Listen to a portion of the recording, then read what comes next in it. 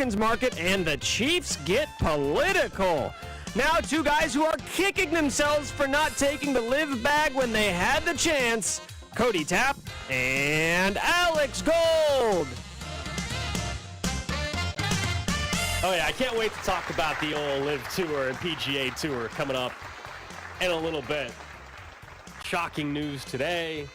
Merging after all that for the last year and a half or so. By the way, just merging together, you know? If you or others think they're going to give me the gotcha moment to be like, told you LIV was fine. Nope, I'm just going to take the stance of they're all idiots. I don't want to get you in a gotcha moment at all. Jerks. It's just funny. It is funny to me. The idiots in all of this are the PGA. They're the ones who look like the absolute dum-dums of the group. No, it's just, we're going to talk more about this at 10:30, but no, just there was a lot of moral high-horsing going on from a lot of individuals, certainly at the PGA Tour. And now it turns out money talks and litigation issues are problematic for organizations. And suddenly they're okay with having a Saudi-backed investment fund be part of their tour and new global golf entity. Cody, don't you have a tattoo across your company. abdomen that says money talks? Yep. Got it in college. I was really negotiating a contract between that. I think we should just sue some other radio company, get them tied up in litigation, and then maybe we can merge for more money. What do you think? Who can we sue? You want to sue Let's just on sue behalf Sirius XM or something, you know? You want our corporation to sue on your behalf. I don't think that's all that likely, especially with your legal history and legal troubles, which we will address. I don't have any legal trouble. We will address later on. We'll have official court proceedings. Oh, I've agreed to a line of questioning, but I've not agreed whether or not it'll be hostile. Oh, that's you. That's just be how warned. hostile witness, huh?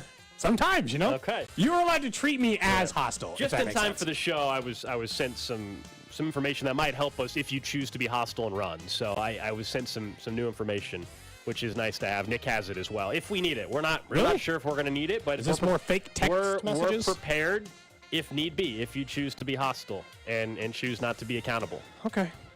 Guess we'll see how that goes near 11 o'clock. Mm-hmm. The suitcase, by the way, not back today. I didn't even check. It's not back. I did check. Nick also checked. It is not back. Okay. You can hit us up on the J Southland Tow Service text line, 913-586-7610. Another player in the NFL just doesn't understand what I thought was obvious, and we can talk about educating NFL players, and maybe that just needs to happen more. But the latest is the NFL is prepared to punish multiple players, including Colts cornerback Isaiah Rodgers, due to wagering on sports, and not just sports, but his own NFL team, the Indianapolis Colts. He's going to make about $2.7 million this year as an NFL player. And he reportedly placed 100 bets. So he wasn't just betting a little bit, 100 bets, most of which were between $25 and $50, some were higher.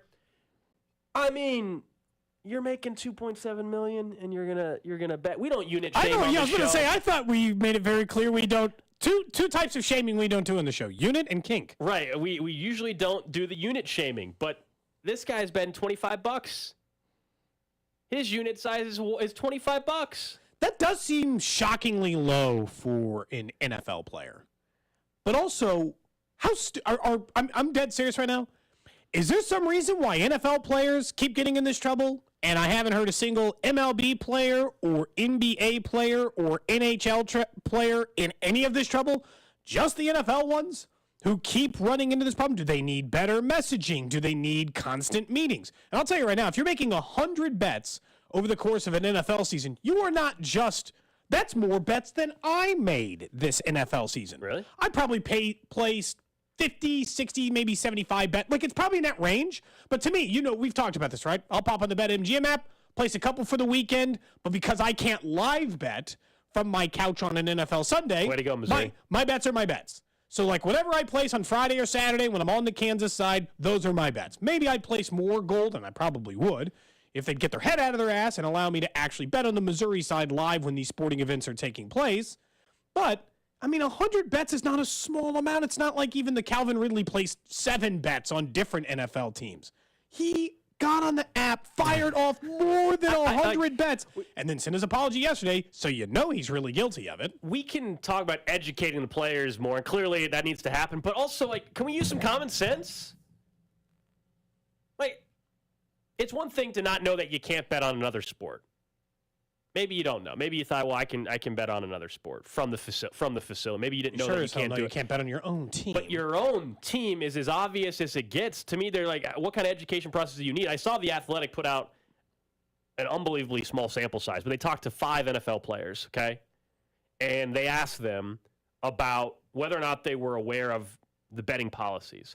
4 of the 5 said they were unaware that betting on non-NFL games at team facilities was considered a violation of the league policy. One said, quote, I had no idea. 7-year veteran told The Athletic, I don't think any player knows about that. That's so specific. If players know about that, kudos to them. He's, again, specifically talking about whether or not you can bet on another sport from the facility. Not that you shouldn't know or should know if it's your own team, your own sport. Like, that just is obvious. If you, Cody, I don't know how that's just not known already.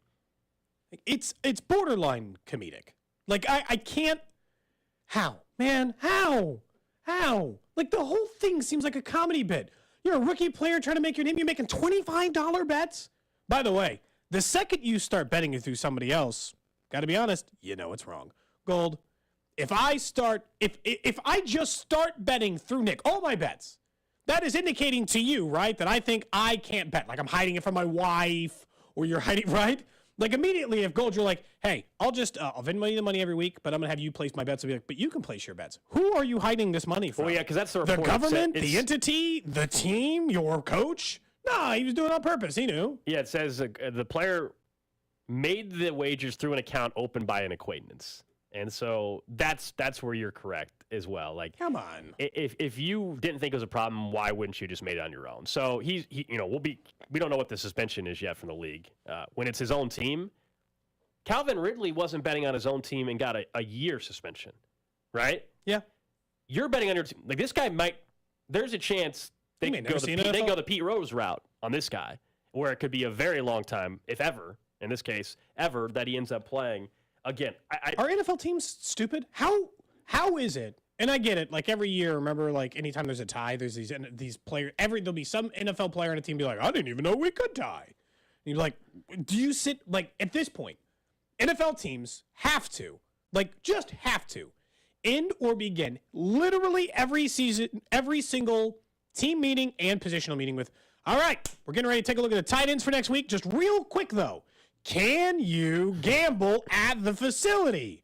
And you make them like it's first grade goal, and you're like, no, Coach Reed. Say it one more time. Can you bet on sports at the facility? And can you bet on the NFL at all?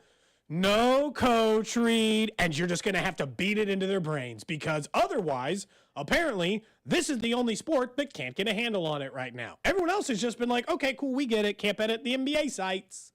This is where the NFL we'll just wager on baseball or the NFL or anything else. The NFLPA should also be educating their players. They're the players union on top of it. I mean, there should be immediately, every time we have an instance of this now, they should immediately be sending out, emails, flyers, whatever you want to call it, to every single player, reminding them of the current policies. Agency. And why are we? It may seem like, well, why are we finding out more? Well, because again, this came from, in this case, the Indiana Gaming Commission. It's a regulated environment. That's how they caught up to it. The system is working in that regard, right? So we're not naive to think that this wasn't happening 5 or 10 years ago or before 2018 when it became a legalized or that it's not more likely. Yeah, it's the good and bad. There's good and bad that comes with legalized sports wagering, and we know that. I think one of the good things, though, is you and I this is the 3rd or 4th time in the last 6 months, I feel like, that you and I have talked about NFL players getting caught. I know, it's so dumb. Again, before 2018, this was probably happening. We didn't know about it because they weren't catching them because they were betting in unregulated markets. So I do think that the benefit of it being legal in certain states now is that you are able to catch it, and hopefully it becomes a deterrent. This punishment, whatever it's going to be for this Isaiah Rodgers kid that plays for the Colts, if it's banned for life or banned for multiple years, you would like to think that's a strong enough deterrent. I thought the Calvin Ridley thing would have been a strong enough deterrent. It sounds like more than anything, the education isn't there for betting on other sports at the facility. That one makes a little more sense to why there's confusion.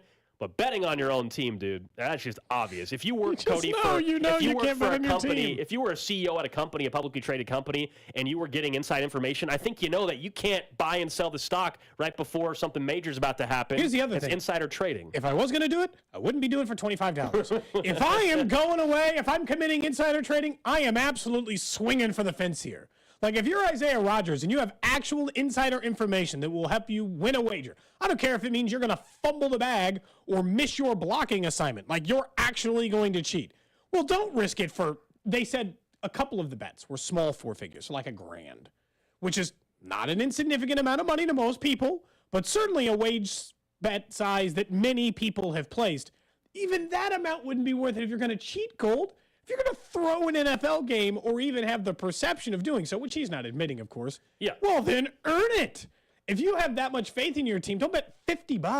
Yeah, $25. The one thing that I know we joke about you not being able to live bet like Nick and I can from Kansas, and you're in Missouri, but in all seriousness, right now, until the education's up, thank goodness, it's literally impossible for a Chiefs player to bet from Arrowhead. They can't actually get in trouble for this right now. Now, they can get in trouble if they went to the bet on their team, no matter or where bet they're on at. the NFL, yeah. But they can't bet from the practice facility because they're in Missouri and it's not legal through a regulated environment, so they're not going to get caught. Small win. So that's the only small benefit right now is the Chiefs players are less likely to get popped for this than any other team. Crank up those meetings now. I mean, again, I'm telling you, like kindergarten kids, just have to repeat you. You know, like you'd have to be like, and what comes after C? D. You're going to have to talk to them like that the rest of the way. It doesn't matter. Because they're all pretending like this is all new information to them, even though I feel like we all know it. You're just going to, and I know it, grown men are going to hate being treated like children. Sorry, y'all keep getting busted for this, and you're giving us no choice but to tell you that this is bad, and you can't bet on the NFL. I'm assuming, I'm just wondering, like, when's the wake-up call? When's the education get there? I'm guessing this won't be the last one in the next. I bet we'll have another one probably in the next 3 to 6 months. Is my guess. Probably. And then hopefully it tapers off and people are educated. I think this has to happen at the collegiate level too. We know there were issues at the collegiate level. So a college baseball coach. Yeah. Through a baseball game. I don't think that's even... Gave information. Yeah. They didn't throw the game, but there was inside information. They didn't throw the game. Throwing the game makes it sound like they intentionally lost the game. He just gave them information why they may not be prepared that day. Either way, it's a problem. But at the collegiate level, you need to educate the quarterback at whatever random Division I school, making sure he's aware as well, because otherwise it's going to be a major problem, ongoing problem. Well, we'll talk about the LIV Tour and the PGA Tour and the merger today, coming up in about 15 minutes or so. But back to DeAndre Hopkins and the wide receiver market a little bit, because it's been all over the place. It's been kind of murky. Dueling reports. On one end, people say the free agent market's murky. On the other hand, it's like, no, there's tons of suitors. So which one is it? Are we supposed to believe that he has less suitors than Odell Beckham Jr., who had plenty of suitors? So so there are reports. It seems like there's one side of it that says he has an infinite market of 1 million teams who want DeAndre Hopkins, which seems more logical to me. And then we have the other one that says too slow, too old, can't run, can't separate. And I'll be honest, anybody who is saying that right now to me is just a team who wants to get DeAndre Hopkins cheaper. In what universe is there not a lush market for DeAndre Hopkins? He had almost 800 yards receiving in just 9 games last year played. Odell Beckham Jr. just got like $18 million, and he hasn't played in like a year. He's played like 2 games in 2 years, and he still got $18 million. Are you really telling me that there is not an absolutely lucrative market for DeAndre Hopkins? I don't believe a single report about there might be teams who are scared away from him because he's old and slow. I feel like that must just be the Chiefs or the Bills or one of these other teams who desperately want him leaking, or the Patriots, somebody who doesn't want to pay him top dollar. Because in the end, I'm going to be honestly surprised if he doesn't get a deal close to that of Odell Beckham Jr.'s. I don't know what the dollar amount and the structure is, but the idea that there's only 1 or 2 teams interested is just BS. I mean, we can use some common sense as you were laying it out there. No way. Like, we just know how this stuff typically works. It's a guy that, while yes, he only played in 9 games last year, even in those 9 games, he had 700 yards receiving. He had over 700 yards receiving, as a matter of fact. That would average out to be a 1,400-yard season. But sure, he can't. But even, by the way, if it's true and he can't separate. So you're telling me DeAndre Hopkins, at the level at which he can't separate, is still good as a 1,400-yard receiver? Seems pretty good, Gold. Yeah. I don't care if he can't separate then, I guess. Look, I don't think he's what he was 4 years ago, as in a top 5 receiver or the best receiver in football. But Odell Beckham Jr. doesn't have an ACL or didn't for a little while, and then had it repaired, and he still got 1 year for $15 million with the Baltimore Ravens. DeAndre Hopkins can help you out more than Odell Beckham can, especially if it's a 1 or 2 year deal. So, yeah, I think it's just some gamesmanship going on right now, and there was even reporting over the weekend that this thing could drag on for a little while. Yeah, Rappaport said that he wouldn't be surprised if it made it all the way to training camp because he shouldn't be in a hurry. Honestly, why would you be if you're him? You don't want to do all the offseason stuff anyway. The only problem is at some point teams might decide, I do think this, by waiting that long, there might be teams who once they get their talent in-house actually decide, okay, it's good enough. Like they might talk themselves out of DeAndre Hopkins by the time they get there. But I still think that there's enough NFL teams that would want his services. That's not the case. And to be honest, he'll sign before training camp. I think. Though. I mean, he might sign day one of training camp. I don't think he's going to wait till mid-August. No. I think it will be right around training camp. And when you look at this, the truth is we know the Chiefs are going to be in it to the very end. You know, I know that they have been every single time rumored by some major entity to have interest. Reportedly, they got the deepest in trade talks here in April. They were mentioned last year when DeAndre Hopkins' name came up. They have been sniffing around DeAndre Hopkins for 2 years. So I assume they'll stay in to the bitter end. They also know that I don't think they're going to be the highest offer.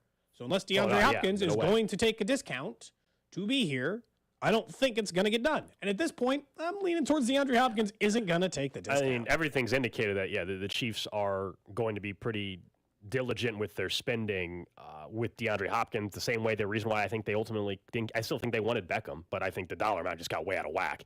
And then once Beckham got the money he got, I think it's made it very difficult for them to be able to maybe get something done with DeAndre Hopkins because the dollar amount's been inflated at this point. But yes, with DeAndre Hopkins as far as the interest, I think over the last couple of years we have seen when you are the Chiefs and you are the best team in football and certainly a Super Bowl contender every year, and you got Patrick Mahomes. Whether it's an in-season cut or an in-season trade candidate, the Chiefs, to me, with any star player that has a chance as a veteran to go help you immediately at the end of their career, the Chiefs are always going to be one of those three teams mentioned. I mean, honestly, give me a player now that we're not going to see that.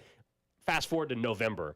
It's a wide receiver. It's an edge. Or if it's a veteran guy looking to go to a contender, the Chiefs are one of the three. I'm not saying they're going to land them every single time. Of course not, but they're going to always be mentioned immediately. Because think about, if I'm a veteran that's out there, automatically everybody asks the question. We do it immediately too. Like, is he trying to win a ring? Well, then, hey, hello, we're over here.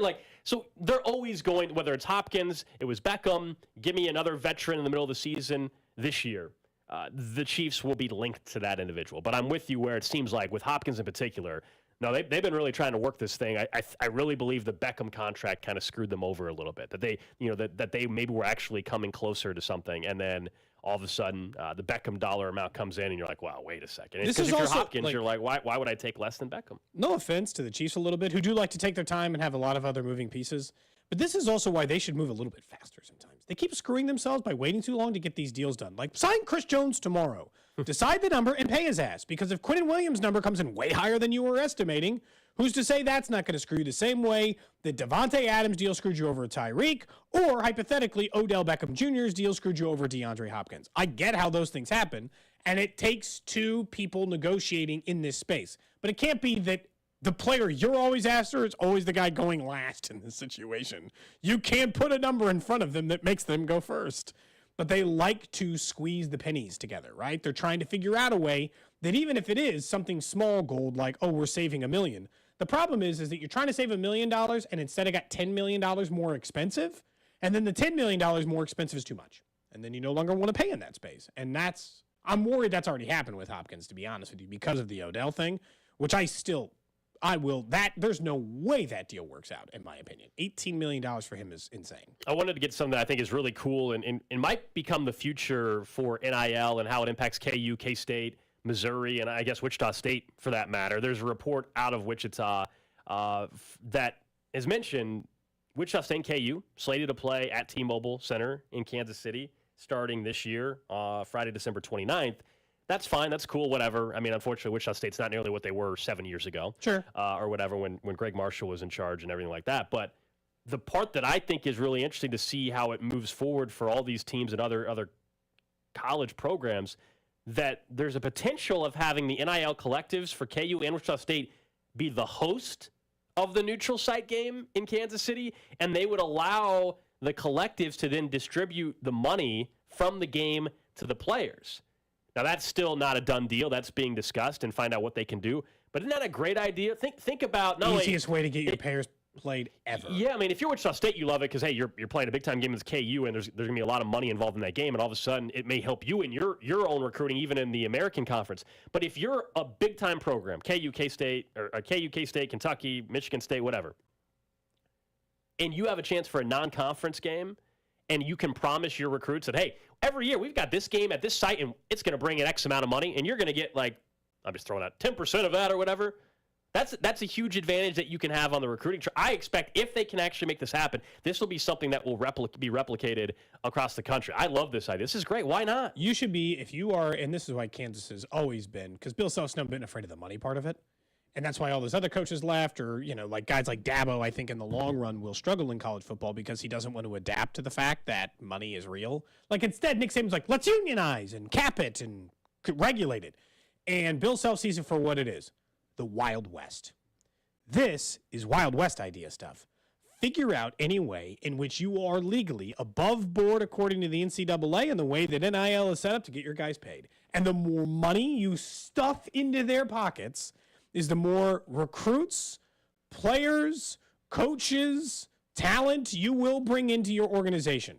Right now, you should treat it as much. Because, Gold, you're right. There will be, at some point, a day of reckoning for NIL, where they will regulate it to a point of it operates like a small business. There are rules inside of it. Yeah, it's Operate coming. inside these rules, and it'll happen. But until then, Gold, Wild West time, baby.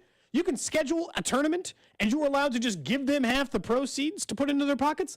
Schedule them for 7 mini tournaments. That should be your entire damn non-con schedule. They're all tournaments. None of these are real games. These are all just off-site tournaments in which we pay our players because they make enough money anyway. These 4 games they'd give up to get their players played would be paid back in full by having the talented roster, which will pull them deep into the tournament, which will put eyeballs on your product, etc. So until they're going to regulate it, Kansas should treat it exactly like it is. The absolute Wild West. There should be no rules. I mean, this is where we get into the bowl game stuff, even on the football side, where, okay, we wonder, and this is the challenge of getting players to actually play in bowl games, right? Yeah. Here's a solution as well. This happened a little bit this past year. There were some NIL deals that were signed with the bowl sponsors, I think. Yeah, let Duke's Mayo pay him to be in the Duke's Mayo Bowl. But that's the thing, like, even though there were I can't remember which bowl handed out, like 5 NIL deals for some players that were playing some random bowl game this year, a game that doesn't mean anything. But if you all of a sudden had a bowl game, you said, no, all the ticket sales, we're going to give 10% to the players or whatever. Like, then the players should play. Who play, exactly. Okay, is that a solution to the issue where a lot of these bowl games, the starters don't end up playing because there's no benefit, injury risk, and all that? Now, if you're the number 1 overall pick, like Caleb Williams, and it's a meaningless bowl game, yeah, you're still not going to play. It's not worth that risk for you. But if you're another player that has a chance to be a 3rd-round pick, maybe you'll play in the bowl game now. $5,000 in your face, you probably take it. Yeah, so I love the idea. We'll see if it actually happens, but this is smart. Again, the report is KU and Wichita State are going to play a basketball game, but perhaps the NIL collectives could get together and allow a portion of, I guess, the gate maybe to go towards the players. I think it's fantastic. That works for professional boxing. It makes sense. You're the people dragging the seats in. You're then encouraged. And by the way, it's encouraging everyone to co-promote this thing. I'm not saying that if Grady Dick had said, hey, come on down to T-Mobile, that was going to be the difference between people coming down or not. But you were all encouraged to be in this together because we're all profiting together. It is, and that's the whole point about like playing and all this stuff. It's like we're in this together because there's more money in it. It just makes too much sense. Oh, thinking of money, Cody. Man, money certainly talks in golf and everything. And now we got a merger between 2 sides that just hated each other just a few days ago. We'll get to that next. Cody and Gold. The Disgusting Brothers. Brought to you by Gann Asphalt and Concrete. For asphalt, concrete, and parking lot maintenance, Gann Asphalt and Concrete. One contractor, all things parking lot. Trusted in Kansas City since 1994. Online at GANNasphalt.com. Yeah, a lot changes. We'll get to what changes in the golf world when money talks as well. Days. What about in just 4 months, changing your entire career? That sounds stressful, right? Sounds like a huge task to do, but they can make it easy over at Centric. Our friends at Centric, and of course, we tell you centric.com/610 because a new career in IT is just 4 months away. They'll do anything they can to make sure and help you get a job. Their job is to get you a job, which is what it is. You know, the way it works in IT is that you can work in any field anyway, and they're going to give you the training at Centric in just that 4 months to make sure that you're comfortable in your new career in IT. A job with more stability, more consistent pay, more career advancement. If you're in a job right now that you don't like, go to centric.com/610 and see what our guy Russ Mondry can do for you. IT is the future of Kansas City, so let Centric make it your future. Turn a loss into a win with BetMGM, an official sports betting partner of Major League Baseball. Place a same-game parlay wager with at least 4 legs on any MLB game. If all the legs of the parlay hit but one, no big deal. You'll get your stake back in bonus bets up to $25. That's only at BetMGM, the best place to bet on baseball. So place a same-game parlay wager with at least 4 legs on any MLB game. And again, if all the legs of the parlay hit but one, you'll get your stake back in bonus bets up to $25. BetMGM and GameSense remind you to play responsibly and offer resources to help you make appropriate choices. BetMGM.com for terms and conditions. 21 years of age or older to wager. Kansas only. New and existing customers offer. All promotions are subject to qualification and eligibility requirements. Rewards issued as non-withdrawable bonus bets. Bonus bets expire 7 days from issuance. Please gamble responsibly. Gambling problem? Call 1-800-522-4700 in partnership with Kansas Crossing Casino and Hotel. It's the first day of the first grade, and she found a new best friend. It's a laid-back Sunday afternoon you wish would never end. The homemade taste of Bluebell and good friends gathered round. The good old days are being made right now. Your taste buds will be best buds with Dr. Pepper Float Ice Cream from Bluebell. The rich taste of creamy vanilla ice cream swirled together with the one-of-a-kind flavor of delicious Dr. Pepper. Treat yourself to a pint or half-gallon today. The good old days are being made right now. The good old days are being made right now. Look for Bluebell ice cream at your favorite grocer. If you can't find it, please ask for it. Hey, it's Carrington Harrison from The Drive here. Do you remember how cold it got this winter? Well, it was a chilly one. And if you notice the cold air pouring through those old leaky windows, well, guess what? When it gets hot this summer, the exact opposite is going to happen. All of that cool air is going to escape through those leaky windows, and that hot air is going to come in. So I'm telling you right now to replace those old windows and keep your house cool this summer with the official window of the Kansas City Chiefs over at Window World. Their windows are one of 2 windows with the Good Housekeeping seal of approval, a lifetime warranty that covers all parts, glass breakage, and labor. And right now, Window World is offering 18 months same as cash financing with approved credit. So pick up the phone right now and call this number for a free home estimate, 816-799-0820. And they can show you how they are simply the best for less. Remember this phone number, 816-799-0820, or check out the website, windowworld.com. For the ones who know safety isn't a catchphrase, it's a culture. And the ones who help make sure everyone makes it home safe. For the safety-minded who watch everyone's backs, Grainger offers supplies and solutions for every industry, as well as safety assessments and training to keep your facilities safe and your people safer. Call, click Grainger.com, or just stop by. Grainger, for the ones who get it done. Wendy's Strawberry Frosty is back for the summer. Because if it's summertime, it's Frosty time. Beach time, Frosty time. Tea time, Frosty time. Me time, Frosty time. Treat yourself to Wendy's Strawberry Frosty this summer and make time for Frosty time. Choose wisely. Choose Wendy's. Now open till midnight or later. Limited time only. Participating U.S. Wendy's. Hours may vary. The Venture X card from Capital One gives you premium travel benefits, perfect for seeing Taylor Swift The Eras Tour. Presented by Capital One. Ooh, I do love her. Earn 5 times miles on flights and 10 times miles on hotels through Capital One Travel. Enjoy your stay in Suite 13. Whoa, 13? That's Taylor's lucky number. The Venture X card from Capital One. What's in your wallet? Terms apply. See CapitalOne.com for details. I switched to Boost Mobile and got a free Samsung Galaxy A23 5G phone. Want to know the best part? It was free? Nope. The fact that it's on America's largest 5G networks? Nope. It's the ding. Oh yeah, love the ding. Right? It's all about the ding. It's the dingarooski, the dingaroner, the ring-a-ding-ding. Unleash your power to save with Boost. Get a free Samsung Galaxy A23 5G phone when you switch. Boost Mobile. Unleash your power. And the ding. Limited time offer. New customers only. Available on select networks. 5G not available everywhere. One device per line. Tax excluded. Additional restrictions apply. See your local Boost Mobile store for details. Royals baseball is in full swing. That ball is gone. It's a home run by Vinny Pasquantino. With the free Odyssey app, local fans can listen live all summer long, whether you're at the grill or at the pool. Looks up and it's gone. MJ Melendez hits a solo homer over the right center field fence. Royals baseball. Royals announcers. Streaming live on the free Odyssey app. AUDACY. Get in the game and download it today.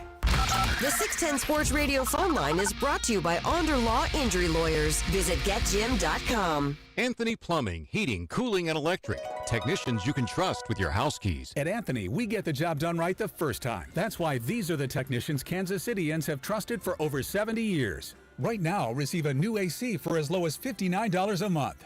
From Anthony Plumbing, Heating, Cooling, and Electric.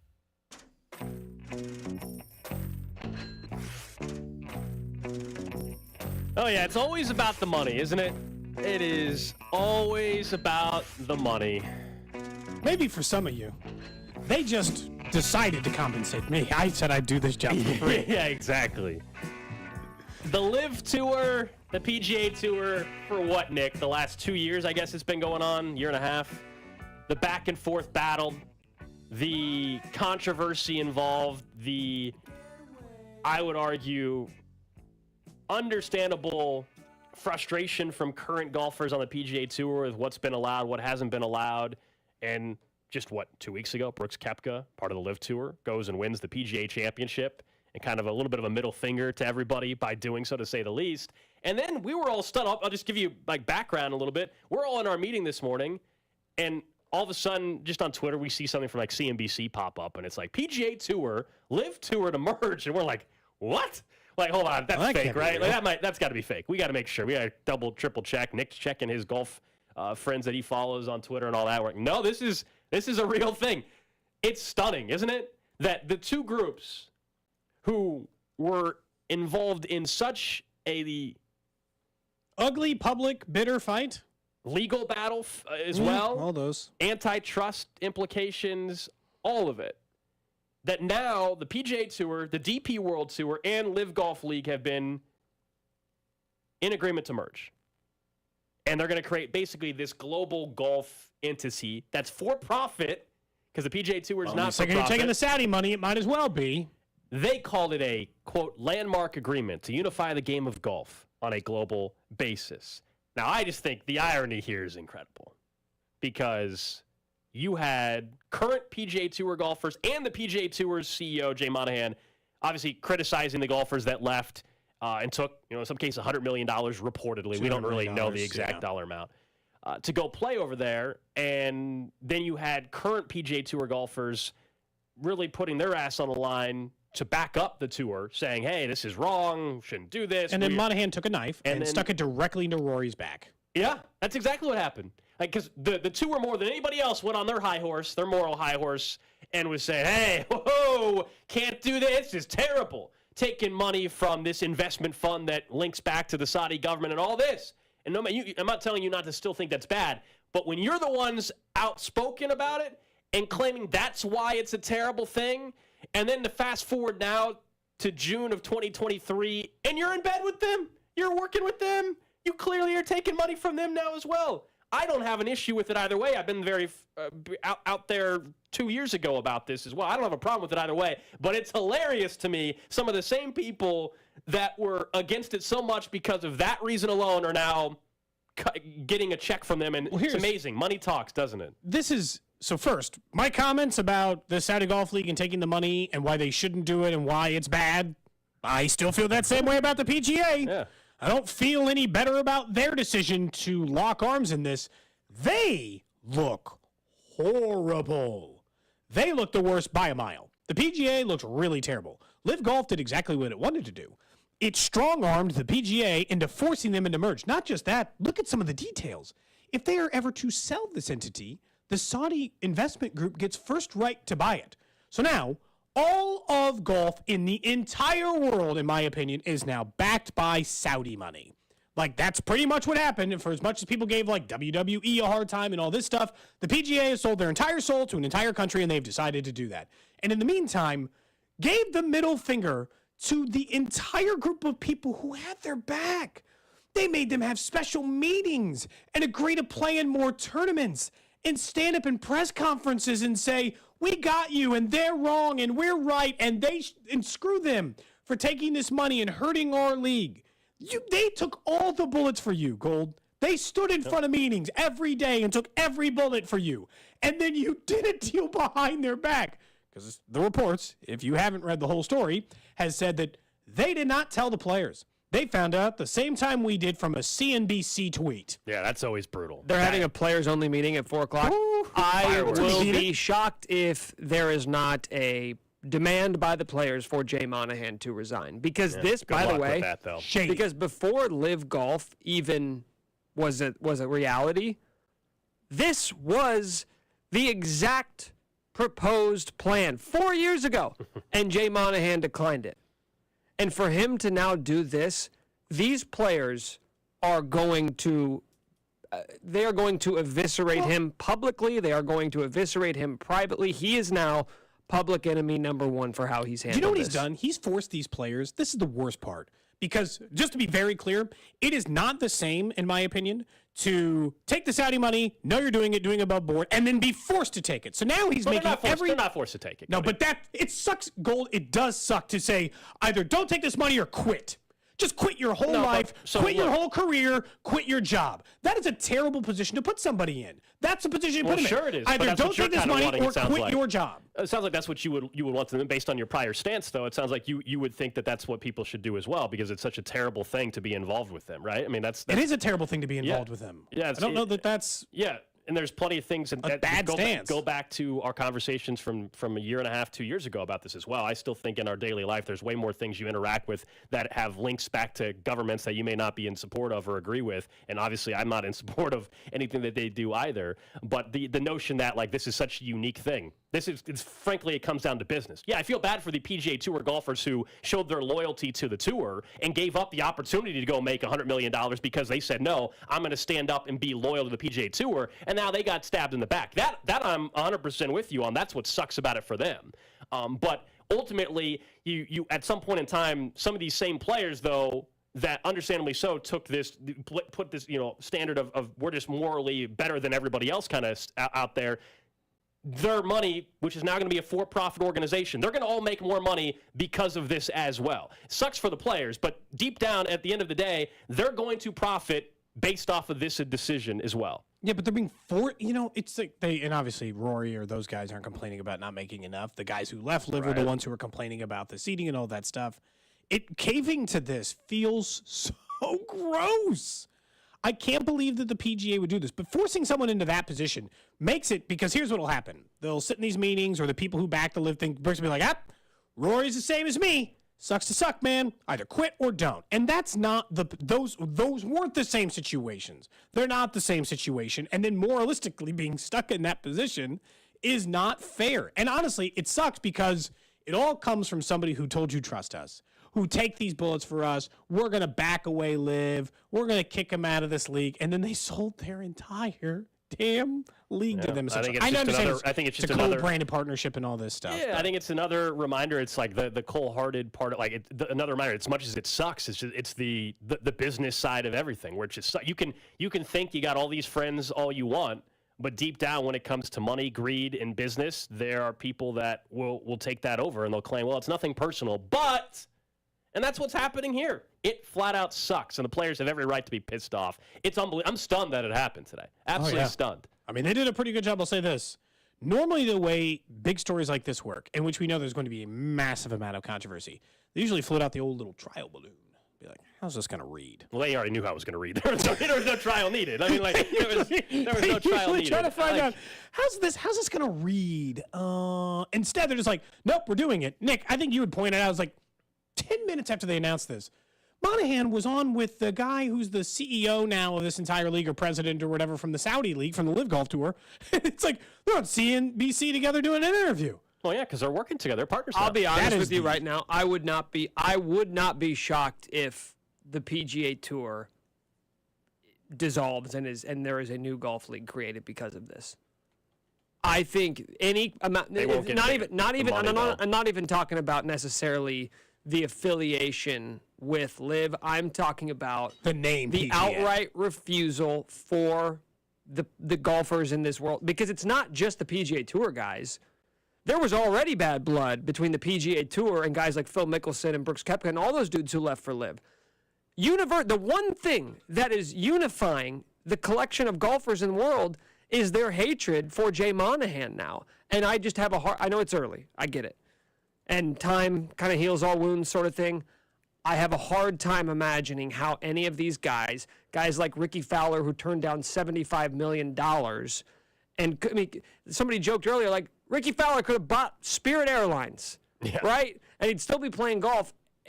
Who is going to want to work for a business run by this guy? They're all pissed off. They have every right to be pissed off because they could have gone and taken the money, and now they're back kind of where everybody else is. They're going to make more money through this for-profit entity, but still, they took that, and then now they got stabbed in the back. I get that. I think we'll see as more details come out.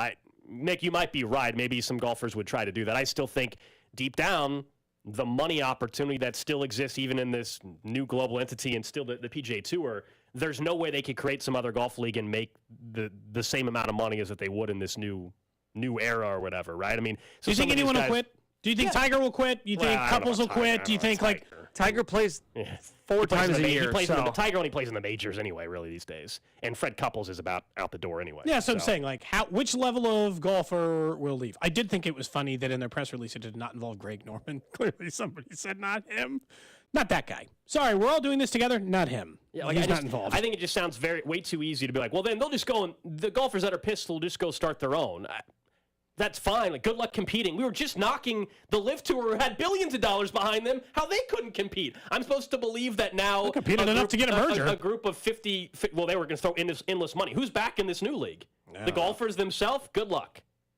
Sounds like the Michael Scott Paper Company. So, it's going to be fascinating when we hear the comments that come out from this meeting at 4 o'clock or whatever it is this afternoon. Oh, if I were, here's the thing. If I were a PGA player who backed this thing and took it, I would never say a nice thing about the league I play for ever again. They can threaten to kick me out. I would sit up at the podium if I were, I'd be like, they're jerks. They all suck, and I can't believe they did this to me. Screw them all. I hate them all. And I'm never going to say anything but that at this podium. I'm going to talk about golf and how much they suck ass. That's it. Those are the only 2 things I talk about at the podium now. That the PGA and Monahan are the worst people on the planet, and golf. I shot pretty well today. It was 6 under. Like, that's it. Those are the only 2 things I discuss now. That's a footnote. Like, oh, yeah, and the greens were rolling pretty well today. Yeah, it's casual. I still got to talk golf sometimes, but that's it. Really felt like I missed a few putts, but I hope Monahan, dies in a fire. That's what he says. But the course is playing tough, but I hope he gets assassinated. Absolutely incredible. That's today. just his back and forth for every press conference. Him and Tiger and all those guys who had like the power meetings for them to schedule more of them to show up for more tournaments. They were like doing so much stuff for the PGA, and they still stabbed him in the back. Yeah, they didn't want to go through years and years of like legal 6 battles. months. Years and years of legal battles, unknown outcomes. And they said, what if we actually just did this, and we'll go ahead and write you guys a nice check for this global entity. You guys can now become a for-profit entity as well. Money, man. I like that Liv's entire plan was, hey, I know you guys really don't like us, but money?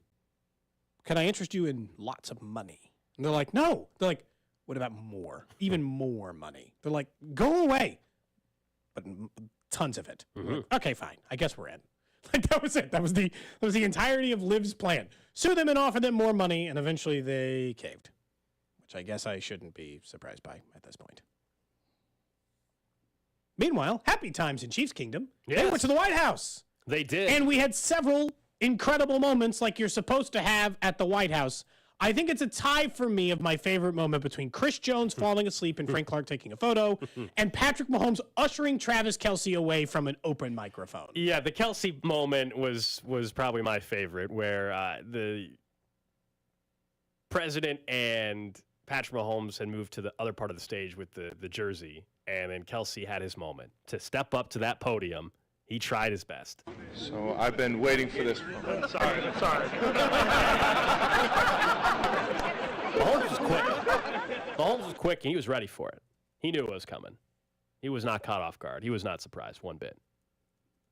No. I would have loved if Kelsey would have gotten about another 20 seconds to speak. Though. I know, but I love that Mahomes, it didn't even take him that long. He immediately saw 2 words spoken into a microphone, and then like the leader he is, Gold, immediately took him off. He's like, I don't know what he's going to say, and we can't risk this. So I'm just going to move him off of the microphone. No matter that, it's the dumbest thing ever to equate, but I swear to God, this is some of the stuff that makes him a great quarterback. He just always gets it. Always on top of it. Always seeing everything. Nothing gets past the man. Kelsey got 35 milliseconds on a microphone, and Mahomes had already shoved him to the side. Not today. Well, that was a bit, Nah, it's fine. No, it's not for this. It was a well-executed bit. Well, either way. Give them credit for their comedic ability. Kelsey had joked just a few days earlier that he was going to do something. So that Mahomes had a little head. Mahomes was ready for it for a variety of reasons. Do you think Chris Jones was actually asleep in that photo? Yes. I think he's taking a little power nap. Yeah, I think he had a little power nap going. He's like, because remember, because at the White House? Well, because There's probably a lot of sitting around. Yeah, because the Rose Garden ceremony was at, 3:30 our time. I believe they got to the White House by 12:30. I think they were just hanging out in certain areas of the White House for 2.5, 3 hours. I was looking at some pictures. I think it was Colin. Did you guys see Colin Saunders? I did not. He was tweeting out just some pictures from around the White House, and he a lot of these guys, they'll take pictures in front of portraits. A lot of them took photos in front of the Michelle Obama portrait. I did see a lot of that. I thought it was very funny. I thought it was very funny. Frank Clark took a picture in front of the Bill Clinton portrait. Yeah. Colin Saunders, I believe, took a picture in front of, I want to say it's James Polk. Okay. But I'm not sure. But I just thought that was funny, as if... Of any of them, James Polk. He's just always been a huge fan of James Polk and what he did for this country. I don't know. I could be wrong. All the guys from, the pre-1800s, I have no idea who they actually are, but... Or if they were, good or bad presidents. Yeah. You're just well, no, turns out that everyone's like, actually, James Polk was really bad. It's well, okay, it was 300 years ago. I don't really care. And I don't know, so I'm just going to be honest with you. I don't know what Polk did as a president. I haven't really dove into his platform. I remember in civics class, in high school, we all got a name out of a hat for president, and you had to write a 5-page report on it. And I got William Henry Harrison. I'm like, that idiot couldn't even make it 2 months. You want me to write 5 pages on Dum Dum here? Got a cold and died? Okay, well, I guess I'll dive in deep to that. Did you guys hear Andy Reid also? He had a little flub at one point up on the stage as well. Like President Obama, doggone. Like President Biden said, nobody believed us before. And I'm sure it's going to be that same way this time. And we come out and prove them wrong. Well, see, they already are. That's the mindset. Is that the clue of the mindset already heading into camp and everything for this team? They're going with the nobody believes in it. They just won the championship. Is that the mindset again? That's what you do in your championship. Nobody believes we can repeat. Is that what we're going with now again? Texan's asking. I didn't look. Was Clyde there? I certainly didn't see it on his. I did. Wait, so he skipped the parade and the White House? And Juju was there, Frank was there, Colin Saunders was there. I know Juan Thornhill wasn't, but that's because I think he's getting married himself. So they should have just slid a contract. Veach should have just slid Frank Clark a contract offer. Hey, man, what about this number? $7 million? Exact amount Leonard Floyd just got. What do you think? Oh, tempted? Come on. Just try while he's the at the other White funny House. thing, Justin Reed just put out a photo 20 seconds ago. He was at the podium. And he joked as well because people got on him. He said, make sure you got the right Super Bowl logo pin on your lapel. He bought a Super Bowl logo pin for his lapel. It was the year before Super Bowl logo. You know how they Come on. or whatever it was. They all look so similar and homogenous now. I think it was Super Bowl 56. I think it was the 56 pin. Obviously, he needed the 57 one. So he was celebrating the Rams Super Bowl victory. yeah. He was joking about it himself. He was giving himself a hard time on social media about it. But yeah. That's really good. I guess that happens. All right, Nick, let's get to notes.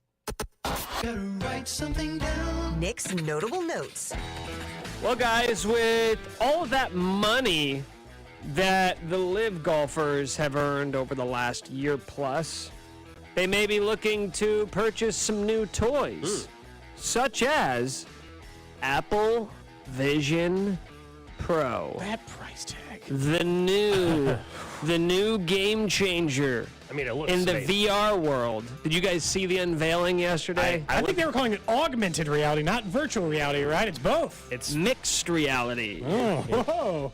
So I did see the videos, yes. It looks fancy. So, Cody, you have what do you have? I have the Oculus. Like the most popular Yeah, one. like the Oculus 2 or whatever. And how much did that puppy run you? If you don't mind disclosing your personal finances. I believe it was $400. Wow. Is what those run.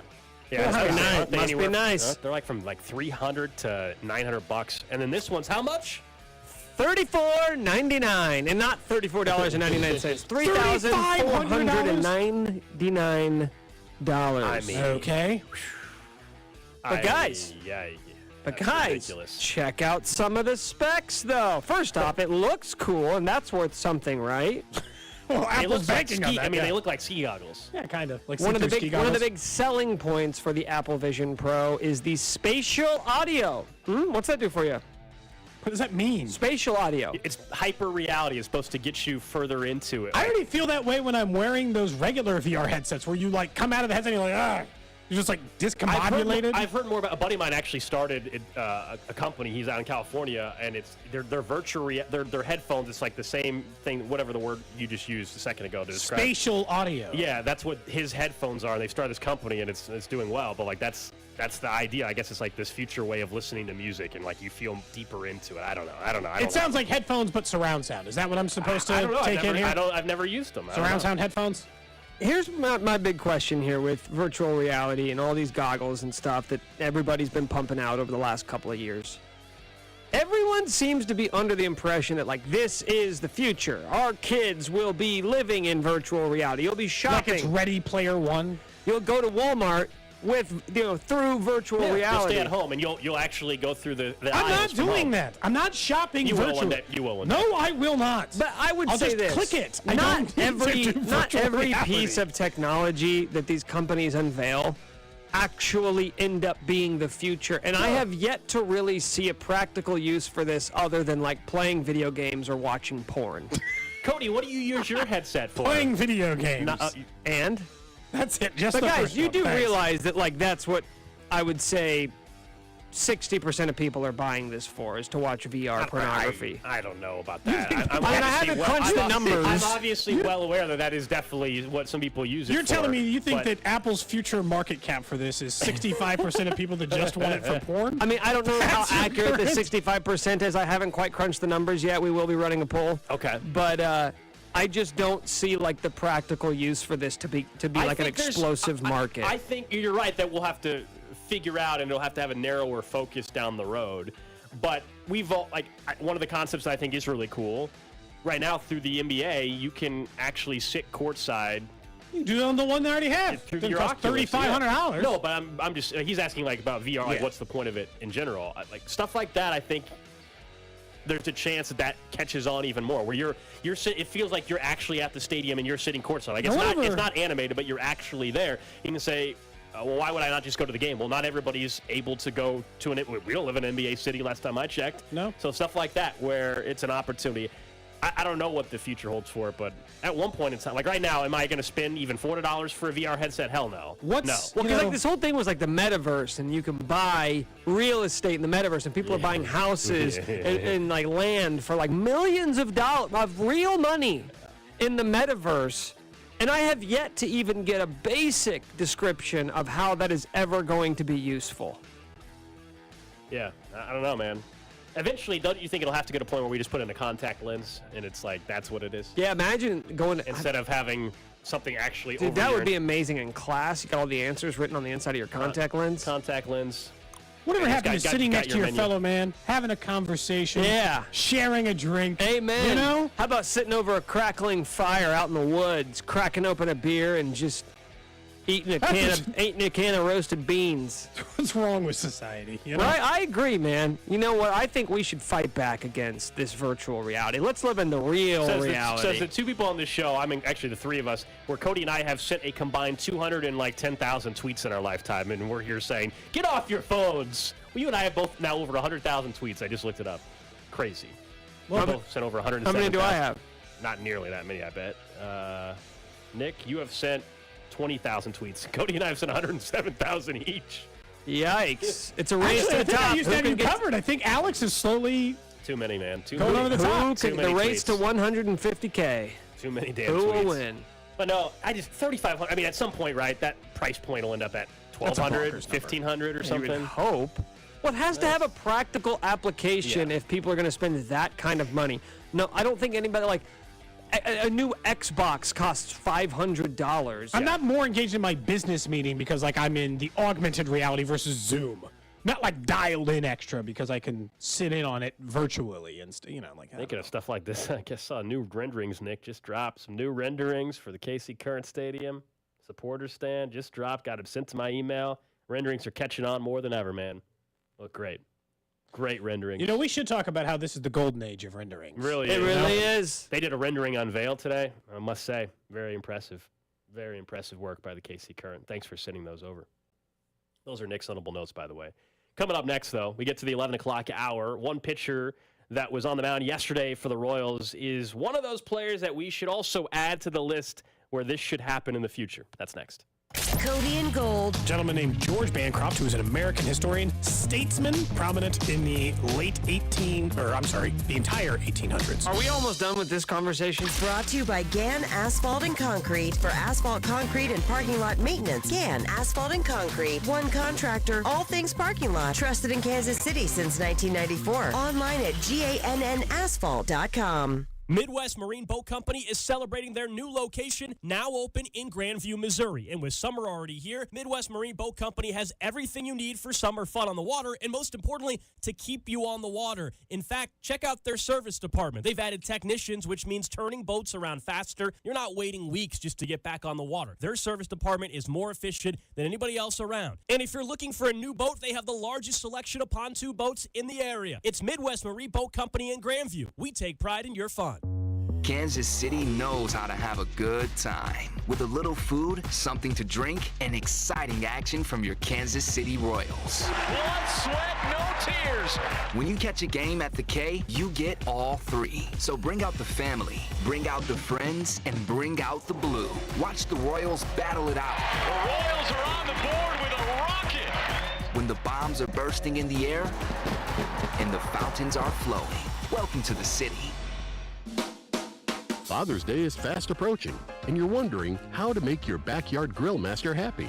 Well, here's an idea. Go to your local grocer and buy Gates seasoning and use it to marinate your meats and veggies. What better way to top off your grill master's meal than with Gates sauce for that added boost of flavor? Or say Happy Father's Day with the Gates party tray. And if your dad doesn't live here, Gates Barbecue can be purchased online at gatesbbq.com.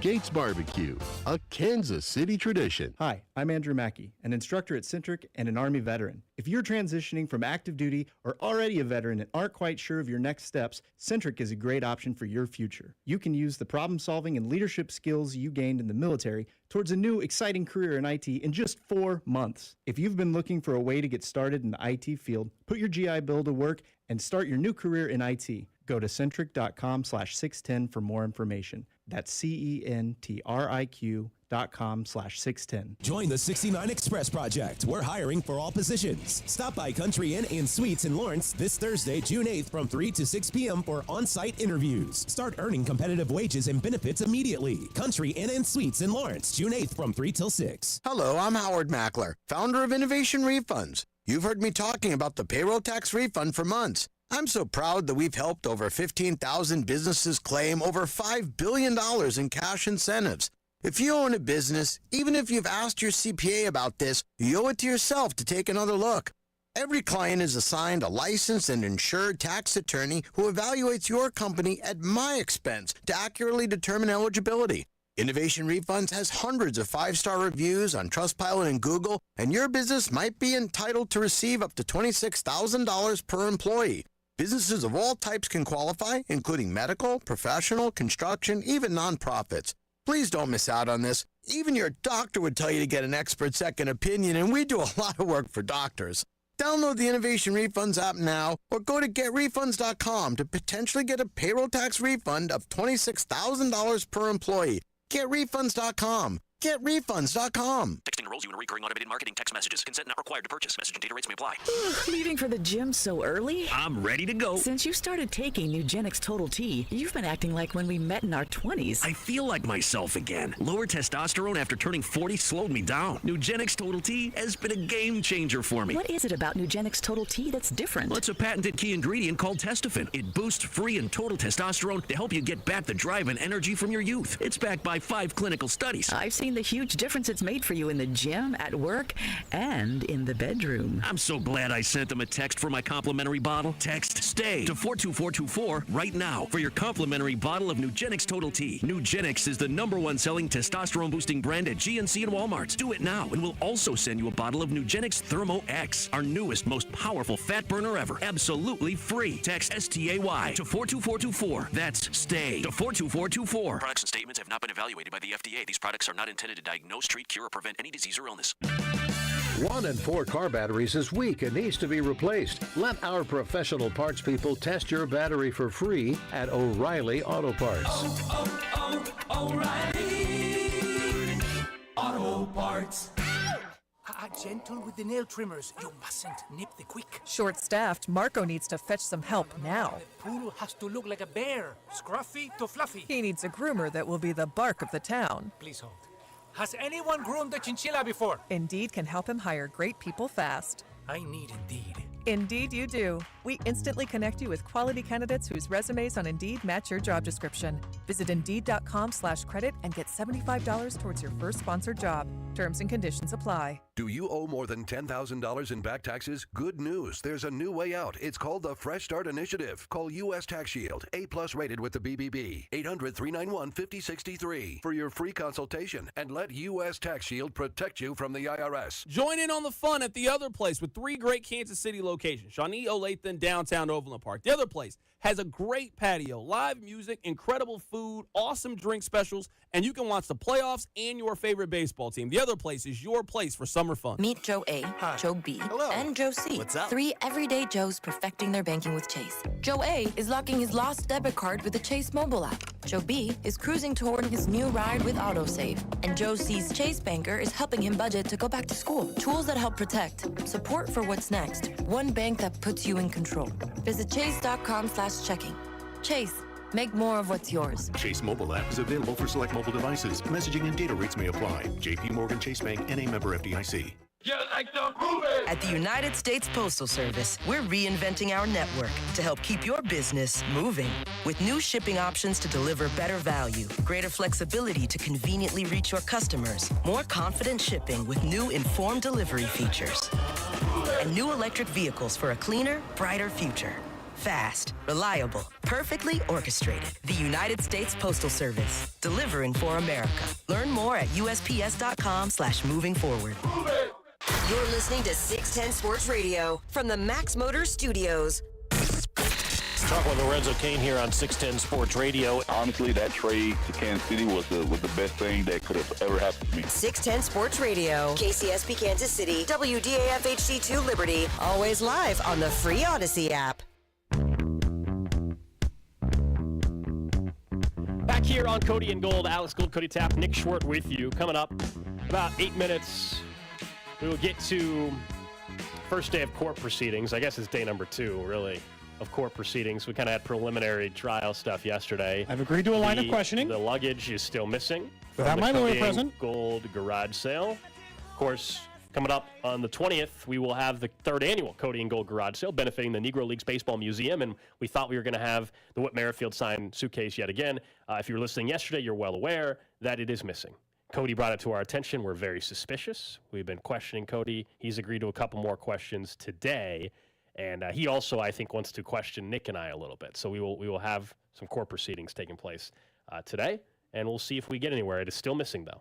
Right? I have not agreed to not have a lawyer present in the future, but for this initial meeting, in which I would like, will you agree to not make this usable in a court setting in the future? No, I can't. Wow, this you'd is like a court to be setting. This is going to be a court setting. I don't think you're confused. This is going to be a court setting. Okay. Coming up in a little while. I feel very confident that I didn't do anything wrong. Okay. And that this line of questioning and what you have to ask me will prove that. I think it'd be very fair. Very fair process. We're all about fair process. Not so sure about that, but fine. Last night, watching the Royals game, obviously another frustrating loss, but whatever. I love how you're saying it's true though. Right? They lost 9-6. They were up 5. They were up Marlins. 4-0, and then immediately down 6-4 because Myers got his teeth kicked in. It's now the second worst start through 60 games in franchise history. Yeah, it's bleak. I'm not going to try to pretend like it's not bleak, but this is also part of a conversation you have said earlier this year, and there's a player that they need to make sure, to me, proves you're about being different. That is Carlos Hernandez. He is the exact type of player the Royals have to be willing to move on from if teams call, if that makes sense. Gold, in previous times, you know this. Young, promising pitcher who they found a role for, hold on till the end of times, right? Wow, look at this. Even Barlow to a point, right? Barlow could have been traded each of the last borderline 3 seasons for this team. And they just hold on and hold on and hold on because young, controllable pitching is a hard thing to secure. You don't like giving it up. But here's the truth. If you have what is a currently bottom 10 ranked farm system in Major League Baseball, according to Baseball America, and you have the second worst record in all of baseball and the second worst start in your franchise's history, there is no holding on to young talent in order to do this. Hernandez, to me, is like the perfect example of a player you now have renewed hope in. He looks good. You could see how he would help a major league club. It all makes sense. You're going to have to, when a team calls and says, we are interested in Carlos Hernandez, move. Move and move fast and swift and don't think too hard about it because there's just too much logic in moving forward about holding on to these players makes almost no sense, and trying to get yourself back to relevancy matters way more. Well, also, nobody should be off limits anyway. So certainly Carlos Hernandez. I told you there's like a couple of names for me that I would keep off the block, but it's so few. I think we look at the roster, and maybe you think there's 1 or 2, 3 guys or whatever, but I certainly know this. Carlos Hernandez is not one of the 2 or 3, if you're going to say there's 2 or 3, where you're like, man, he's clearly not being stretched out to be a starter again. He's pitched very well with these 2-inning opener role. That's great. But they're not trying to stretch him out and turn him back into a starter, because otherwise he's pitched enough here recently where they could have tried to, all right, now 3 innings, now 4 innings. He's pitching 2 innings, and that's his limit. That's all. That is all they're getting. They're not stretching him out any more than that. So I think they've moved on from the Carlos Hernandez. Yeah, but that role's working. He looks very good. I know the role's working, but that's not. I think the Royals like the opener role. I think that's something that they would love to continue doing. But they've gotten better starting pitching. But ultimately, that's not how you're gonna. That's not ultimately, to me, a valuable commodity to have for Carlos Hernandez in the trade market. Like if someone else that's going to trade for him probably wants him as a bullpen guy, or they think they can turn him back into they're going to turn him into starter. whatever. You do what Cleveland did a couple of years ago, and he becomes you get 2 innings out of him literally at the most important time. Doesn't matter, right? Doesn't matter if you do it in the 2nd and 3rd inning because that's when the bases are loaded. Doesn't matter if you do it in the 5th or the 6th or the 8th or the 9th. Carlos Hernandez, and I get it, he's coming off to his outing before he'd given up like 4 earned runs. But this season, there's a clear difference in his ability to pitch and the value in it. And they've seen that out of the bullpen guys. They're going to have to be just so important this year. And it's going to be hard because you're already not good enough. And you're going to say, wait, this is the 2nd worst start in franchise history, the worst start in franchise history through this many games. And we are going to give up the players we actually think are good? I mean, it's difficult, right? I mean, it's really difficult to make those decisions. But Carlos Hernandez is just like one of those like figureheads to me. Gold, it just makes sense. We all know Barlow in those. Hernandez would be an easy one to me to get locked into. You'd be like, I've seen him as a starter, but God, is this opener in a role we really like, and he could be a back-end reliever, and the guy's throwing 102 miles an hour, and Chapman's going to be gone, so as soon as these other guys are gone, guess what? Hernandez will become our closer when Barlow and Chapman are gone, and we'll just turn this guy into a guy. And I'm like, nope. If they're calling about Hernandez, you got to move on from him too. And you got to find another closer at a different time when you're competitive. Yeah, any trade that you believe benefits you starting in 2023 and beyond is one that you're going to listen to. And that's why, truly, I don't think anybody should be off limits. And so if you think it's a fair offer for someone like Carlos Hernandez and it helps you in the years to come when you have a chance to be more competitive, then absolutely you got to pull the trigger on that. It's as simple as that. I think, as we get closer, we're probably only about maybe we'll have JJ on next week, JJ Piccolo. my guess is we're a week or two away where things will start to get a little warmer on the trade market for anybody. Yeah, I think at that point you'll have some teams checking in on guys even more. I mean, I already saw a rumor mill thing yesterday that teams have already started to call on Barlow and Chapman. But I mean, Hernandez, the way he's pitching right now, I'm going to tell you right now, there's going to be competitive teams to be like, okay, throws 102 and it's getting guys out finally for the first time and it works in a short inning spurt. Yeah, we're interested. Also with doesn't matter where they use him in the game. Other teams will just choose where they want to use him. With the expanded postseason, if you just look other than the Royals, because unfortunately just how far back and they're the second worst team in baseball, it's in the A's, and the A's really aren't a baseball team these days. A's barely qualify as a single. They are an embarrassment to the sport. The Royals tried. But because of that, I think you have a lot of teams that aren't going to be sellers yet. Expanded playoffs gives you a chance, makes you feel like you're in. So I think you're going to have some contenders, World Series contenders, that are going to be seeking starting pitching and otherwise. And I don't know if there's going to be a ton of teams that are going to be willing to trade. That actually benefits the Royals potentially here. That they're one of the few right now clear. Oh yeah, they're sellers. They're really if you go through it, you just look at based on standings in the expanded playoffs right now, and it's still June 6th. It's not July 1st or anything. It's hard to be out of it. But there's not many teams that you can say like, oh yeah, it's the A's and it's the Royals. Like that's about it, man. Yeah, like the team they're playing right now, the Marlins, they are firmly in the playoff hunt. They are above 500. Yeah. Luis Arias is hitting like 396. Yeah, he's almost 399 after last night. He's almost going to be at 400 after today's game. Do you know how hard it is to hit 400 this late, just this late in the season? Yeah, 3 hits last night. Everybody who's old enough to remember George Brett's quest for 400 certainly does. But I mean, it is not that common. Everyone is 500 or better in the East. I think only one team in the Central is above. So the AL Central is just honestly, pretty much every division in baseball is not pathetic except for the There's Central. only one team in the AL Central that has a positive run differential, and it's the AL Central leading Twins. Everybody else is negative. Who are barely above 500. Yeah, they're 2 games over, 31 and 29. Barely. The rest of the division is garbage. But that's it. I mean, just be more aggressive this time, and I think we'll be okay. You're going to have to do it. One way or another, you're just going to have to do it. We'll get to the trash of the day coming up in 8 minutes. But yesterday, we made the realization, you brought to our attention that the suitcase of Whit Merrifield autograph suitcase is missing. Correct. Problematic for our garage sale that's coming up. We're trying to raise some money. Someone stole from the museum, essentially. That's what you're doing. Someone stole hundreds of dollars from the Negro League Baseball Museum, essentially. Trying to figure out who it is. And we've told you right now, honestly, you are prime suspect one because you brought it to our attention. And we've got some other people that we're trying to figure out. We've questioned some others and went ahead and cleared some others very quickly. We keep coming back to you, though. Just to clear the list. We've cleared Dusty and everybody on the drive. And Nick cleared Kramer. We cleared Speck. Is that it? Is that all we've cleared so far? You said C-Dot and Rob? Yeah, we cleared, the drive. They're clear. What about the morning show? We don't think Bob or Josh did it? They're not wasting their time. Wow, we are really starting to narrow down the potential suspect That's why let's get to the courtroom today because we continue to go back to you. And you agreed to some questions today. I said I would answer a few, yes. Let's go back to the suitcase. You would agree, yes or no, that you had the most close contact with the suitcase on a regular basis? I believe I would agree with that, yes. As the person who acquired it originally from Whit Merrifield, yes, I would say that I probably have handled the suitcase the most. And you noticed the luggage was missing? That is correct. Which I think is actually, just to be clear. Just yes or no. Just yes or no. It's good to be observant, you know? Has anything else been missing from that area? Not that I'm aware of. And you would agree that that item was the one you were most proud of from the garage sale last year? Man. Look, I don't want to say yes. It seems plausible that would be on my list, yes, but I wouldn't want to say for sure, no.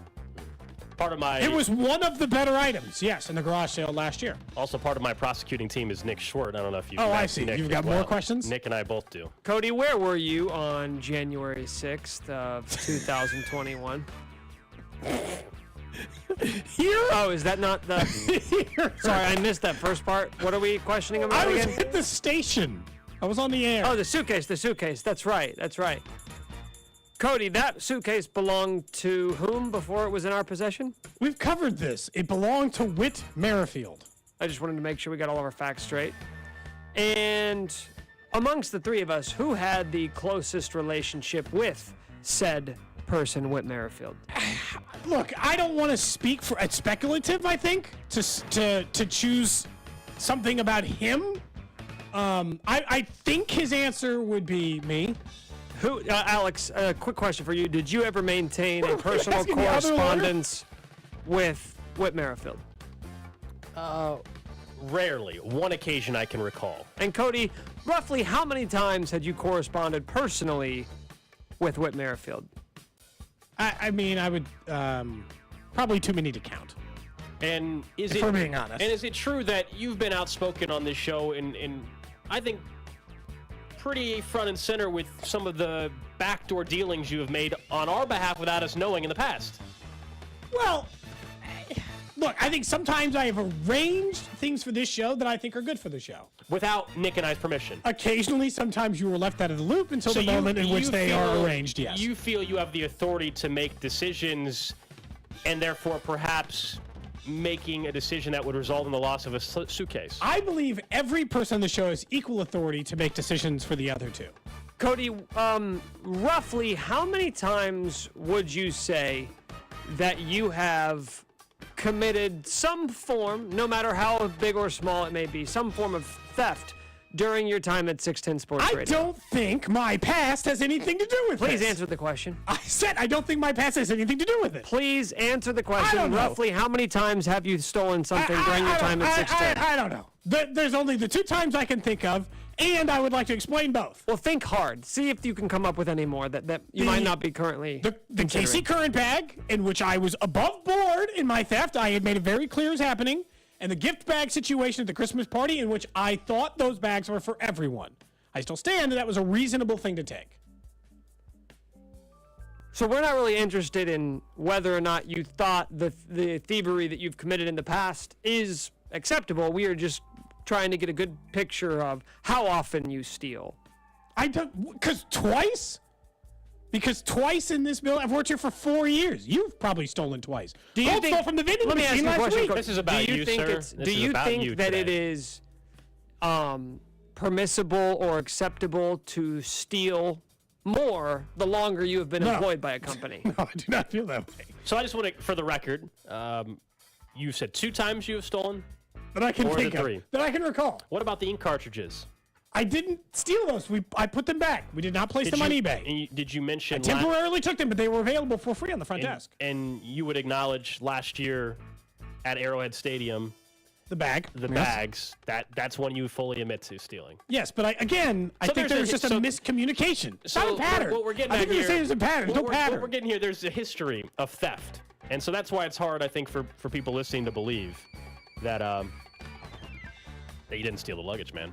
And last question that I have, Nick. What did you give your wife for Mother's Day 2023? That has nothing and zero bearing on this case. Okay. You tend to answer explanations, but without answering the question. Please just answer his question. No. Deposition I would over. like to remind the witness that he's under oath. Under oath? I didn't swear to anything. What would I even swear on? We don't have anything here. Quentin, we have our intern Quentin. Go in and hold him down and do not let him leave the studio until he answers the question. I don't have to answer. Leave the studio. We still have to do radio. That's it. I'm done. For today. The next time you talk to me, I will have a lawyer present. Okay. Well, no further questions. You're going to have Fabio from Jungle Law in here? Maybe. Fabio. Okay. I don't know if we got. I think we established your character. That's what we did today. Very early in the process. That was our goal today. Established a character assassination? That was your plan? We were trying to lay them what your character is, and clearly it involves theft. It's a character assassination. Oh, facts. Okay. Discredit both of you. What? I'm going to find ways to discredit both of you. Well, Get you thrown off of this case. Get people that aren't biased towards me. I don't think we're biased at all, man. I don't even think I can get a fair jury on this show. I'm just making that clear. I did not take this suitcase, and I would like that to be known for the final time today. I didn't steal it, and the person who stole it should return it. All right, let's get to the trash of the day. Trash of the day. two options for you today. We can either go with a Texas town or motorists that were shocked about something a driver did. What do you guys want? Let's go Texas town today is my vote. Okay. So there's a town in Texas that has been vacant and abandoned since the 1990s, and it's been listed. You can buy it right now for only $100,000, the entire town. You can own an entire Texas ghost town. Okay. A man named Alexander Bardorf purchased the 10-acre... That sounds like the most like selling you spirits on the side of the road. He purchased the 10-acre town of Lobo, Texas, along with a few friends for $20,000 back then. Now, he said more than 70 people have already descended there in hopes of making the purchase, and so he believes he can get $100,000, so he's just trying to flip it and make some money on here. The town, you can get it, features an empty swimming pool, motel, grocery store, restaurant, post office, all are defunct, as well as vacant houses. One of the homes, 3 bedrooms, screened-in porch. We know you like patios. Maybe you can build one there, decks, an 800-square-foot storage room. But it does have a functioning water pump that does still run hot and cold water. Question really is simple. Let's say you could afford it. Are you interested in owning a ghost town? What would you even do? What are you going to do if you buy a $100,000 ghost town? I guess the first thing you do is rename it for yourself. You start there. You just name it Tap? Texas Tap? Tap, Texas? I mean, Bancroft, Texas. That actually sounds more legit. Yeah, that does sound more legit. Bancroft. Or Cody and Gold, Texas. It doesn't matter. We're naming it after something. If I'm buying it, it's going to be named after me. Let's just establish that. I've told you before, I have a goal of this show to have things named after us, so a town would certainly be a very good start. Other than that, I don't know what I would do. What are you going to do? Open a gas station and run it? Like, you're not going to convince people to come to your town. There's nobody there. It's a ghost town. It You're just going to sounds give like away somebody property for free. That's rich just wants to say they own a town, and that's it. Because you're right. Even if you had the money to build it, I'm assuming it's not on the beaten. It's probably off the beaten path. Yes, I don't know where Lobo, Texas is, but it's probably nowhere near anything cool. All right, let's do both then, because that one's pretty quick. Just was curious. This one involves a motorist that were sitting at a gas station in the UK, and they were stunned. And I don't know, you guys, how often a week do you pump your gas, do you think? How often? Once. Just once a week? That's probably I don't know about if you're driving the kids around town a lot or whatever for activities. I would say, Once. About once a week as well. Well, a driver in the UK shocked fellow motorist at a gas station last month. He hopped out of his BMW and was completely naked while he was filling up his tank. Quote, "I thought I swear that guy was naked. I got in my car and had a look. His registered plate said naked as well." So his car had plates that said naked.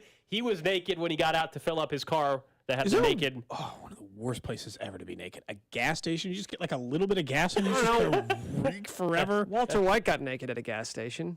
Yeah, but that was to cover his drug trafficking. It worked. I mean, yeah. Maybe this guy was fully nude except for a pair of walking boots. And there's like a screenshot of his upper body, and you can see this guy. He's just casually pumping gas, like it's no big deal. And he's got his license plate says naked, so this man likes to be. He doesn't want to be caught. He never wears clothes, clearly. How much would it take for you a year to become like a nudist? Let's say at home, like just at home. We didn't even make you do public, but you had to be naked every single second you were at your home. Just in my home? Yes, but you had to be naked every second you were at home. No questions, no. It'd be weird, but like that's more doable than this guy's doing it in public. Well, yeah. If I make you go to a gas station, you're going to be worried about getting arrested. Yeah. You have to make enough money to not be worried about losing your job. I guess it'd just feel weird. In wintertime, it'd be pretty cold. You get a blanket. Summertime. I mean, after you go to the pool, you walk in your swimming suit. Sometimes, I don't know, you strip down when that happens. What's the most public place you would be willing to be nude, Gold? Specifically for you. Public place? Yeah. A swimming pool, I guess. What's the most public place you have been nude? Ooh. You know? I don't know. Like a locker room? Like a YMCA or something? That's probably it.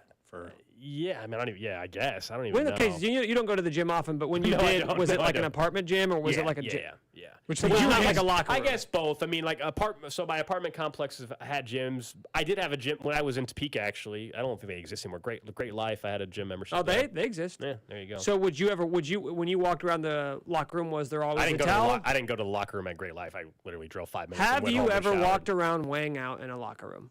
No, I've always had yes a towel. or no, answer the question. Now you're on trial. I've always had a towel around me because I think it's disgusting. We don't need to be walking around The worst is in the locker room. Usually the people that do that are just a bunch of old dudes that are doing that. They just don't realize that a towel can come in handy. What about you? What's your answer, Nick? Golf course?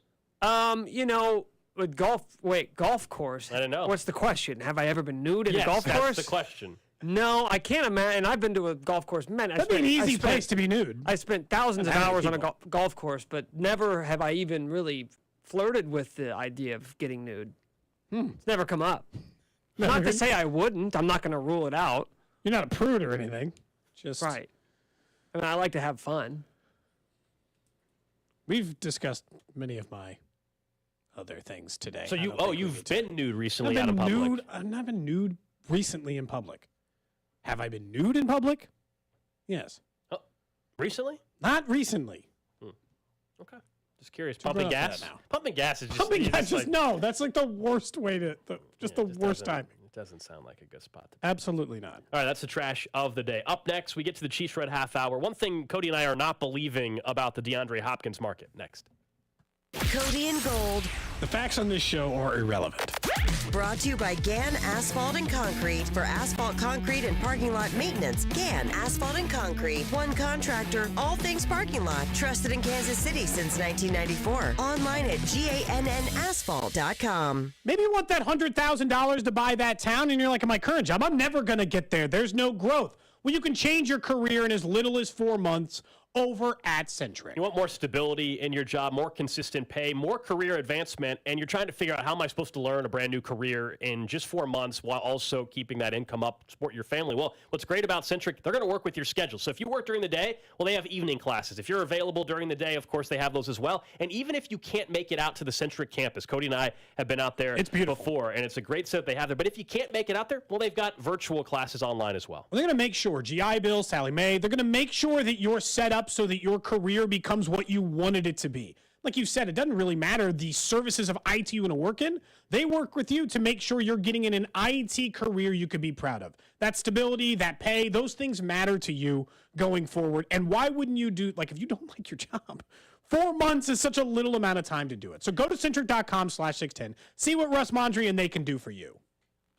Hey, it's Carrington Harrison from The Drive here. Do you remember how cold it got this winter? Well, it was a chilly one. And if you notice the cold air pouring through those old leaky windows, well, guess what? When it gets hot this summer, the exact opposite is going to happen. All of that cool air is going to escape through those leaky windows, and that hot air is going to come in. So I'm telling you right now to replace those old windows and keep your house cool this summer with the official window of the Kansas City Chiefs over at Window World. Their windows are one of 2 windows with the Good Housekeeping seal of approval, a lifetime warranty that covers all parts, glass breakage, and labor. And right now, Window World is offering 18 months same as cash financing with approved credit. So pick up the phone right now and call this number for a free home estimate, 816-799-0820. And they can show you how they are simply the best for less. Remember this phone number, 816-799-0820, or check out the website, windowworld.com. Step up to the plate and hit a homer with the $5 Dinger Tuesdays on FanDuel Sportsbook. Each Tuesday, all customers will get $5 in bonus bets for every home run hit by both teams when you place a $25 to hit a home run wager on MLB games. And the best part about Dinger Tuesdays is even if your bet loses, FanDuel will pay you $5 for every home run hit. So if you're taking the Royals and you want to take Bobby Witt Jr. to hit a home run because he's a young star, you can do so over at FanDuel, America's #1 sportsbook app. There's no better place to bet on America's pastime, so head on over to your FanDuel account or download the app by using my promo code FanDuel.com/CDOT to pick your home run hitter. One more time, that's FanDuel.com/CDOT. 21 in President Kansas. Bonus issued as a non-withdrawable bonus bets that expires 7 days after receipt. Max bonus $25. Restrictions apply. See full terms at FanDuel.com/sportsbook. FanDuel is offering online sports rigging in Kansas under agreement with Kansas Star Casino, LLC. Gambling problem. Getting help is your best bet. Call 1-800-522-4700 or visit ksgamblinghelp.com. Hey, this is Rex with KC Real Estate Buyers, and I buy houses for cash. If you own a property in the Kansas City or surrounding area and want to sell it fast and at a fair price, grab a pencil. I'm going to give you a very important phone number in 40 seconds. I'm a private real estate investor. I live right here in KC, and I can pay cash and close on your timeline, even in as little as 3 days. Here at KC Real Estate Buyers, we are improving Kansas City one house at a time. I buy inherited houses, vacant houses, foreclosure houses, behind in payment houses, my tenant won't pay the rent houses, and properties that need complete rehabs. Do you own a house that's trashed and needs thousands of dollars in repairs? Great. If you own a house and want to sell it fast, call me at this number, 816-330-6000. That's 816-330-6000. Or go to rexbuyskc.com. That's rexbuyskc.com, and I look forward to working with you. Pro Paint Days are here at Lowe's. Now through June 16th, Lowe's MVPs members can start earning 20% back in paint rewards via Lowe's e-gift card when you spend $100 or more on qualifying paint purchases. Stock up on top paint brands like our new and exclusive HGTV Home by Sherwin-Williams Spec-Rite Pro Interior Paint. Lowe's knows pros. Exclusions, restrictions, and more terms apply. See Lowe's.com/L/pro loyalty terms. Subject to change. Gentle with the nail trimmers. You mustn't nip the quick. Short-staffed, Marco needs to fetch some help now. The poodle has to look like a bear. Scruffy to fluffy. He needs a groomer that will be the bark of the town. Please hold. Has anyone groomed a chinchilla before? Indeed can help him hire great people fast. I need Indeed. Indeed you do. We instantly connect you with quality candidates whose resumes on Indeed match your job description. Visit Indeed.com/credit and get $75 towards your first sponsored job. Terms and conditions apply. It's your last chance to shop Memorial Day savings at Lowe's. Now's the time to make your home beautiful with savings on all your spring essentials. Keep cool in style with the Harbor Breeze Summersville ceiling fan. Was $189.98, now just $169.98. And clean up your yard with Craftsman. Buy a V20 string trimmer or leaf blower for just $99 and get a select Bear tool free. Lowe's knows lawn care. Lowe's knows home improvement. Valid through 6/7. Selection varies by location while supplies last. If you're hiring, it can feel like trying to find a needle in a haystack. You can hope the right person comes along, or you can just use ZipRecruiter. Like Marco, president of operations at Telly Tires and Auto Centers. ZipRecruiter helps me find all the right people, even the most difficult jobs to fill. See why 4 out of 5 employers who post a job on ZipRecruiter get a quality candidate within the first day. Now try ZipRecruiter free at ZipRecruiter.com/free. ZipRecruiter.com/FREE. Off clean feel, so I can accessorize with studs and not with mosquitoes. I can wear my classic white crop and flag panel jeans and know that I'm covered with 8 hours of not sticky, fragrance-free protection. Get your pre-party protection on with Off Clean Feel. SC Johnson. Look for a mix of sun and clouds today with a high of 90. Weather brought to you by Total Wine & More. At Total Wine & More, save big on what you love this month with hundreds of deals on amazing wines and spirits. Love what you find at the lowest prices only at Total Wine & More. Drink responsibly. Be 21. The 610 Sports Radio phone line is brought to you by Onder Law Injury Lawyers. Visit getjim.com. Chiefs coverage is brought to you by Renner Garage Door. Forward and back. RENNER. Renner Garage Doors, servicing and installing garage doors in KC for over 60 years. Family owned and top rated. Residential, commercial, service, and repairs. RENNER. Forward and back. Renner, the company that does garage doors. RennerDoor.com. Chiefs Kingdom. This is Mitch Holtis, and welcome into the Chiefs Red Half Hour on Cody and Gold. Every day at 11:30 on your official broadcast partner of the Chiefs, 610 Sports Radio. I forgot about a couple of other thefts I've committed. Remember this show? Well, yeah. I did steal those batteries. Remember engineering got on me about that. Mm-hmm. And I did take that football from Chiefs training camp once. So he only told us 2. There's like 4 or 5 incidents. I said that I can remember. Man, oh man. You know that is a bit of a red flag if there are so many thefts. You can't remember them. You can't even remember all of them. Do they have like therapy for like? Am I a kleptomaniac? Your word. I've just told like 5 things on this show. That we even remember. Like these are ones we're aware of too, and the listeners were aware of. That means there's probably others people aren't aware of. We didn't even. By the way, I just remembered another one of yours too. Wait, what? You stole the trash can from Walmart. That wasn't really. I'm just saying, man. There's another one though, dude. Like there's like 6, 7 instances. Anyway. Are you sure that everyone hasn't stolen this amount and we just haven't like accounted for all your thefts, man. Nick? I don't know. There's quite a bit. You didn't accidentally not scan an orange or something when you were at the grocery store? No. I pay for the items. Okay. We'll get back to that later. Let's talk some Chiefs football though, because you and I think are both in agreement on this, where there's conflicting reporting about where things are at on DeAndre Hopkins. Is there a market? Is there not a market? It's murky. He now hired an agent and all this.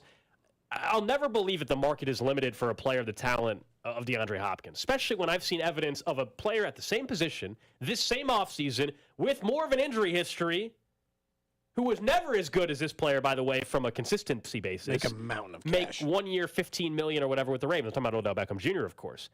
So, yes, I don't buy that, well, there just aren't a lot of suitors for DeAndre Hopkins. And you're like, well, who's saying that? Well, that's been out there. Albert Breer kind of floated that he's hiring an agent to clear up what he's called a murky free agent market. Quote, I'd be pretty stunned that if that sort of deal is out there, referencing the Odell Beckham Jr. deal. He went on to say that's where hiring an agent can help him. He mentions giving Hopkins a hard truth about his market. That's where he sits now, is about more than just who he's been as a player, his age, practice history, time of the year, injury, all big factors. Hopkins, if he would accept those truths earlier, my guess is he'd probably be on the Chiefs or Bills roster now. So he's saying the agent's hopefully going to come basically make him realize what he's worth. But if I'm Hopkins, I'll be honest, how am I supposed to realize that when I saw what Beckham got? And I still think DeAndre Hopkins, who only played in 9 games last year, was a 700-yard receiver. So I will admit this one part of it where I think some of this back and forth happens. Because I've seen reports. Ian Rappaport over the weekend talked about, he's like, robust market. And then I've seen other reports from national NFL media. I'm not just saying some random guy on Twitter who were talking about, remember Shedd was like, they all think he's too slow, too old, can't run. And the one thing that is a bit confusing to me as it relates to the DeAndre Hopkins market is it's a weird market.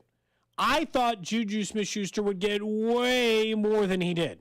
So there's this whole market of wide receivers that got $11 million this year, and I all thought they were going to get 15 or 20 because everyone the year before got 20 to 25. And I thought, okay, well, then they're worth 15. No, they weren't. And then all of a sudden, Odell Beckham got a number that nobody was getting, even though he's been less productive than some of the other players who got signed this season. And he was coming off a major injury again, so that made no sense. I honestly, at this point, I just assume the DeAndre market's high because of Odell Beckham Jr. And because if he wants to force it to be high, I think he can right now. But also, I'm not so sure that the Chiefs should go way above and beyond here, and they shouldn't look at the realistic market of this and say, what you are, as it sits right now, is a $14 million or $12 million player, not 18 or 20.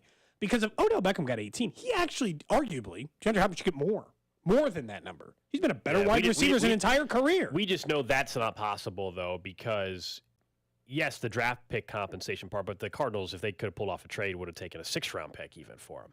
And they couldn't. It's because teams didn't want to pay him $19 million a year, right? Or the $19 million just the coming season. So that was also part of that was before Odell Beckham Jr. They didn't want to pay him that number. Well, the Cardinals, fair. Beckham signed a month before Hopkins got cut. I know. You know what I mean? They could have. So I think teams weren't willing to get to the $19 million. So there is clearly I think there is a reason that teams are feeling differently. I just don't think you're not signing for 1 year, $7 million with incentives to get to 12. If he does, by the way, the Chiefs should be all over that. Well, maybe they're willing to go to $19 million, but only if they can structure it the same way Odell Beckham Jr.'s deal is structured. And if you don't know that, he has 4 dead cap years after this. They signed him to a 5-year deal. They didn't. They gave him a 1-year contract, but they're paying him for the next 5 seasons. Because if you take on the trade from the Cardinals, Gold, you can't do that. Plain and simple. You can't do it that way unless he's going to agree to this very weird, very massive restructure across the board. So unless they're doing that, because that's the thing. All these void years, so for the next 4 years, after he's no longer a member of the Ravens, he'll be owed an $11 million dead cap in 2024, Odell, an $8 million dead cap in 2025, a $5 million dead cap in 2026, and a $3 million dead cap in 2027. And the reason why I think, and this is not the only team who's done a deal like this, the reason why, because remember, Von Miller's deal had some dead cap years on it too. The reason why I feel like the Chiefs haven't done this is because they are legitimately the only team in the NFL without desperation. Nobody else has any wins. The only other team we talked about, the only other 2 quarterbacks with rings right now are on different teams. So they're desperate in a different way. Maybe the quarterback's not, but the team is.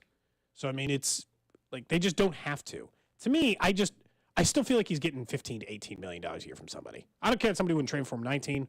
My guess is they'll be like, cool, we'll keep a 6th-round pick and we'll still pay him $18 million. But I still think that there might be 12 teams Yeah, that would all sign it takes him. is all it takes is one team to just go above everybody else. You think it's way more than that, financially. don't you? Like, you don't think there's only like 3 teams out there No. competing for his services. There's like 10 that would sign him, 12, 15. Yeah, as we all know, there's always the right circumstance with the financial end. But yes, I don't think it's just the Chiefs, the Bills, and the Browns that have interest in DeAndre Hopkins. I mean, truly 31 teams, all but the team that you just cut him. 31 teams should have interest in him. Absolutely. The question is it the right fit? Does he want to go there? Is the money work and all that? But I don't believe that he's struggling to find suitors. Maybe at the dollar amount he's asking for, sure, but that means that eventually is going to come down or there'll be an adjustment on that. But DeAndre Hopkins, if you believe some of the reporting too from the weekend, this thing might drag out a little bit longer. Yeah, that again, Rapport said that it could take up to training camp in order to make it happen. That's fine. Meanwhile, we talked about the L'Jarius Sneed contract as it relates to, Chris Jones, and because right now the Chiefs are in a very they're just pushing money around, right? They want to pay all these guys. Do they want to pay Sneed? How much do they want to pay Jones and all that stuff? I end up, like, when you start looking at the roster, all of a sudden that made me realize Joshua Williams is a massive swing player for this team. Maybe the biggest on the entire defense as it relates to their long-term contract plans. Because right now in the secondary, you can lock in Trent McDuffie for the next 4 years, I think, because you'll get a 5th-year option with him as well. Then you already know, I think, I think Watson already jumped Williams last year, so I've got a little more faith in him. They've got some safety plans already in place. If Joshua Williams bursts onto the scenes and immediately is a playable third is what you're looking for, third corner, it's going to change their entire offseason plan. No more Sneed. Then they can just go back into the draft for another 2nd or 3rd round pick. Because if you can start McDuffie, Williams, and Watson immediately, and you don't have to pay Sneed, you can go right back to the well. And for a team that drafts corners better than anyone in the NFL, I'm starting to think Joshua Williams is like the biggest swing player from a future contract perspective. Like, I think it might impact more than if Karlaftis had a great year, what they might do with Chris Jones if he wasn't extended. That's interesting. I think in a dream scenario, yeah, you do that and you can walk on a big contract. I think always, right? I mean, if you have, other than the quarterback position, if you tell me that I can draft a rookie and in 2 years he's going to be near the same level of player, or you feel good enough, and I don't have to ever pay the guy that's going to cost me $15 million a year or $13 million. Of course, I mean, yeah, every time, please. Absolutely. But I think you have the talent and the possibility to do it. Yeah, he's more of a question, I think I agree with you, than Jalen Watson. Jalen Watson flashed a lot more than we saw. And I'm not talking about the 216, Nick, but overall, or 213, I'm sorry. Get it right. It's not my deal, it's his. But basically, when you look at the quarterback depth, I also think they're going to have some guys that play multiple spots. So, like, even the safety that they signed, not Brian Edwards. Mike Edwards. Brian Edwards is the wide receiver for the Raiders or somewhere. But I assume he's retired. There's no way Brian Edwards is still in the league. No, there's a different. Who am I thinking of? Well, that's probably him. You're thinking of another guy. I'm thinking of the guy that played for the Raiders or whatever. Anyway, that was not the point of the conversation. Let me know. No, let's break down Brian Edwards' career. Isn't he a wide receiver? Yeah, he is. He's 24 years old. Or played for the Raiders? For 2 years. Okay. He played for Atlanta. Last year. No, that was in 2022. He might be on the list. Anyway, free agent. Anyway, point being, Mike Edwards, safety, signed, can play corner as well, is what I was getting at. And I think, so we'll see what he brings to the table as well. He's a veteran, but he's not 30-something. I think Mike Edwards is 26 or 27 years old. Yeah, he's young. They've kept towards the young part, but that's also why I think that they want to test this. It's why I've said, look, I think you got to pay Chris Jones, because if I have to, Gold, even try to dream a scenario in which Chris Jones isn't on this defense, and I feel good about it, it requires that dream for Karlaftis to turn into a 10-sack guy, for Felix immediately to be a 6-sack guy, for them to find a veteran who's with him for a couple of years that I feel comfortable with, etc., which seems, I'm going to be honest, impossible. If I say, envision what a defense looks like without L'Jarius Sneed, while I don't like it as much, because I can envision a world much easier that says, I still love the defense, because I'd still have Chris Jones and Karlaftis and Felix and all of those things in place, but none of those guys have to take over for Chris Jones. And all I'm asking for is one more capable corner. L'Jarius Sneed is really good. They walked on a very good corner in Charvarius Ward. It did not impact their defense at all. I'm with you. Now, I've said over, and I think you probably agree, Sneed's a better football player than Ward. And Ward was a very good. He's more rounded. I think you make the argument that Ward is a better cover corner. But Sneed does more. So yeah, maybe. I mean, I think they're comparable players. I would in rather fairness. pay Snead than I would pay Ward. Let me just put it that way. Because of the versatility. And Ward got paid in San Fran and had a very nice season with the 49ers this past year, as a matter of fact, and good for him. We'll see if that's the same path this thing goes on with Snead as well. But, yes, he's more versatile. We know his involvement in the blitz scheme as well, and this is where you can't even worry about his deal until Chris Jones maybe gets his deal done before you could even think about having something like that happen before the season. Otherwise, we'll be talking about Snead after the year if they're willing to walk or whatever. But That's, the again, development of wait. young players, the development of young players, absolutely. By the way, you must have been thinking, you're Braylon Edwards probably who you thought I said. That's who's retired for a while. It's been a bit for Braylon. Been a while for Braylon Edwards. But I'm talking about Brian Edwards. I don't think he's done much.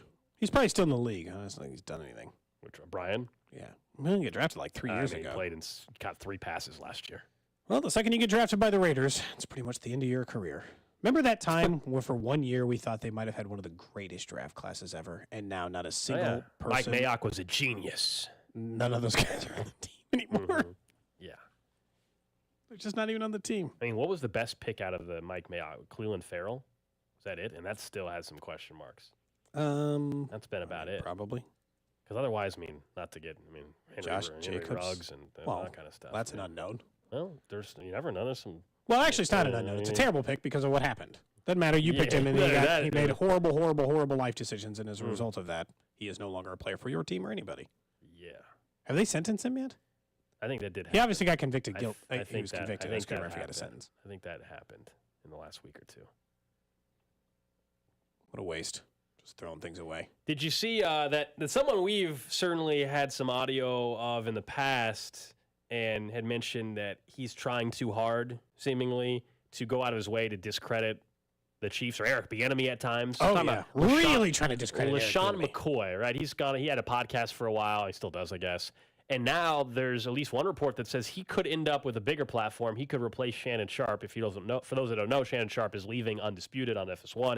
Him and Skip haven't really been getting along a lot the last Seems fairly obvious year. what the actual breaking point of that was, right? Well, sure. But there's a buyout agreement now, so Shannon is going to leave the show. Who knows what he'll do next? But they need a replacement. And one of the favorites to land that gig and be Skip's partner is LaShawn McCoy, which just get ready if that's the case, because he's a noted Chiefs / for whatever reason, Eric Bieniemy hater, LaShawn McCoy, even though Andy Reid and him were pretty close until LaShawn McCoy couldn't hold on to a football in that Colts game, and he got benched, yeah. And then they went on to win the Super Bowl, so it's awfully hard to judge them for the decisions that they made in that moment. Let's take out for just a moment the LaShawn McCoy hates the Chiefs part of this argument from a TV perspective. He is bad at TV. Like, absent the Chiefs part of this, LaShawn McCoy is not good on television. Do we all agree on that? Or is it just me that thinks LaShawn McCoy is no good? I just think more he tries too hard on the You think he's case, too hard? that's Yeah, but I think so. For instance, he'd be doing the show with Skip. Skip also says outlandish things.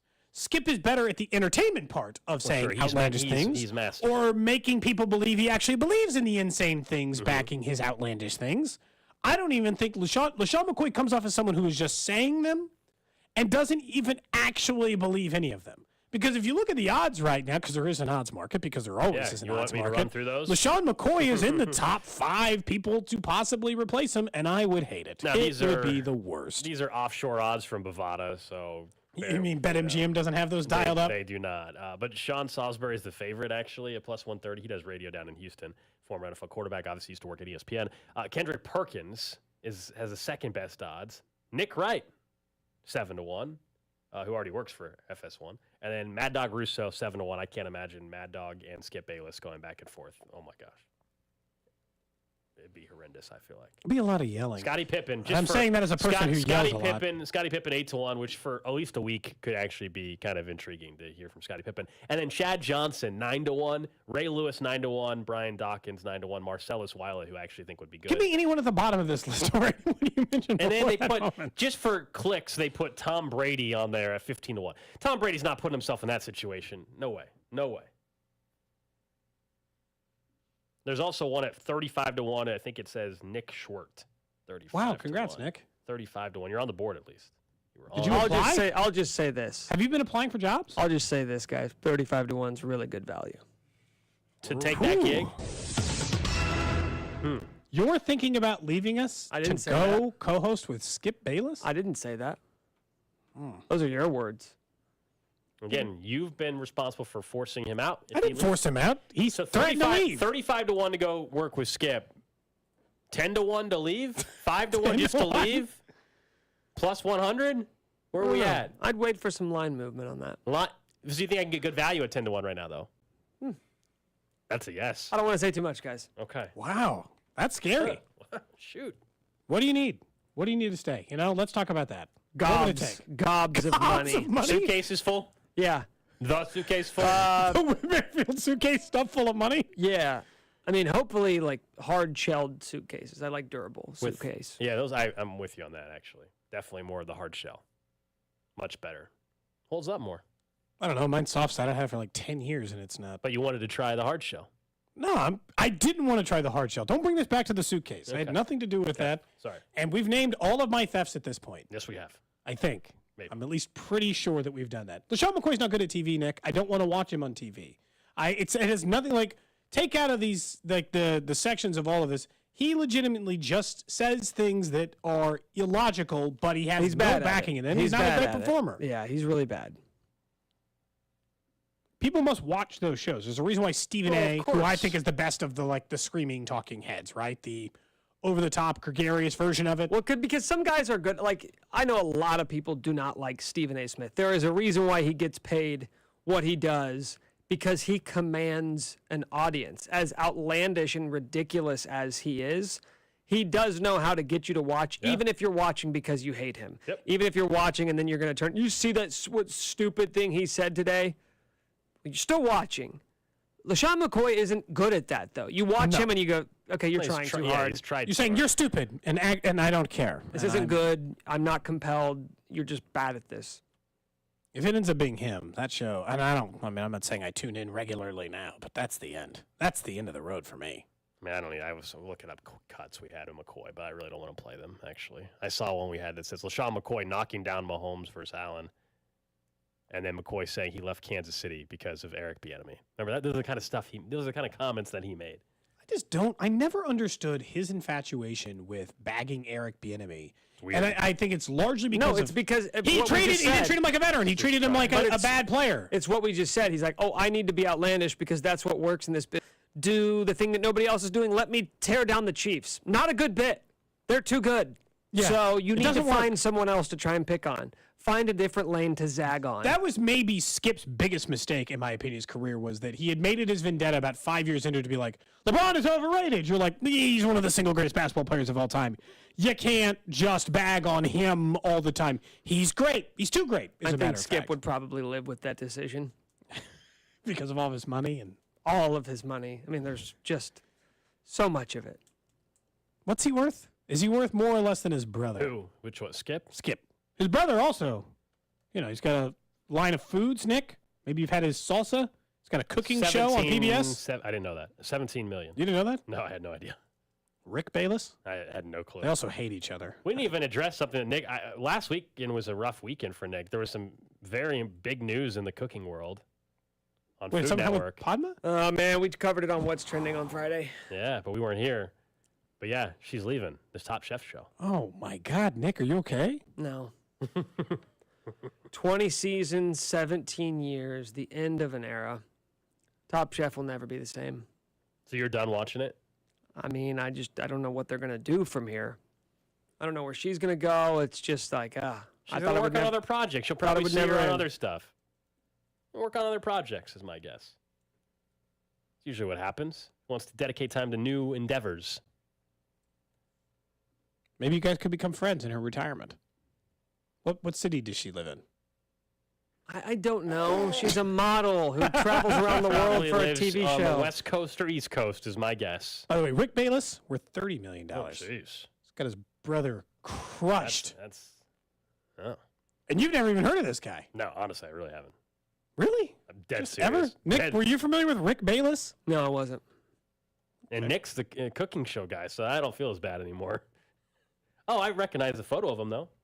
That dude? That's his brother? Yeah. Huh. Okay. You recognize the photo of him immediately? Yeah.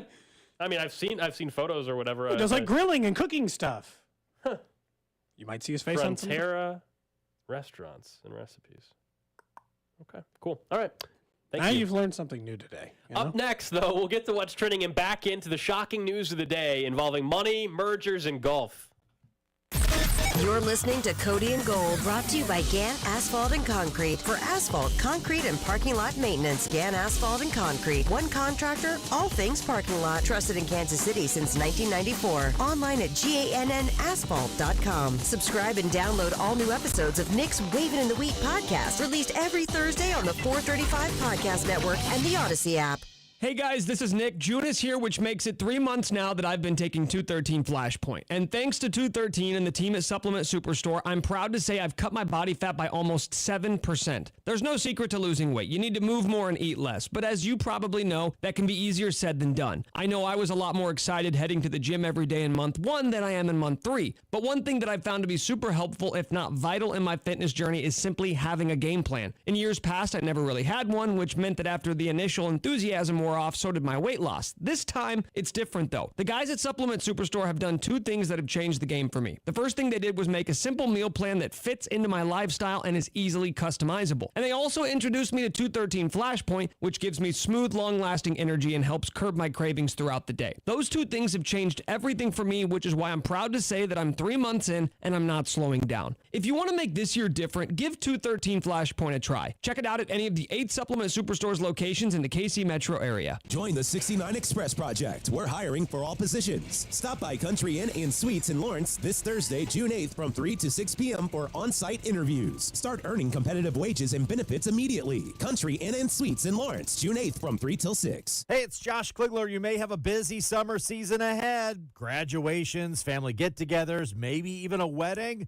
Well, let me help take something off your plate thanks to my friends at Hy-Vee and Hy-Vee Catering.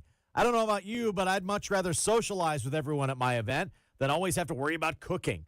Hy-Vee does the cooking, the setup, and even the cleanup. Hy-Vee has full-service catering for any size group or occasion, from black tie weddings to graduation, holiday celebrations, corporate lunches, watch parties, and more. Hy-Vee can put together anything you may be looking for. How about a breakfast buffet or the Hickory House meal with some ribs, pulled pork, and some brisket? Or let them create an Asian cuisine buffet or a meat, cheese, and charcuterie trays? You hungry yet? Did I mention they do the cleanup? Hy-Vee has a menu to suit your style and your budget. So find your location at high-v.com or get into your local store. All of your catering needs can be filled only at Hy-Vee. At Anthony, we get the job done right the first time. That's why these are the technicians Kansas Cityans have trusted for over 70 years. Right now, receive a new AC for as low as $59 a month.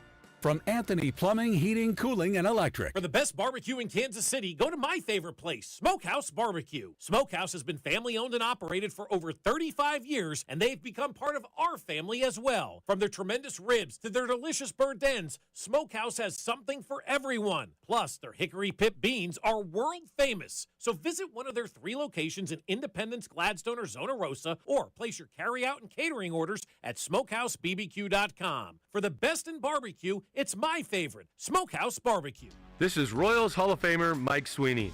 The Royals and the See You in the Major Leagues Foundation are teaming up with Blue Cross and Blue Shield of Kansas City to recognize outstanding high school sport coaches through the Blue KC Coaches with Character program. We'll recognize 6 coaches as a Blue KC Coach with Character. Each honoree will receive a Royals VIP package and more. To nominate an area high school coach, go to seeyouinthemajorleagues.org/BlueKC. 1 in 4 car batteries is weak and needs to be replaced. Let our professional parts people test your battery for free at O'Reilly Auto Parts. O'Reilly Auto Parts. Gentle with the nail trimmers. You mustn't nip the quick. Short-staffed, Marco needs to fetch some help now. The poodle has to look like a bear. Scruffy to fluffy. He needs a groomer that will be the bark of the town. Please hold. Has anyone groomed a chinchilla before? Indeed can help him hire great people fast. I need Indeed. Indeed, you do. We instantly connect you with quality candidates whose resumes on Indeed match your job description. Visit Indeed.com/credit and get $75 towards your first sponsored job. Terms and conditions apply. Do you owe more than $10,000 in back taxes? Good news. There's a new way out. It's called the Fresh Start Initiative. Call U.S. Tax Shield, A+ rated with the BBB. 800-391-5063 for your free consultation and let U.S. Tax Shield protect you from the IRS.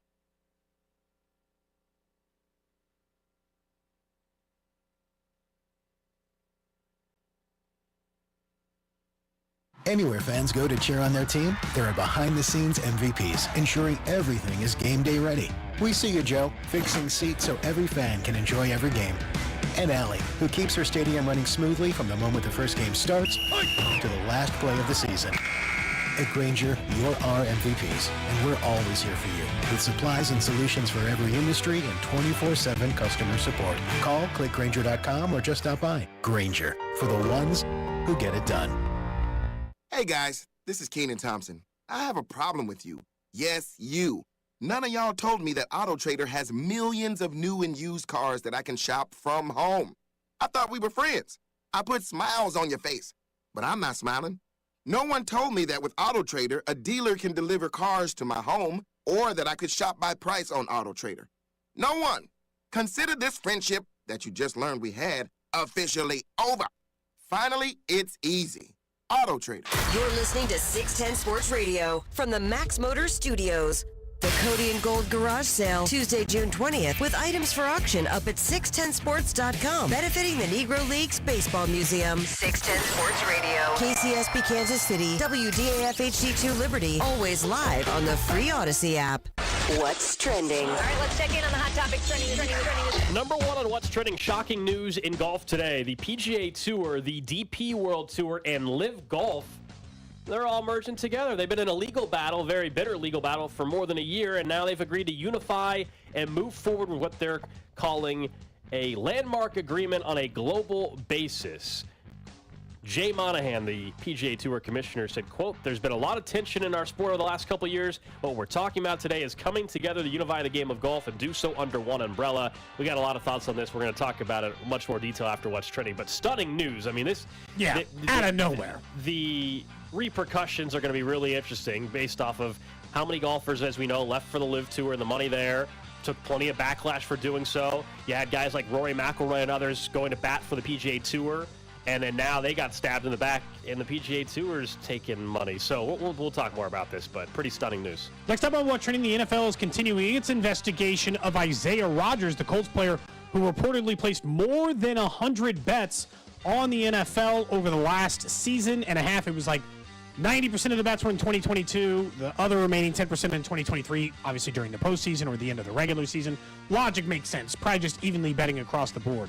As a reminder, Roger Goodell kind of has broad powers when it comes to the gambling stuff once they agree to it, which means he can go as little as a couple of games or as much as a lifetime ban for him. Betting on your own games? Different They might put the hammer down, even though they just put Calvin Ridley back in it. The only difference for why I don't think it'll be a lifetime ban is that while they want to make sure it's serious, they also are trying to protect these partnerships and not make it seem like gambling and football together are a bad thing. Just bad for NFL players to be doing it on their own. Hey, you can bet on sports. You just can't do it at the facility, and you sure as heck can't do it on your sport. Do it on your own. Well, not just your sport. In this case, your own team. Hello. Yeah, that's worse. It should seem obvious.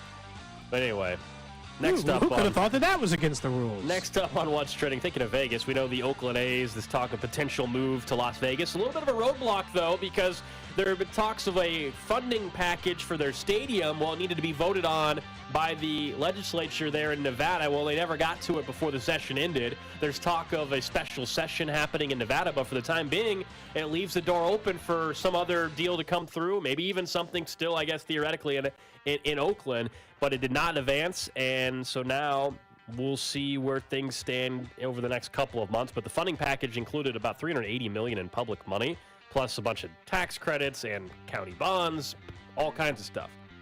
Really and now, cut a corner or two there. And now this is on hold. Of course, we know the initial plan was to take over the Tropicana site where the Tropicana Casino and Hotel is. They're going to demolish that hotel, build the stadium right there. That's on hold until they can make sure the funding is there. So this kind of pushes things back. And anytime stuff gets delayed, it always opens up the door, though, Cody, for some random last-second deal that keeps a team in Oakland or a different site at least. And perhaps it doesn't end up where it was. The third different site in Vegas, or Portland, who might want an expansion team. Baseball's talked about expansion anyway.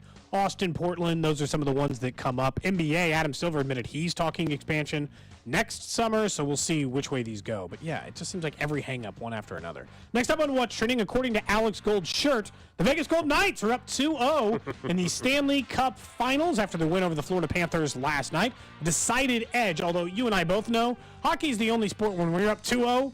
I'll wait before I just call this series definitively over. Because it's like the one sport where just like anything can happen at this rate. We don't get game 3 of the NBA Finals until tomorrow. But Vegas getting the decided advantage right now, up 2-0 after their win last night. They ran that goalie for Florida off the ice. They've done that in multiple games here. That's a bad feeling. It has been domination by the Golden Knights here so far, as Florida really has been a great story throughout the Stanley Cup final, though. They barely got into the Stanley Cup playoffs to begin with, and now they're in trouble, as you said, though, down 2-0. Next up on What's Trending, the Royals are in action tonight. Of course, Vern's on deck show, 4:30. So this afternoon, Zach Greinke on the mound. Got back on track. Vern didn't have me on for the on deck show doing betting for like 2+ weeks. You got to win? I was on last night, 2 for 2, 2 bets over Braxton Garrett's strikeouts last night, over 5.5. He had 6, and then I had the Marlins to win by 1.5, so 2 or more, and they won by 3. A little nervous in the 4th. A little nervous there when it's 4-0? I was worried the pitcher was going to get run out, and then he ended up pitching 5 innings, got 6 strikeouts. So we're back on track, I think. Back up in front. Back up to the front. Early sweat in the first and second innings for you, but came out on top anyway. Lastly on What's Trending, don't forget, coming up on June 20th, the Cody and Gold garage sale. I saw earlier on the text, I said, hey, how does the garage sale work? Super easy. That day, we'll have the items sitting out on Twitter, just like we would under any other normal circumstance, where you can click through those links. But this time, you can bid online.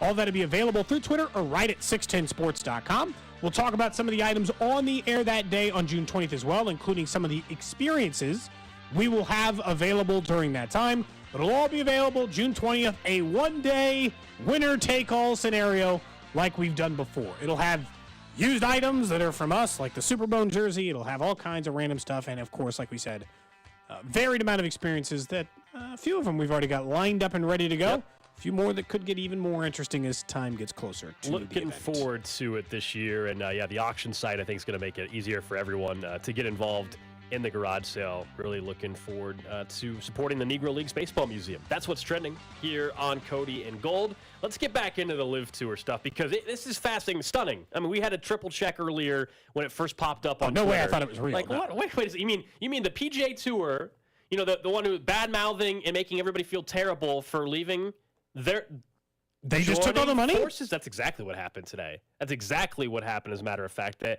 PGA Tour is merging, essentially, not really with the LIV Tour, but merging with the folks involved with the LIV Tour and the investment group behind it that does link back to Saudi Arabia and that government. And the meeting from Jay Monahan, the commissioner, with PGA Tour golfers is going to take place later today. As you would suspect, the golfers on the PGA Tour, for the most part, are all furious because they backed Jay Monahan and the tour and said, no, we're not, even though we could go make $80, $100 million right away, some of us, to go to this LIV Tour, we're not doing that for a lot of different reasons. We're not doing that. We're here for the PGA Tour. Jay Monahan and the PGA Tour made some changes. They magically found like $20 million for purses and stuff, even though for years they claimed they couldn't do it. They magically found some money to do that.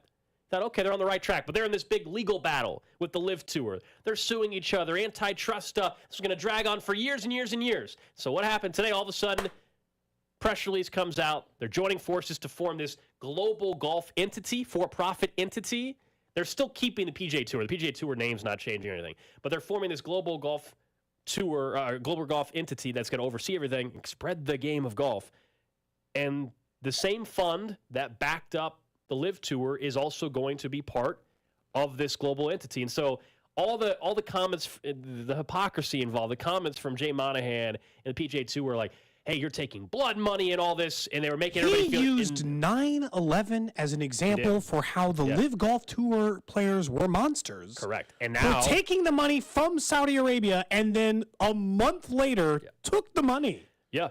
Look, Like, it can't be overstated what a hypocrite he is. Is a massive hypocrite. I told you I did not have a problem from the beginning, though, with players going to the LIV Tour. I absolutely do not. I understand the financial implications there, and money talks, business is business, and that's exactly how this played out clearly today, because all the comments before were complete opposite. This is one of the biggest sports betrayals of all time. This rivals, like, them packing up the Browns in a truck and moving them to Baltimore overnight without telling anybody.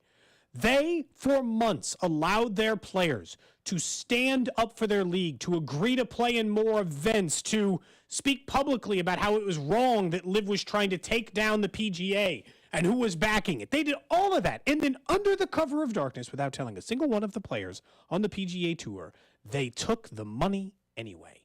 They just took it and promoted himself in the process, even after all of the things he said about the deal. So how, Nick, you watch golf more, how does he even survive this? How does he keep a job in this scenario? How are there not enough players? Well, imagine they're going to get his ass fired. This is an insane betrayal. Imagine, I mean, both sides should hate him. Well, every player is going to be upset. Like the guys like Ricky Fowler, who supposedly turned down $75 million. He's looking at someone like Brooks and saying, well, Brooks took $125 million up front, and now he still gets to come back. He has to pay a fine, by the way. That was part of the agreement. Yeah. God knows what that is. $250,000 for a $100 million payment. Wow, I'm sure he's really hurting. Now, what I think this will do, you have to consider this. I don't want to get too much into the legal mumbo-jumbo, but because this will now be, the PGA Tour has been a nonprofit, it will now be a for-profit. I would imagine those guys are going to be asking for checks. They're going to say, no, we expect to be recuperated for the losses that we endured because we stuck with you. The guy who I think is going to be the most interesting one to watch here is Rory McIlroy, because nobody has went to bat for the PGA Tour over the last 12 months more than Rory has. And then Monahan took a knife and put it in his back? And so I would imagine, like, these guys are going to call for Jay Monahan's job. And I don't know how much leverage they're going to have to be able to get it. They have at all. Because where are they going to go play, right? Yeah, unless exactly. the PGA Tour unless literally all the players band together and say, yeah, we're done with this. I just want, like, Rory to end his press conference like et tu, Brute, and then he's just got some, like, sneaky plan to, like, unseat Monahan, because I don't, wouldn't both sides hate him? Like, if you play for LIV, wouldn't you be like, this jerk? The guy who called me POS for the better part of 2 years of being like, this is the worst, Brooks Koepka is the worst human alive. He's in charge of me. And then on the flip side, the guy who just told us to say all those things took the money anyway. I understand the hypocrisy. I would just say. What if I know he's making triple the money too, by the way? I would just say that there's plenty of examples in sports or business or whatever where people hate each other's guts and you're like, oh, I would just leave. And guess what happens? Money's involved, and naturally people swallow their pride a little bit, and it ends up working out for everybody involved. Everybody's be pissed. Everybody has every right to be pissed. But, Nick, you're right. Like, where else are they going to go? There's not another LIV Tour to go to. Which sucks, because you set up the players to either quit or look bad. Those are the only choice for all the guys who are on the PGA stood behind them. They have to either quit or I would look ask terrible. you guys this. Over the last 15 years, how many times, it doesn't happen as much anymore, but over the last 15 years, how many times do you think the discussion has been raised, should Roger Goodell be fired? And how many times has that actually ever had an inkling of being truthful? Everybody hates commissioners in sports. Essentially, Jay Monahan's been the commissioner of golf, if you will. But this is one of the grossest examples ever. I understand. It's true, though. I think, could they have someone else, Nick, that's just in charge of the PGA Tour? Because, remember, he's going to be the CEO, or whatever his title is now, CFO, CEO, of this new, we don't know the name of it yet, global golf entity. He could be the CEO of that, but to your point with the relationship being fractured, do they have someone else that steps in and is actually in charge of the PGA Tour? That's what I think will likely happen. Monahan's not going to lose it. He'll be the CEO of this overarching thing, but I could see somebody else take over the PGA that's going to deal with players on a more regular basis because the relationship's fractured. If I were, and I don't know if it works, I guess this is something we can talk about. I don't know if it works for team sports, but if you were any other sport, wouldn't you be terrified? The LIV Golf Tour and this Saudi-backed fund managed to force a league into a merger inside of a year and a half just with money. Unlimited money. Just should be money. Not lots of money, unlimited money. Yeah, but they were able to force one of the biggest professional organizations in the entire world, Nick, into a merger just by being like, we'll pay your players for a short amount of time, and we will force you into doing this. What's stopping from paying Deshaun Watson, a player I'm sure would take it, $200 million to go play in their football league? I want to make it clear. And then force them to do it. I'll just go ahead and make a prediction right now. I think all the PGA guys that didn't take LIV money, I think they're going to get massive checks. I think they're all getting humongous checks. Like the top name players. Yep. Not to shut up, but basically just to maybe ease things over. Ease this transition I wonder a little bit. what it would look like. I mean, if they're going to fine, there's report is they're going to fine the guys that left for the LIV Tour. And $250,000, and we don't know what the dollar amount is, and it won't ever equal anything what they left. But, okay, so they give the fine basically to those players. Where's the cutoff, though, Nick, to not piss more people off? Where's the cutoff of, like, only these 4 golfers? You know, like, only the ones that got, that's my question. How do you not? I don't know how you make everybody happy. I bet you it will be the ones that were legitimate. We're getting legitimate LIV offers. Well, then they would have to prove that, right? I mean, you have to prove that. We suspected these guys. Somehow you would have to have proof. Otherwise, if I'm a golfer on the tour, I'd be like, actually, I got an offer for $20 million too. If I remember correctly, I could be wrong on this. I believe they extended. Again, none of this stuff was made public, but the rumor was they had extended an offer to like the top 50 players in the world. Or there was some cutoff. I don't know what it was. But that's what I'm wondering. And Tiger, remember there's a report that they offered Tiger $1 billion. $750 million, I think, was the check. Yeah, and Cody, your point about the leagues, I saw like Myron Metcalf from ESPN was floating that out there. I think it's interesting. It's a strong point. Like, would other leagues be in jeopardy? I don't think you can replicate what the LIV Tour did as easily by any means, right? Because it's an individual sport. Let's just use the NFL for an example. Not only is the NFL also just much... You would create the AAF, but you would have the money to recruit Deshaun Watson to play in it. Yeah, problem That's the difference. You'd have the money to recruit Trevor Lawrence. No, the difference, to go be your quarterback. The difference between golf, though, is what I'm saying is you need 53 men. On each roster and team. You're not just having 15 players on another 10 10 football teams. But to rob the NFL, you actually don't need 53 good players. You need 5 quarterbacks that people know. You need Kirk Cousins to take the money, Trevor Lawrence, and Deshaun Watson. Nobody's going to watch for Kirk Cousins, man. You need Patrick Mahomes. You need Patrick Mahomes to freaking leave. Guys, how much would they pay him? It's not happening for football. I'm Guys, not worried about for football. Get this. So it's more happening for baseball. It's NBA? NBA is more. Only need 5 players on the court at a time for that. Yeah.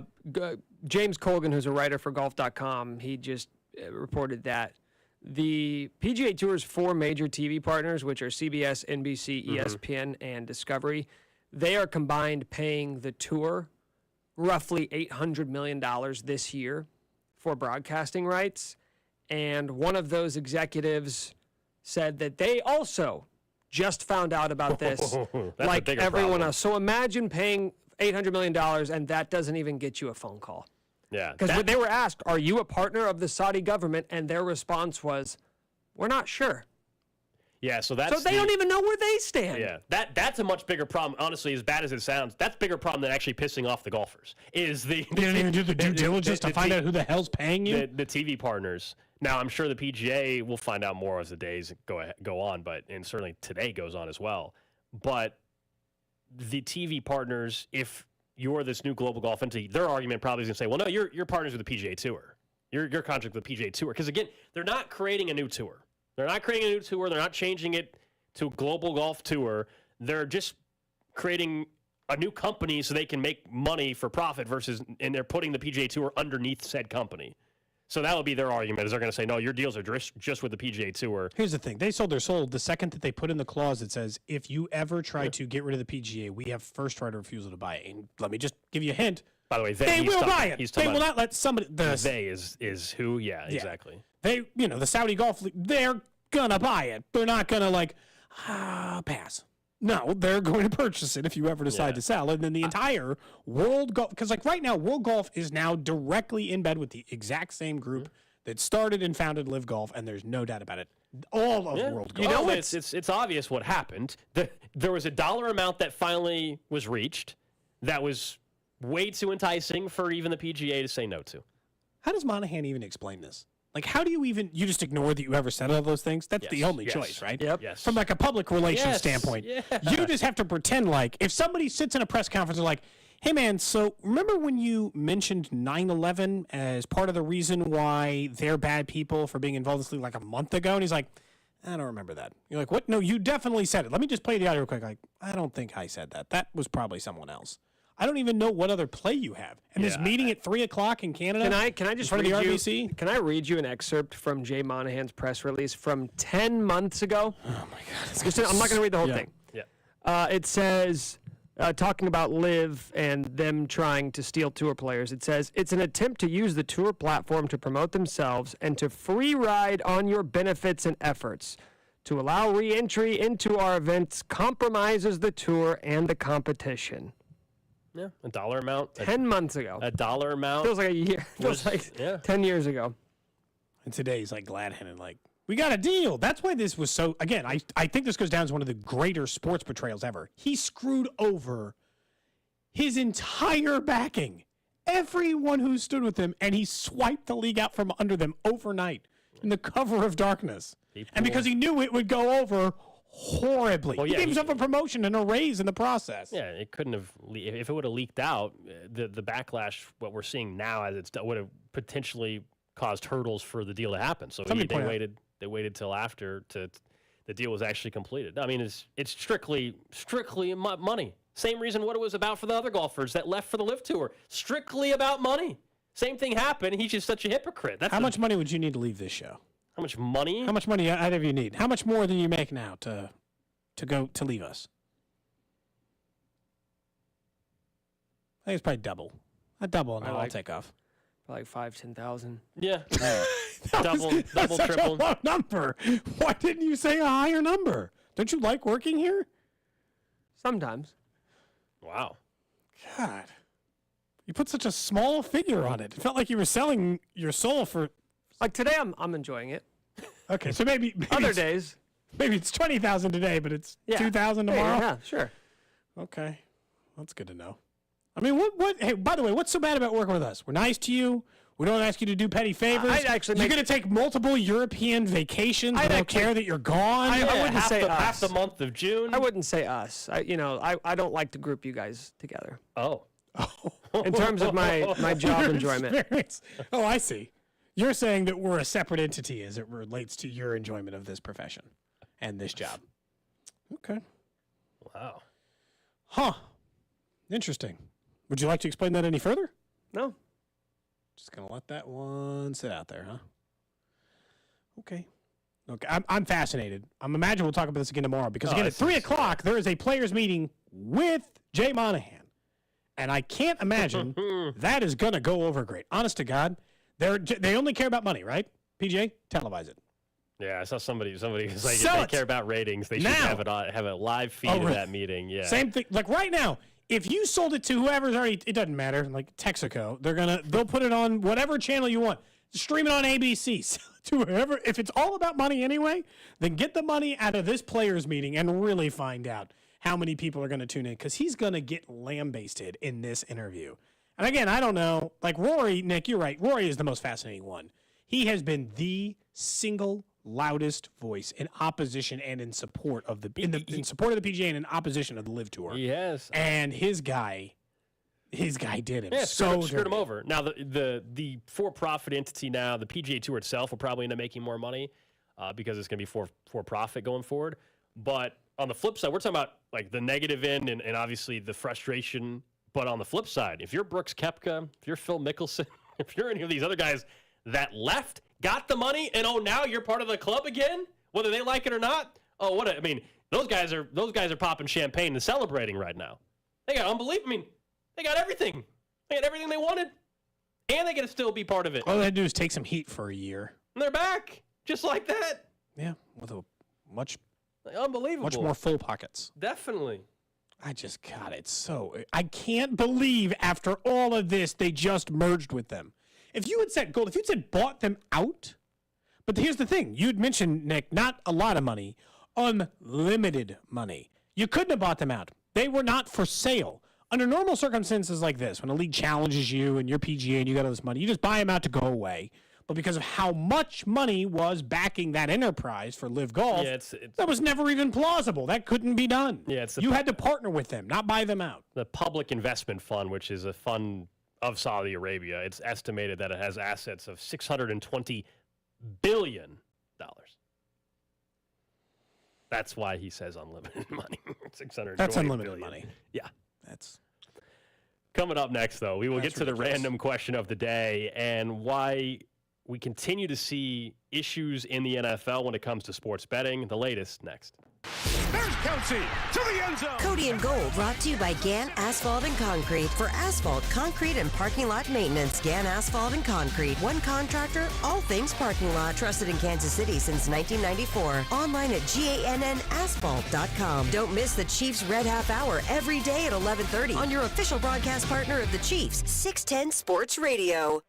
Yeah, a lot changes. We'll get to what changes in the golf world when money talks as well. Days. What about in just 4 months, changing your entire career? That sounds stressful, right? Sounds like a huge task to do, but they can make it easy over at Centric. Our friends at Centric, and of course, we tell you centric.com/610 because a new career in IT is just 4 months away. They'll do anything they can to make sure and help you get a job. Their job is to get you a job, which is what it is. You know, the way it works in IT is that you can work in any field anyway, and they're going to give you the training at Centric in just that 4 months to make sure that you're comfortable in your new career in IT. A job with more stability, more consistent pay, more career advancement. If you're in a job right now that you don't like, go to centric.com/610 and see what our guy Russ Maudry can do for you. IT is the future of Kansas City, so let Centric make it your future.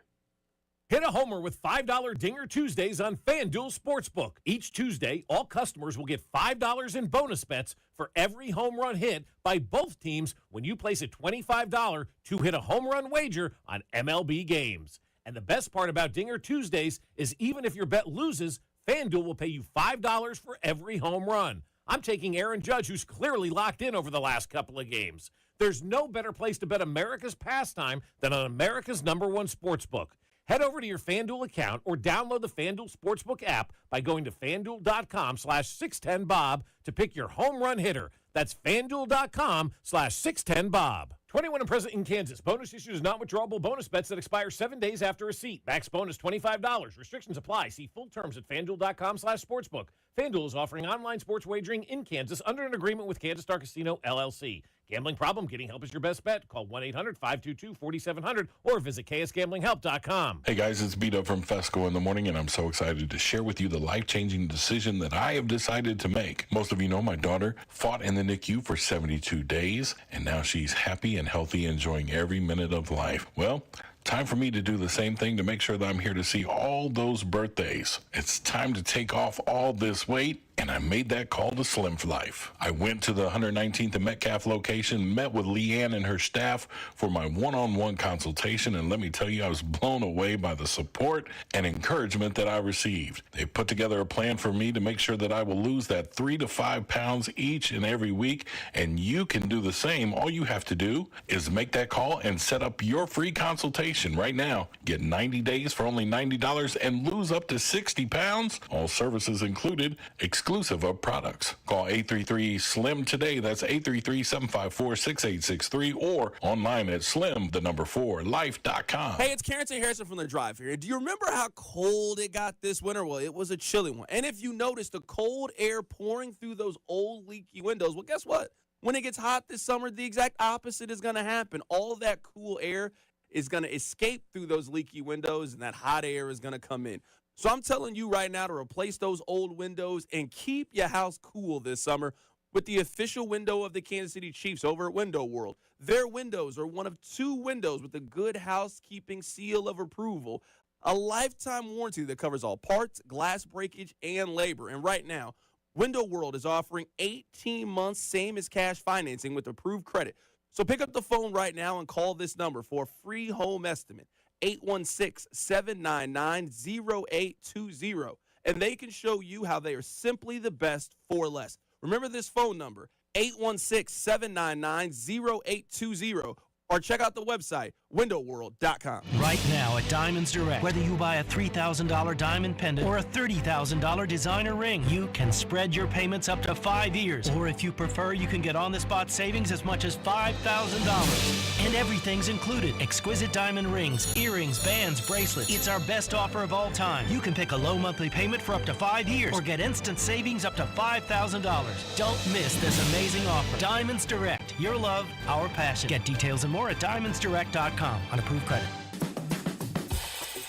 Kelley Blue Book is the one-stop shop for pricing, fixing, selling, and instant cash offering. Instant Cash Offer is exactly what it sounds like. An official offer to buy or trade your car.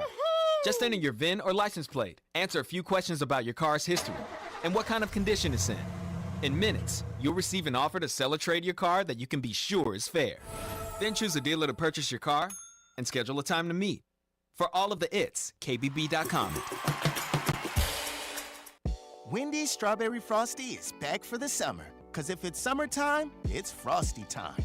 Beach time, Frosty time.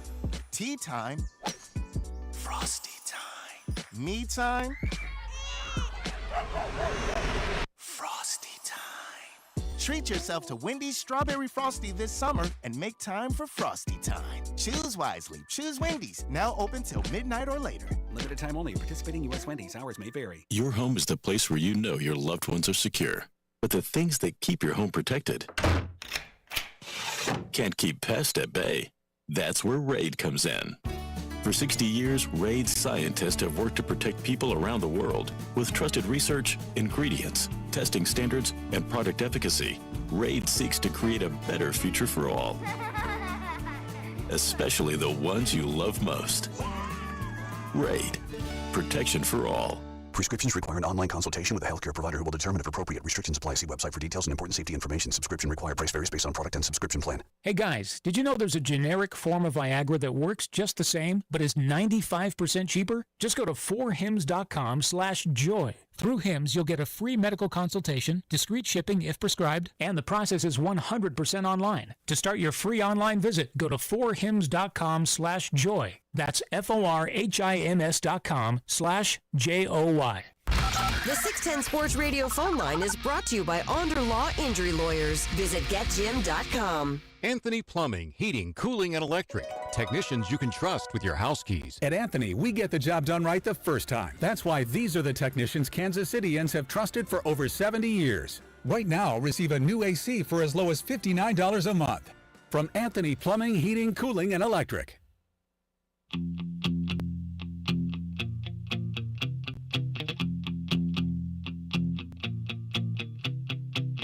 Back here on Cody and Gold. Alex Gold, Cody Tapp, Nick Short. We'll get to the random question of the day here in about 10 minutes or so. The text line requested earlier to also be allowed to question me over the suitcase. Well, you sure you want to open that up? I don't think so. I don't think that's going to go over well for you. I told you, the next time you two question me, lawyer. Lawyer That's present. fine. Lawyer up. You have the right to an attorney.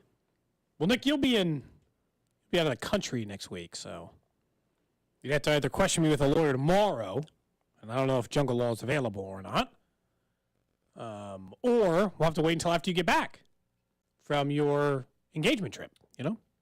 Legal process takes time, man. Takes time. Problem is we need the suitcase back by June 20th, and I don't know where the hell it's at. I think next step in the plan. Let's just just assume whether it's me or not. It doesn't matter. Oh, but we let's are agree. assuming it's you. Let's just agree to one thing.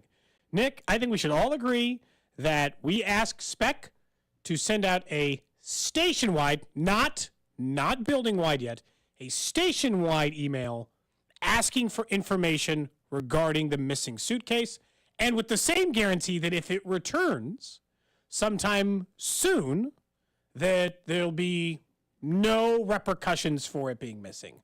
We won't go back on the cameras to look who turned it back in, but just if it shows up, then we will not hold that person accountable. But I think we need a station-wide email asking for information regarding the Not a missing bad idea. suitcase. I mean, or you could just say there's a name in your mind you keep thinking of, and you haven't called them out yet. I don't want to, I'm still on the fence about who I think it is. I don't want to start casting stones like you guys have at me. Okay. Until I have more information, I don't like to say that it could be other people. Okay. So I'll think about it. If the heat keeps coming on me, eventually I'm going to have to turn it on somebody else. We'll let you keep thinking about that, but I do want to talk about what I don't get why this is so difficult in the NFL for players who, for example, Isaiah Rodgers of the Colts, who's going to make $2.7 million this year. He reportedly placed 100 bets, most of which were $25 to $50, but some of those bets were on his own team, the Indianapolis Colts, this past season. And we know, now this is the fourth time, I believe, in the last year or so, that we have come on this show and talked about players finding themselves in a spot where the gaming commissions in the respective state, this case we're talking about Indiana, have been able to track down that they were making wagers. They can bet on sports. That's not the problem here. Can't do it from a team facility. That was the Jameson Williams issue up in Detroit. And you sure as hell can't bet on the NFL. On top of that, it was your own team that you were betting on in games involving them. This seems like common sense. But the Athletic did a survey, or at least questioned, I should say. I wouldn't even call it a survey. It was 5 players they talked to anonymously. And the players said they were not, 4 of the 5 did not know that they could not bet on sports from the team facility. So I think there's a balance. There's no way this wasn't covered in a meeting. I could understand why there were some players that didn't know they couldn't bet on other sports while at a facility. I can understand that. But we have now had other examples and more examples that have shown that. And then add in, to me, what is just common sense, which is, I can't bet on my own team. How do you not think that's a problem? So, yeah, there's an education component that the league, coaches, NFL Players Association clearly needs to do a better job informing their players so it doesn't cost your team. Fortunately, other than Jameson Williams, it hasn't been a star player yet, right? We know the name. Well, I don't know. Ridley. I mean, think about like how good Jacksonville was last year. Well, I guess it couldn't have it Ridley. I guess the Falcons. I was trying to decide, like, what I'm saying is it's not one of the top 20 players in the league or something like that, right? Not yet. Yeah, and you would like to think that more of these examples, and we don't know what the punishment yet is for Isaiah Rodgers, that it would be a deterrent. And this guy, because he bet on Colts games, this is not going to just be a 1-year suspension. This has to be much longer than that. I suspect it will. Calvin Ridley's was a year. That's the baseline now for most of these. And we saw that with some of the other players involved with the Detroit Lions and some staff members. Remember, it's not just players. These staff members have been fired and let go because of not knowing these policies.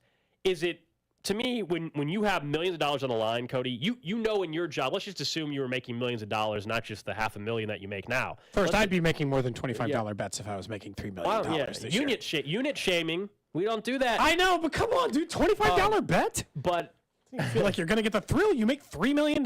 Maybe you can say, well, you just don't understand. But I would like to think that if I had that kind of money on the line, that I would, much like PEDs, that I know that I shouldn't put, certain things in my body or whatever that I can test positive for. You can take a PED right now. Matter of fact, I think Nick has openly encouraged you to take PEDs multiple times. My point is, though, if my job said, hey, you can't do this, and I knew it would jeopardize my employment, in this case, $2.7 million salary, I'm going to damn well know exactly what I can and cannot do. Am I stupid for thinking that? Like, it seems obvious. Also, I'm telling you, you have to now that we've seen, because it's the only sport. Gold, have you heard of a single NBA, NHL, or Major League Baseball player who's gotten in trouble for betting on the sport yet? One. The answer is no. By the way, the sports books don't want it either. They'll out your guy even if you were trying to keep it a secret. They don't want an MLB. They're not going to let MLB brush it under the rug. They don't want that because it makes them look shady. It makes it look like you can't win in Vegas. It makes it look like you can't win by going to the BetMGM app, and we know you can, so they don't want the perception of it's rigged either, which means you have to start explaining it to them like they're babies. And that sounds stupid because they're adult men who should know the things that they can and can't do. But what other choice do you have?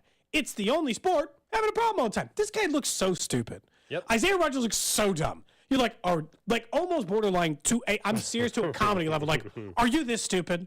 There's just no way. Like, if I'm sitting there and I'm his agent and we're sitting in the office, it's like a kid who tried to sneak out and you got Ring cameras all over the house. You're like, hey, dummy.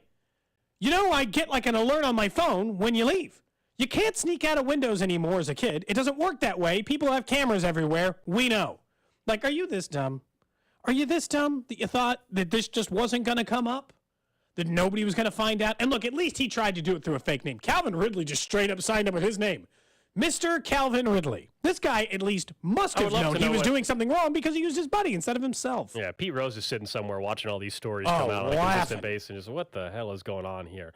Look, the reason why we're finding out more about these cases is because they're happening in legal sports betting markets. And so this came through the Indiana Gaming Commission. Same thing happened in Michigan. So that's in large part why we're finding out. I think we all know that prior to 2018, this kind of stuff was just had bookies. Was happening. Yeah, it was not through a legal atmosphere. So that, I mean, they all bet on Bovada or had bookies. So I'm not saying it's 100%, but the benefit of having an environment where it is regulated is you are able to weed out this kind of stuff. You're able to track down in this case, football players, if they are making wagers on things they're not supposed to be making wagers on to keep the integrity of the sport. Is it the people in charge that are dumb or the players? Like, who's the worst party here? Because I, again, don't see it happening in other sports. Why the NFL? Too many people? Is it just too many people to manage? Just a numbers game, right? Baseball, you got 26 guys on a major league roster. NBA, you got like 13, 14 players. And all of a sudden, the NFL, you got 53. Just too many people to handle? I think it's... Is that it? More mistakes, more people, double the size of pretty much any other league? I think it's still the education part, because even though some of it should be common sense, I think deep down there's a lot of people that think, oh, well, if I just have my... Because that's what happened with this Isaiah Rodgers kid with the Colts. He didn't make the account, right? An acquaintance of him made the account, and they still found out. He probably thought, oh, well, if it's their account, even if it's on my phone... I'm not technically making it's not my the wager. account. Like, oh, I'll just log into their account from my phone. Like, people don't understand the whole geolocation stuff. I swear, because I get questions about it all the time. They know where you are inside of 10 feet. I don't think people grasp the notion. Closer, yes, probably. You're not physically going into a casino and making the wager, but when you make that bet on, let's use BetMGM or FanDuel, whatever app you use, when you make that bet, it knows exactly where you are within, like, I think it's 20 feet or something like that. It knows the exact time, all of it.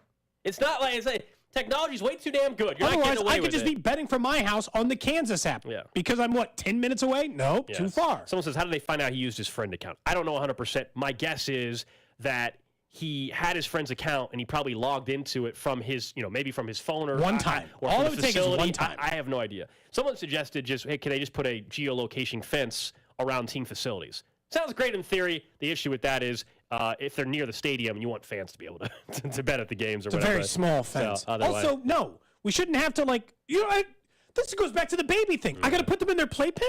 I got to put them in their little pins so they don't get in trouble, so they don't put their fingers in light sockets? No! You're adult men. I shouldn't have to explain this to you like you're dummies. Just don't bet at work and don't bet on football. It is literally goal 2 rules. It is only 2 rules. Don't bet at work. Don't bet on football. We don't care about any of the rest. You can put $100,000 on the Heat to win tomorrow. We don't care. It's fine. Totally fine. Good, man. Good luck on your bet. Hope you win. Yeah, but I hope, just don't bet on football and don't do it at work. It's 2 things. And if I'm an agent for a player right now, if I'm the an first thing I'm NFLPA, talking about. I am stressing over and over. This is the last thing you want to have happen. And certainly to this point, right? Fortunately, no Chiefs players have been involved in anything like that. They can't has bet come at out. the And they facility can't. because it's not legal in That's Missouri right. yet. Yeah, that's the one benefit is at the facility they can't even do it if they wanted to. I mean, it will be eventually. It just isn't yet. Someday. I hope. Right? Right? Well, I mean, one day, yeah, but we'll see. I don't know if it's going to. I mean, it's certainly not happening at least until next football season at the very earliest. Monsters. And even then, it's probably further than that. This is a very political show. We've talked about the White House Yeah, and but the White now House local visit. politics. Yeah, the White House visit yesterday, which is kind of cool. I to blame see. Nick. If Spec asked us who made us talk politics, Nick put it in the rundown. Yeah, I think we should just, since Nick said that what did he say? He said that we should wait for the odds to change on him leaving. I think we should just, any issues that arise, it's all Nick's fault. Yeah. Chris Carter said you need a fall guy, right? Yeah. Can Nick be our can fall be guy? our fall guy. Have you ever been a fall guy? He can be ours, though. No. Think you'd like it? It looks like a no. That's a negative. I'm just checking. Just see if he'd like it. He didn't even have his headphones on. See, he's completely just not even caring at this point. He's out. I'm officially up to whatever it was earlier. It was like 10-1 that Nick is leaving the show. I'm at officially like a 7.5-1 after this exchange. Yeah, the odds, the bookies have just changed. The odds market is moving dramatically. Down to 4-1. 4-1. Get your bets in. All right, let's get to the random question today. Random question. For you, Gold. For you, Nick. Over the J Southland Tow Service text line, 913-586-7610. Nick, you'd mentioned earlier that Apple has put out their augmented reality headset.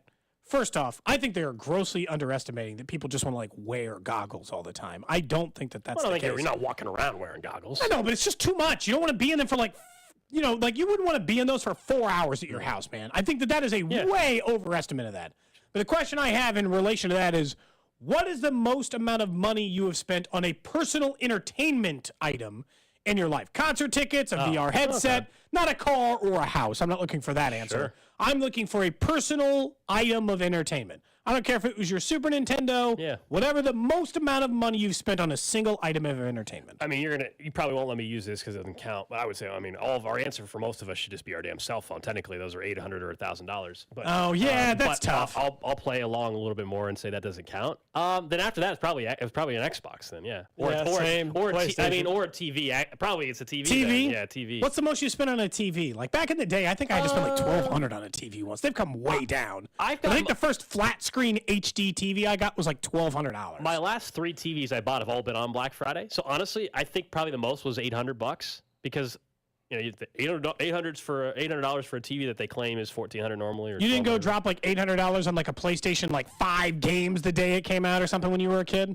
No. Because I think the first Xbox I bought, I had saved up all the money at the concession stand, and I probably spent close to that because it was a brand new Xbox, and I didn't just get one game. I got like 5 or 6 I think I spent maybe games for it on the whole console with my money. Maybe $550 or something is like what I would have spent.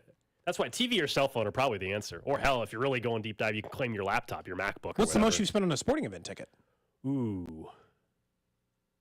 Actually, sporting event, the dollar amount's not high. I've been fortunate. It's only a few $100s? Yeah. That's shocking. Yeah. Honestly, I've been very fortunate, either through work or through knowing people. We've been pretty lucky. I haven't spent thousands of dollars. Because like if you went to a World Series game, you might have spent $1,000. Yeah. Pair of tickets. We were working. We were both in the industry at the time already. So. You think it's TV for you, Nick? Yeah, I think I've probably spent like $700 on a TV. I mean, $500 on a PlayStation, however many years ago that was. But I don't think I've ever went into the 4 digits for anything. Do you think that there's any chance either of you will ever adopt wearing one of those headsets? Let's just say they make it the price of an iPhone and you can charge it just like an iPhone. So it's like $1,000. You can pay for it just like you pay for an iPhone.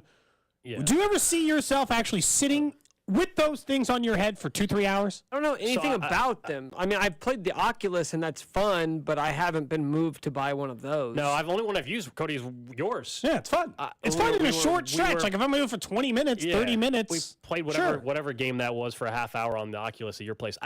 I think it would, one, the price point would have to go down significantly. There's no way I'm spending $1,000 on a VR headset. But if you told me, let's fast forward 10 years from now, and there's even more practical use for it, and it becomes even more popular, and all of a sudden they're $500 or less, which I know right now you can get some for $500 or less. But yeah, you can get the kind like I have for $500. Then I just don't. I don't think I would use it enough, man. I think for the first week I'd be all about it, and then it would just sit, and I wouldn't use it. The stuff that interests me more is on the I keep bringing up the NBA setup where basically you're courtside at a real NBA game, not animated seats. Like it places you. No, it's just like they just put a camera there, so it just kind of looks like you're sitting courtside. I would love to try that, but again, is that going to get old after once? You're gonna watch every sporting event like that? Yeah, someone wants to know, by the way, would you watch a camera that like you were Mahomes' helmet? You're just like seeing literally what he sees? Once. Yeah, you wouldn't want to do it the whole game, but if it was like a drive, maybe. Feels like the thing I'd want to do after the game, too. That's what's funny about it. I wouldn't even want it live, not in the game-winning drive. I'd want to see all of it. I don't know. Someone was surprised none of us used entertainment at a strip club as our answer. Well, we know Cody won't have that answer yet. I've never been to a strip club. Not yet. I'm still not spending $1,000 at the strip club. Someone wants to know, is it better to outright pay for your iPhone or do monthly payments? Well, if you're doing it through your cell phone provider, they don't charge you interest. But yeah, if you have the money to buy it, then buy it. I do the monthly payments. Yeah. So like when I broke my phone last weekend, dropping it in balsamic vinaigrette. You don't buy a new iPhone. You just pay off the old one and then start making payments on the new one. And there's no interest. Eventually, you own it. Yeah. Though. So like the phone I have now, I would have upgraded. I think it's 2.5 or 3 years old. So technically, it's paid off. Yeah, mine too.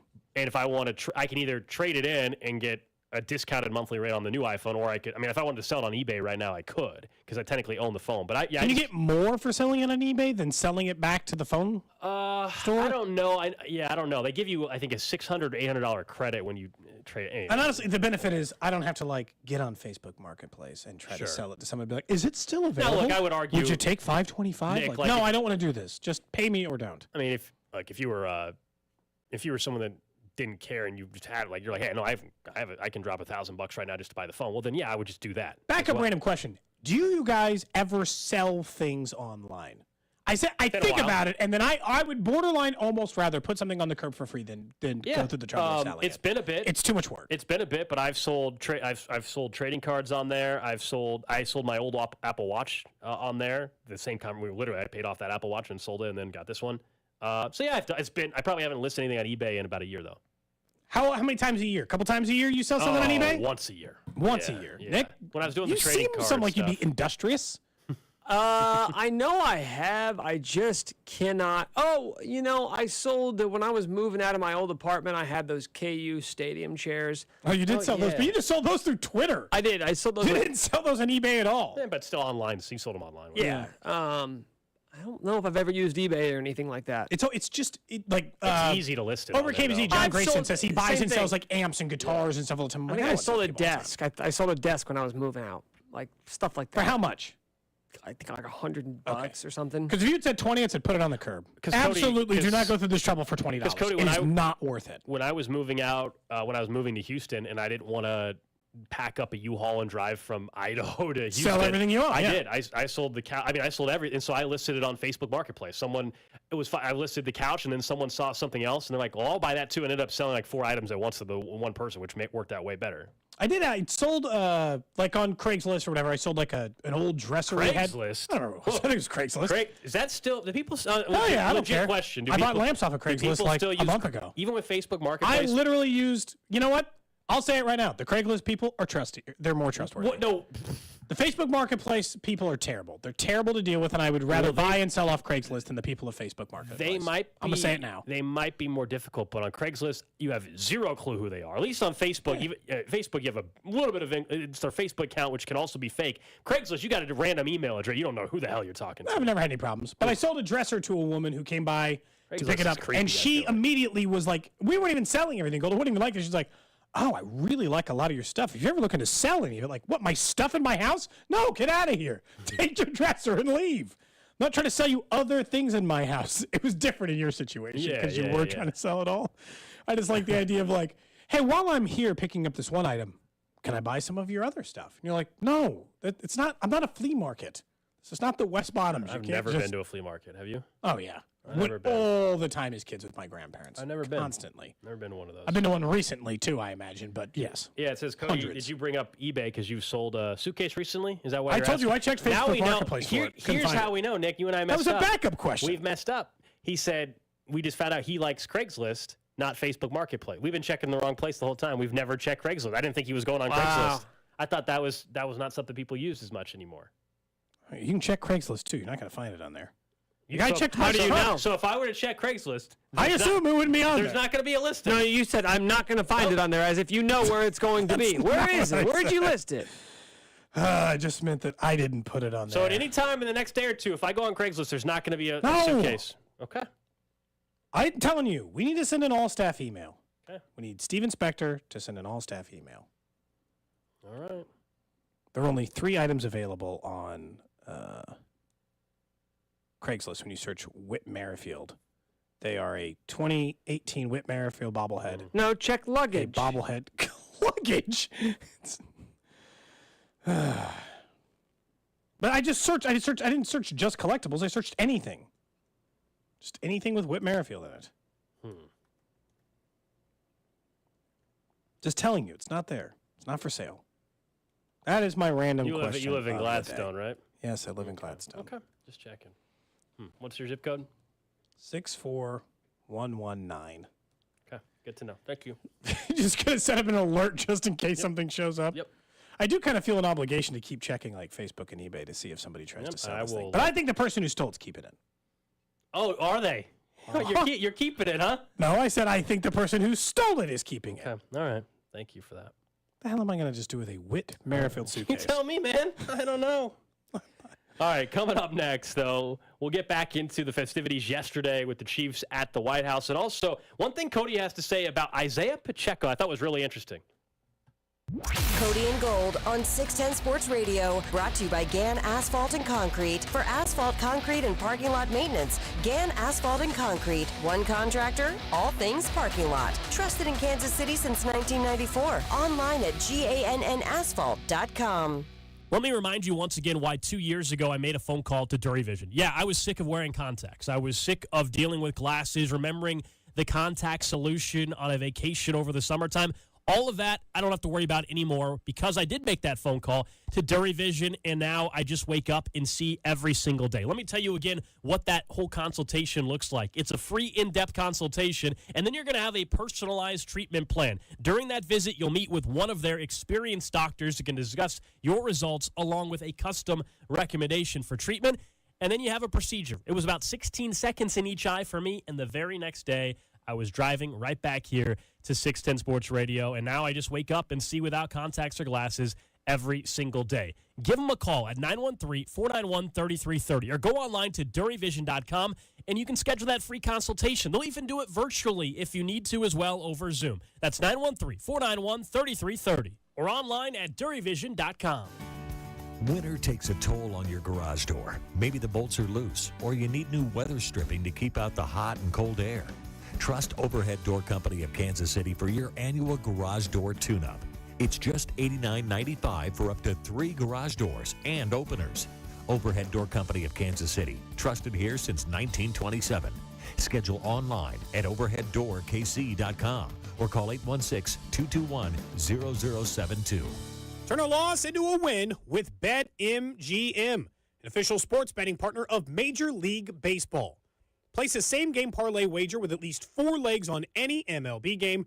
If all the legs of the parlay hit but one, no big deal. You'll get your stake back in bonus bets up to $25. That's only at BetMGM, the best place to bet on baseball. So place a same-game parlay wager with at least 4 legs on any MLB game. And again, if all the legs of the parlay hit but one, you'll get your stake back in bonus bets up to $25.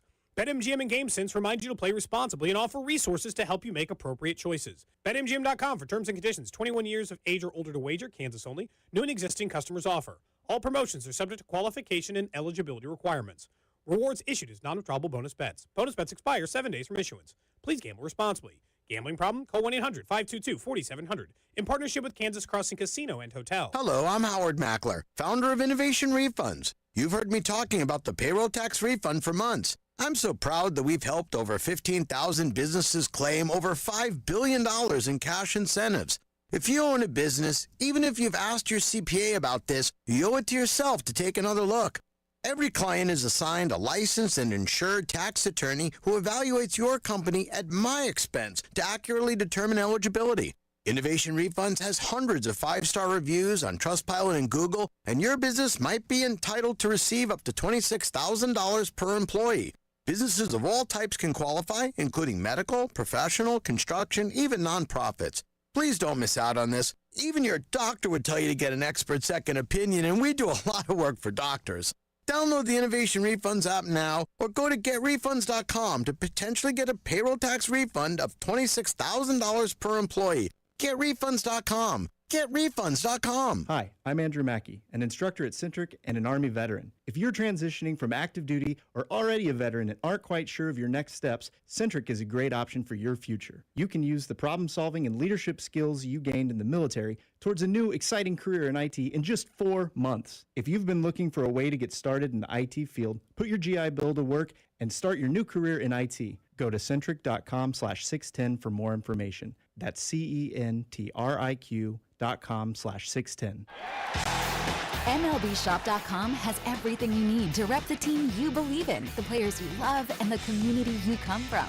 So snag all those hoodies, caps, jerseys, and swag, and wear your pride with style at home, on the streets, and wherever you go.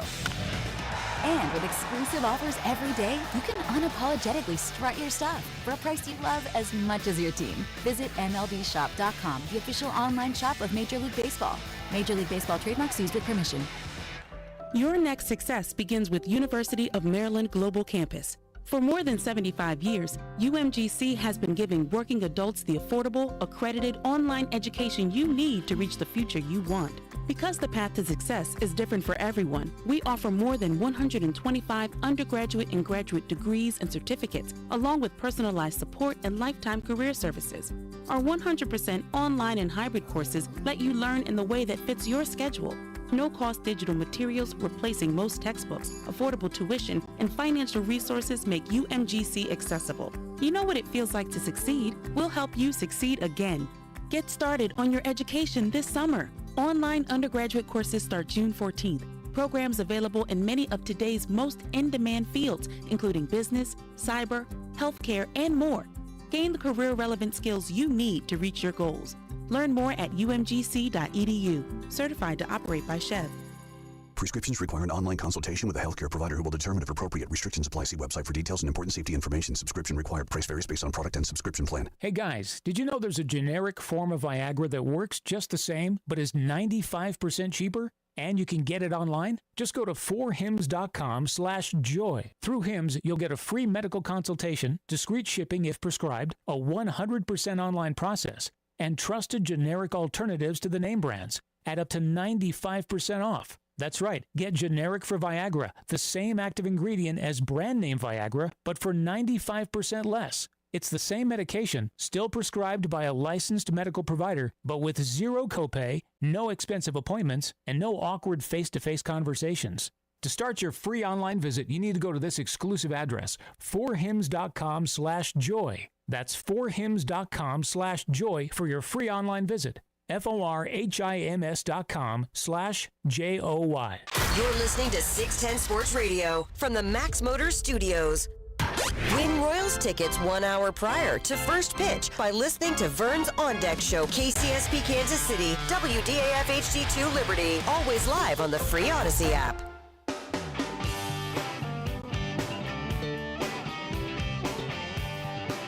One o'clock hour. What a really interesting music show. What do you mean? Today. I think it's actually been pretty Money. strong. No, just say it's been an interesting mix. I didn't think bad. God, stop looking at me like You that. could have done I just said interesting. little shine down. That was fun last night at Rieger. Our friends at Rieger hosted that. Had a good time. I know on Friday we'll be drinking some whiskey. Picking up from some supplies Making today. some cocktails. I know you are. Picking some of that up for Friday's show. But no, Shine Down was there. It was really cool. There was only like 120, 150 people max that were out there. It was our sister station, 97 The Point, was hosting that. And that was awesome. It was really cool. I hadn't been to such a intimate acoustic concert like that for obviously a group. They're going to have Shine Down's going to be in town at T-Mobile Center in the fall, but it was really cool. Got to meet them afterwards. I thought you were going to show up, man. Well, I was. Just life. Life got in the way. Life happens. I get it. Life happens. I was originally scheduled to be out there, but Something else. You're acting really weird. No, I was like, I felt like Nick was looking at me weird just because I was talking about the music. You know I don't like it when you comment on the music. It was one time. It had been like a month. Nick loves when you do that. Yeah. Why do you hate it so much? Because this isn't about like you giving feed. The bump music is not supposed to be content. It's just it gets us back into the segment, so it's not just dead air before you start talking. So, but what goes through your mind before you choose a song? I don't. I go onto the playlist and then whatever's random, I just select. That's not true because you played Money earlier. We were getting ready to talk about LIV Golf. That was clearly an intentional. Yeah, that may have been like strong. a Freudian But I love sort of that. thing. That was yeah. strong. I love that. I think I was thinking about money, so He said he'd need double. He wants double from us. So we're going to have to work that out. Oh my. Yeah, I know. God. I just got it as well. Wait, what? What? People were doing some digging during the break on you. We have found There's a we have found the silver suitcase for. Yep. And it has Whit Merrifield's signature on it. It's on posted on Craigslist. There it is. Listed as silver suitcase, $150, based out of Gladstone. Okay, this is just listeners being It jerks. says selling one gently used silver hard shell suitcase. The history of the suitcase says it was on multiple road trips for a baseball team, and at one point was raised money for charity. I'm searching suitcase. I don't see it. Oh, it's on there. It's on there. And it has Craigslist, the Kansas Royals City. tag that says 15, clearly Whit Merrifield. Is this last year's photo? I have no earthly idea. I'm not sure. All I know is there's a photo of two photos. I mean, the photo clearly was taken in this office. Yep. Well, I that's where the noticed the original carpet. photo was taken. I still can't find it. You're going to send me a link, Can you- otherwise I all don't right, believe I'll send you the link, but can you also mention, you would agree, right, and confirm that the photo from last year was only taken, the only person that had it on their phone was?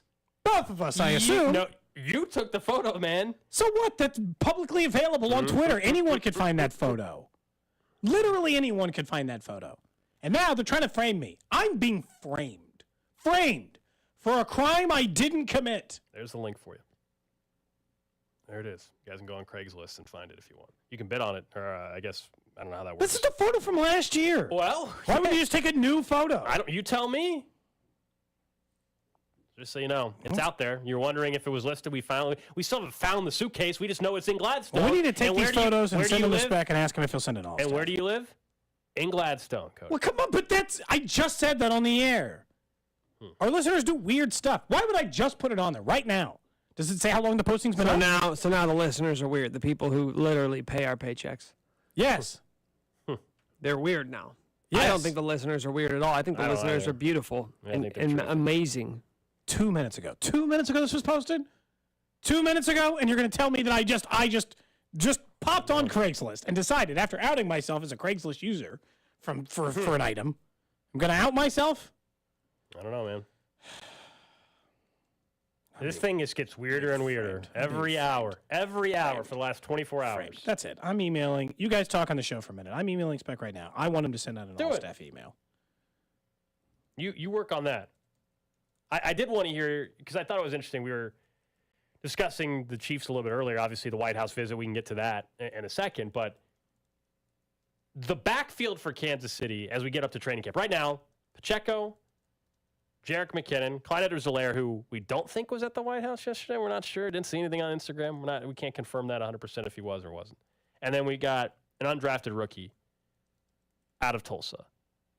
And last year, if we're talking about pass catchers out of the backfield, well, that was Jerick McKinnon, right? Isaiah Pacheco on third downs also wasn't in there a whole lot because they trusted McKinnon as a pass protector.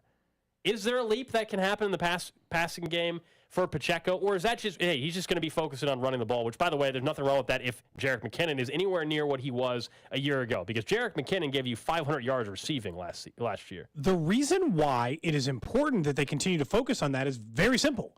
That if Isaiah Pacheco just becomes a good pass catcher, like an above-average pass catcher, he's a top 5 to 10 back in the NFL.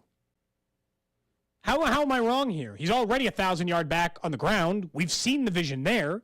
If he goes from a guy who catches for 200 yards receiving or less last year, and all of a sudden he's a 500-yard receiver like Jerick McKinnon, he's one of the best backs in the NFL. And you and I both know how quickly being one of the best backs in the NFL is a turnover position. That just happens immediately. Guys just are there out of nowhere. And it really is just one missing element. And they threw to Isaiah Pacheco more in the postseason than they had at any other point during the regular season. You saw an insistence that they actually wanted to use him. To me, that's why I don't even think this is out of the question that Isaiah Pacheco could still take that leap. Because it only comes down to one thing. I think it's just that one thing. Become a better pass catcher and you're a top 5 to 10 back. Because that's what all the other top backs have on you. That's what, the Christian McCaffreys of the world. Derrick Henry was never a pass catcher, but he's running for 2,000 yards.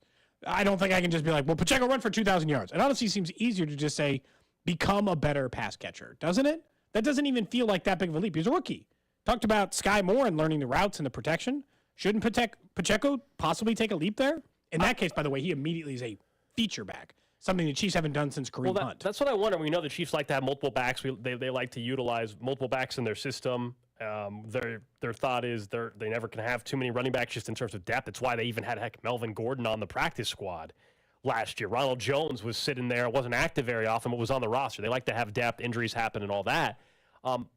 My question, I think, for him to become a better pass catcher, doesn't it also require him more than anything, Cody, to be a better pass protector? Because if he's going to be in there in third downs, you have to have the threat of him catching the ball as well. But can he be relied upon to protect if need be, or then slip out in the flat in certain situations? I think he got better at that as the season went on. If he was a rookie who was barely playing for the first 6 weeks. The pass protection to me is how he gets it. So as much as we want to say, hey, to him to you don't think elevate, it's as simple as just being a pass catcher. Yeah, you think he's got to be the total package. They have to trust him, in particular on third downs. Because he won't be in the passing downs unless he can protect. Now, look, Jerick McKinnon should be involved in this offense again. I expect him to be. He was fantastic for this team last year. But for long-term ability as well, yes, Isaiah Pacheco, that's to me where the leap has to happen. Because I think they will come together if that's the case. But pass protection for me is where the biggest work has to happen, and trusting him. Because he straight up did not catch a single pass until week 11. Gold, 11. It was the first time he even caught a pass for this team last year. Again, he didn't start for the first few weeks, but that's it. I mean, technically, I guess he caught 2 for 9 yards in week 6, 1 for 4 in week 8. Okay. Then finally the numbers started to show up a little bit, right? 17 yards, 16, 23, 32, 18. Like an actual percentage where you're like, okay, they're trusting him a little bit. Here we go. Because that's what it takes. Andy actually has to believe that he can use you in that scenario. And then all of a sudden, in the AFC title game against Cincinnati, what was the secret weapon? Isaiah Pacheco in the passing game. He caught 5 passes for 59 yards in that game. He was a massive factor for them across the board. And if they can do that, because again, getting passes to the running backs in the Chiefs offense is very easy. You know why? Because Mahomes pushes the ball down the field, because they run deep routes, because they do all these things, and because they're always worried about other things happening, not going to the backs. This doesn't even feel like that big of a leap. I think if you really look at first half Pacheco versus second half and see the emergence, we made a big deal about Sky Moore catching a single touchdown in the Super Bowl. Pacheco had 59 yards. That was almost as much as he had combined in the AFC title game. This feels like his leap to becoming an elite back. Because again, running backs in the NFL, it happens quick, hard and fast. You'll only be an elite back for a couple of years, but all of a sudden you just are one. And the only missing element for that for me is the passing game. I already see the running stuff. He had 820 yards, but that was in limited time. Look, I don't think an Andy Reid offense you're ever going to have just one true bell cow. So McKinnon or Clyde or Prince, they're going to be factors. But can Pacheco just be more reliable on third downs? Really, that's what it's. I'm with you. I mean, I want to see the leap. It's hard because if you can't pass protect on third downs, then how are you going to catch the ball on third downs? It's very it's that to me is what has to happen. If we're up in camp and we have a chance to talk to Isaiah Pacheco, that's to me a huge part of what could allow him to have the leap. Any fear that he shouldn't be involved in the passing game due to the things we said in the running game, which means if he gets the ball in the passing game, he's going to run through a brick wall again and get himself hurt?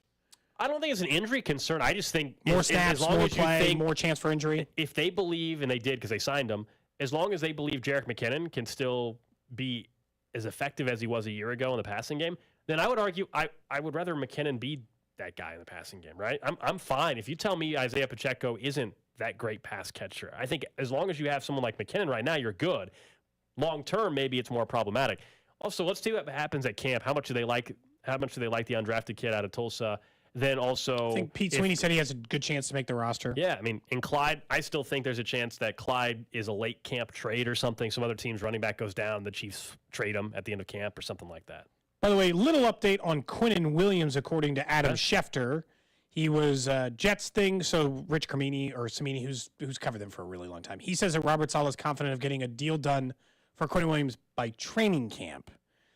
That feels a little later than the Chiefs would like it, Don't right? you think that'd be Andy Reid would Because probably... you want the Chris Jones deal done before training Yeah, camp, I'm guessing... I mean, if Andy was asked the same question about Chris Jones, he would probably just say, Brett's handling that. Brett Veach is handling that. But otherwise, what coach is going to be like, I don't think it's going to get done.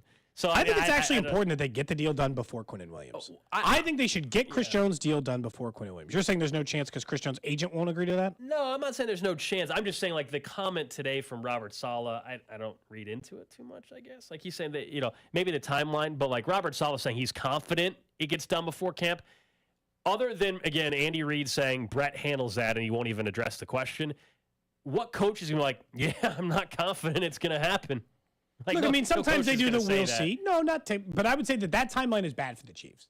By training camp is bad because if you're waiting for the Quinnen Williams deal or Chris Jones' camp is waiting for the Quinnen Williams deal, you can't let this go into the regular season. Look, he's never said... By training camp, if we're really reading into it, ultimately, that could be in 2 weeks from now. It could be a month from now.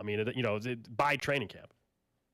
Probably going to be like Chris Jones' deal, where they're both. If there's a chance they get it done, Cody, they could all be done around July 15th to July 20th. Remember, the Chiefs go to camp before the Jets too. Anyway, they do, but again, you're going to have to. I think the Chiefs should be aggressive for one time. Get the deal done before you wait for somebody else. Throw whatever the small. Because to me, this is the problem. You always think you're going to save money in the end because you're trying to find out what Quinnen Williams makes. But what it turns out, in almost every case here in the last 2 years for the Chiefs, contract-wise, is the numbers actually coming in higher than you wanted it to. And when it comes in higher, that means whatever they were asking for is now more than that number. And I understand that you're thinking if his number comes in where we think it will, then we're comfortable with what that'll be Chris Jones. It'll set up the stage. It'll make it easy. But what if it comes in higher? Are you actually willing to pay Chris Jones that number?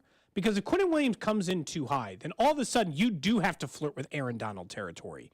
And we know that the Chiefs don't want to do that, Gold, and it comes with greater risk. I think it was on your show on Friday, Nick, while I was driving around.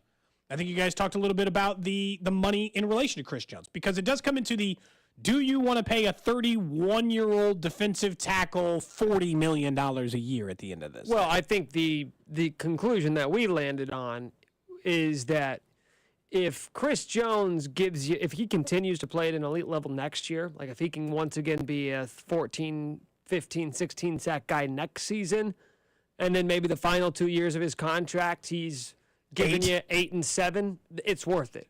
You are basically saying, we have a championship roster right now. We don't have one without him. It's worth it if you can continue to get one more year of him looking like a top 3 defensive player in football. I mean, I do think that there's a price tag. 'Cause to me, it's the same argument. You got a replacement for Chris Jones, I would tell you don't have to pay him. Sure. If I felt good about your pass rush outside of Chris Jones, let's talk. But I don't, so I don't want to do that. That's what we talked about with the wide receivers. The difference between Juju and not having Juju, I prefer it with Juju, but I'm not in panic mode if they don't have it. Like, it'd be like if Travis Kelce was a free agent. Be like, are you going to sign Travis Kelce or walk? Like, sign him. What do you mean? I don't want to watch Noah Gray take 80% of the snaps for this team, and it's nothing against Noah Gray. That is a massive drop-off. And look, there's going to be a massive drop-off no matter what with him. But my thought is the Chiefs could go from what was the second-best sack team in the entire NFL last year. And if Chris Jones just wasn't on this team, they're what, 24th? Like, it could be that kind of drop. He's responsible for 15 and a half sacks. I don't even know how you'd replace him. And, like, look, they'd have another year to do it, but I feel like you just get it done before the Quinnen Williams deal. Don't wait on this one. Don't wait till training camp. Just give him the contract, get your financial flexibility, and then allow yourself to think about your roster for the rest of the season, whether that be a veteran defensive end or whoever else you're interested in. Get it done now so you got the time. That's the latest with Quinn Williams, which definitely has some factor into what could happen on the Chris Jones front. But I still think for both of them, even before that news just came out in the last minute or two, middle of July is probably like nobody should be next week, don't expect it. Week after, don't expect it. Wait till July. Then you can start to worry a little bit more. Meanwhile, we don't have to worry that much because they just were at the White House because they won the Super Bowl because they're the best team in the NFL. They absolutely were. Of course, Andy Reid was talking about the food that they were serving at the White House as well. He did make this comment. From the tour that we had to the history here to the great food, man. You can't forget the great food. To the great food. Of course he did. Of course he didn't say what food it was. Do you think Andy actually thought it was great? You think they gave him burgers? I don't know. I saw a couple. I didn't dive deep into the photos, but some players posted photos and video, and there were people eating on plates, and I couldn't tell what it was. I'm guessing it was decent food. Who do you think had the best time? Was it Frank Clark? He sent that photo in front of Bill Clinton that said, some people make a chance to be there, others get invited. And I was like, strong. And big difference or whatever. Plus, he took the picture of Chris Jones falling asleep. Also That's good. Fantastic. He was dressed in a pretty intense suit, Frank Clark. They were all in their finest. How did you feel about the Juju TikTok from the White House? That was cool. For as much as we've talked about his social media and the people who've had problems with it at other stages, it is kind of funny that was the Dylan Brooks Memphis Grizzlies walkout or whatever. That's what they were doing. That was pretty cool. Just a fun, you know Sky, what it is? Juju, and who else was part of it? I didn't realize they didn't Checo, get to go out to their first Super Bowl win either. This is the first time the franchise got to go there. It is kind of weird. Right. Like, as much as we know how great they are and they'll have another chance to go there, it did still, I know we got to see the Royals do it, but it did still feel good to be like, they're actually there. They're doing the jersey thing. They're eating the food. They're doing TikToks. Chris Jones is taking a nap at the White House, a moment I assume he won't forget. I think it's awesome. I mean, we joke about, politics and all that kind of stuff on the show, but like, I don't care what you think. Having Patrick Mahomes hand over a Chiefs jersey at the White House is pretty damn cool. Our boss made it sound like that the White House isn't that cool. He grew up in the D.C. area. He said, White House isn't that cool. I mean, we're really peeling back the curtain now. But yeah. I'll leave it there. He just said it's not. He didn't think it seemed that cool to go. Like as a person. I don't think he said for the Chiefs. He lived and worked in D.C. That's why. Otherwise. Is that like living in St. Louis and going to the Arch? I don't think the Arch is all that cool. You're comparing the Arch to the White House? Just trying to think of a local example. I got you. Something like a monument. Like if you live in New York, you're like, cool, Statue of Liberty. See it every day, jerk. Yeah. Is that it? I don't Is know. it like living in San Francisco and going to Alcatraz? It's just like, it's not that. I've been there. Yeah. We've been to this site. It's okay. It still feels like bigger than that somehow. Well, yeah. Nick, do you think it'd be cool to go to the White House, or you just no politics so much to the point that you wouldn't even visit there? I would only go if it's completely empty. There can't be any politicians there. What does that mean? I don't even want to cross paths with It's like them. the They're Home gonna Alone situation. They're gonna try and push their political agendas on me. And I said, hey man, I'm just here to have a good time. Do you think there's ever been a time in which there's literally? What about like service staff? Are you okay if there's like chefs or just no politicians? Yeah, that's actually the people I really want to talk to. Like, what's it? Well, really, there's times where what's it there's really times like where the around president, here? There's plenty of times where the president's not at the White House. I'm sure there's other people, staffers. Yeah, but he's talking politicians. No, well, those are staffers politicians in your mind? Depends what their role is. Yeah, I don't know. Text line is correct. It was a bummer, unfortunately, that the Hunt family wasn't there. Unfortunately, the passing of Norma Hunt. So that was disappointing that Clark Hunt and company weren't able to make it. I guess Pat will just have to win him another one. That's right. Hopefully, there's future visits for many, many years to come. I mean, I would think that it's at least in the cards. My guess is there will be another White House visit at some point in the next decade. Yes. Did you feel bad for Reed for getting the wrong president? There was a blunder. There was just this one blunder. Like President Obama, doggone. Like President Biden said, nobody believed us before. And I'm sure it's going to be that same way this time. And we come out and prove them wrong. Nobody is believing in the Chiefs. So that's the mindset already heading into this year. There you have it. So they do need to come up with what was the thing? Did they say run it back again at the?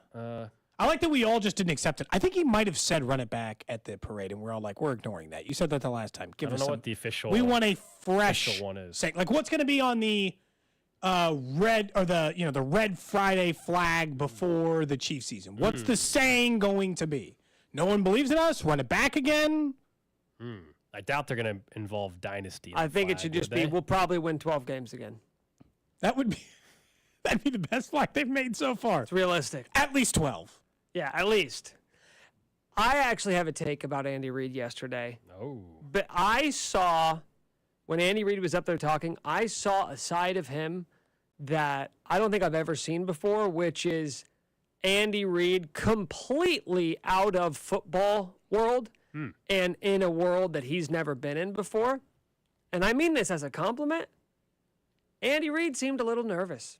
Ooh. Andy Reid, listen to him. I mean, you think he was nervous?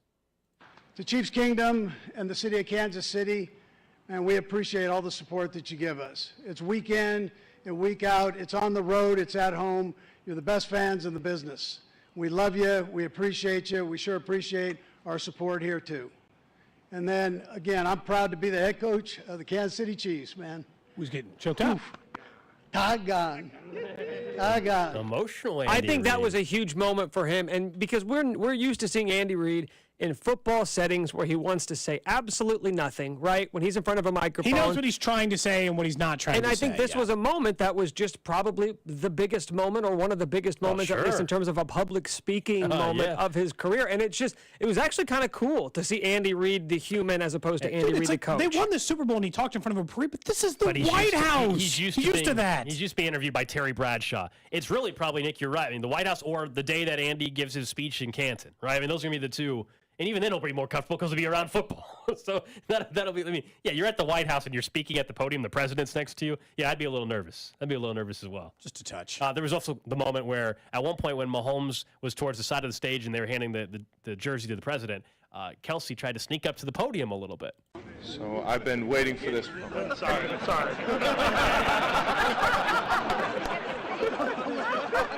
Holmes was quick. Obviously, Kelsey had mentioned a couple days earlier that he obviously was going to try to speak. What if Andy Reid retired from football and ran for president? What do you mean? What? Who's he running against before I decide if he's winning? Oh, here we go. Oh, because he's running There you go. Stop it. It's a crowded field, Cody. Because he's running against their The name Rock. every day. He's going to lose. Andy Reid versus Dwayne "The Rock" Johnson. He loses. Landslide. He Rock wins. wins 80% of the vote. Let's just say this much right now. He wins Kansas. He wins Missouri. That's given. Yeah, bipartisan, doesn't matter. I don't know if I think he probably gets a piece of Iowa and Nebraska as I well. think he gets. I mean, he gets the Pennsylvania, Midwest, right? the Midwest is his. He gets Pennsylvania, right? That's a swing state, man. That's important. Yeah. It's a swing state. Important He state. gets that one, doesn't he? He might. They've got a Super Bowl. They don't have any ill will towards. I mean, you just take one from him. This would be a tough. Like in the next couple of years, it'd be tough. He just stole a Super Bowl championship from that state. I don't know if Andy, tough timing. Is Andy popular in Ohio? Tough timing. Ohio's a big state too. Cincinnati Let me fans. ask you this. That's a Who struggle. doesn't like Andy Reid, though? But the Kelsey brothers, man. The Bengals They could be may his not. vice president. The Bengals may not like the Chiefs, but everybody likes Andy Reid. Someone says Reid and Veach 2024. He's a California kid. President's tough, man. You say mayor or something, it's a no-brainer. You say, sorry, Quinn Lucas. You say mayor, Mahomes, and Reid are winning that automatically. Landslide, it's not even a problem. Not even a problem. He knows that. I think he knows that, too. Can you, just for 1 second, could you imagine how much Andy Reid would hate being the mayor? Oh, my, he'd be miserable. Texas. Andy would hate that job. Yeah. It's true. Andy just beat the Philadelphia Eagles, though. So That's that what I'm one's a little saying. Yeah, fresh. it's tough. He just. You know what? This isn't. I don't think this is what they meant, but somebody on the text line tweeted Reid Veach 2024. That's a great slogan for the Chiefs next year. That is a good one for the flag. Just those two. Well, I mean, maybe add Mahomes, right? maybe add him into the mix. Do you think that's our boss texting in? The person that says, "This is your boss, Steve Speck." Drop the politics. Okay, well, he does not refer to himself as Steve Speck. So, no, it's not him. I don't think that's him. I don't want to say for sure, but it seems like it's probably a fraud. Could you imagine someone Same on the person who created that campaign Craigslist trail listing. constantly saying "doggone it" throughout the entire campaign? I think that would actually make him likable. And That's one of the things relatable. that people like about Andy. Seems like the kind of guy who, like, you know, I assume that when he, the way he burst into the locker room every time when he's like, "How about those Chiefs?" Like, if he just burst into every campaign event, burst through a red, white, and blue sash, is like, "How about the U.S.?" People would love him. People would love Andy for that. They just would. I mean, he'd be good at like firing people up. He's a motivator. He just is. And he can have Veach handle all the tough questions. You know, Veach can handle all the press conferences. He's going to let the vice president do all the work. Andy does have like the political answer down. Not saying like answering the question, being polite and answering the question, but not saying a damn thing sometimes. He's got that down. And He listen, definitely does. and listen, we're fired up to go and take care of these tax cuts. And with that, time's yours. All right, coming up next, we will get to what's trending, and then I wanted to get back into something in regards to the NIL collectives in college sports, and something that KU and Wichita State might be doing. I think is going to be great, and if it happens, could spread across the college landscape. So we'll do that next. You're listening to Cody and Gold. He's so good, and everyone knows it. Brought to you by Gann Asphalt and Concrete. For asphalt, concrete, and parking lot maintenance, Gann Asphalt and Concrete. One contractor, all things parking lot. Trusted in Kansas City since 1994. Online at GANNasphalt.com. Maybe you want that $100,000 to buy that town, and you're like, in my current job, I'm never going to get there. There's no growth. Well, you can change your career in as little as 4 months over at Centric. You want more stability in your job, more consistent pay, more career advancement, and you're trying to figure out how am I supposed to learn a brand new career in just 4 months while also keeping that income up, support your family. Well, what's great about Centric, they're going to work with your schedule. So if you work during the day, well, they have evening classes. If you're available during the day, of course, they have those as well. And even if you can't make it out to the Centric campus, Cody and I have been out there before, and it's a great setup they have there. But if you can't make it out there, well, they've got virtual classes online as well. Well, they're going to make sure, GI Bill, Sally Mae, they're going to make sure that you're set up so that your career becomes what you wanted it to be. Like you said, it doesn't really matter the services of IT you want to work in. They work with you to make sure you're getting in an IT career you could be proud of. That stability, that pay, those things matter to you going forward. And why wouldn't you do, like, if you don't like your job, 4 months is such a little amount of time to do it. So go to centric.com/610. See what Russ Mondry and they can do for you.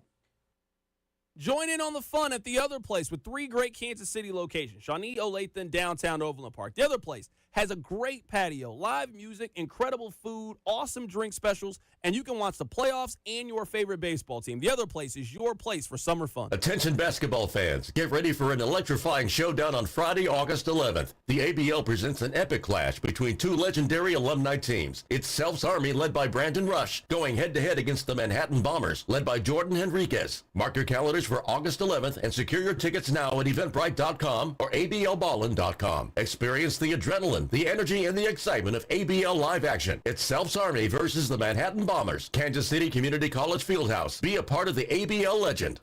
Hey, it's Josh Kligler. You may have a busy summer season ahead. Graduations, family get-togethers, maybe even a wedding. Well, let me help take something off your plate, thanks to my friends at Hy-Vee and Hy-Vee Catering. I don't know about you, but I'd much rather socialize with everyone at my event than always have to worry about cooking. Hy-Vee does the cooking, the setup, and even the cleanup. Hy-Vee has full-service catering for any size group or occasion, from black tie weddings to graduation, holiday celebrations, corporate lunches, watch parties, and more. Hy-Vee can put together anything you may be looking for. How about a breakfast buffet or the Hickory House meal with some ribs, pulled pork, and some brisket? Or let them create an Asian cuisine buffet or a meat, cheese, and charcuterie trays? You hungry yet? Did I mention they do the cleanup? Hy-Vee has a menu to suit your style and your budget. So find your location at high-v.com or get into your local store. All of your catering needs can be filled only at Hy-Vee. Turn a loss into a win with BetMGM, an official sports betting partner of Major League Baseball. Place a same-game parlay wager with at least 4 legs on any MLB game. If all the legs of the parlay hit but one, no big deal. You'll get your stake back in bonus bets up to $25. That's only at BetMGM, the best place to bet on baseball. So place a same-game parlay wager with at least 4 legs on any MLB game. And again, if all the legs of the parlay hit but one, you'll get your stake back in bonus bets up to $25.